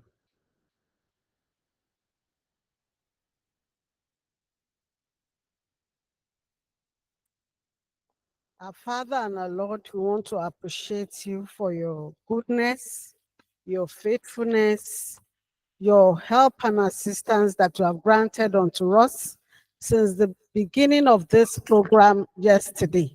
And even though it will look like everything commenced yesterday, but almost for like more than 6 months, the planning has been going on. Thank you for the resources. Thank you for the provision. Thank you for good health. Thank you for sound mind that you have given to all the planners, right, oh God, from the executives to the LOC team. We appreciate everything that you have done for us. Thank you for joining mercies that you have granted to everyone that has come, even to grace this occasion. And even Father, Lord, even as everyone will be going back to their various destinations today, we commit each and every one of us into your holy hand, that Daddy, Lord, you will go ahead of us in Jesus' name. As many, O God, King of glory, we will have the cause to hear good news about everyone. And Daddy, Lord, thank you even for next year's program, because Daddy, Lord, you will take it over. As you have done it for us this year again, you will take again all the glory. Thank you, Father, Lord. Take all the glory. In Jesus' name, I pray.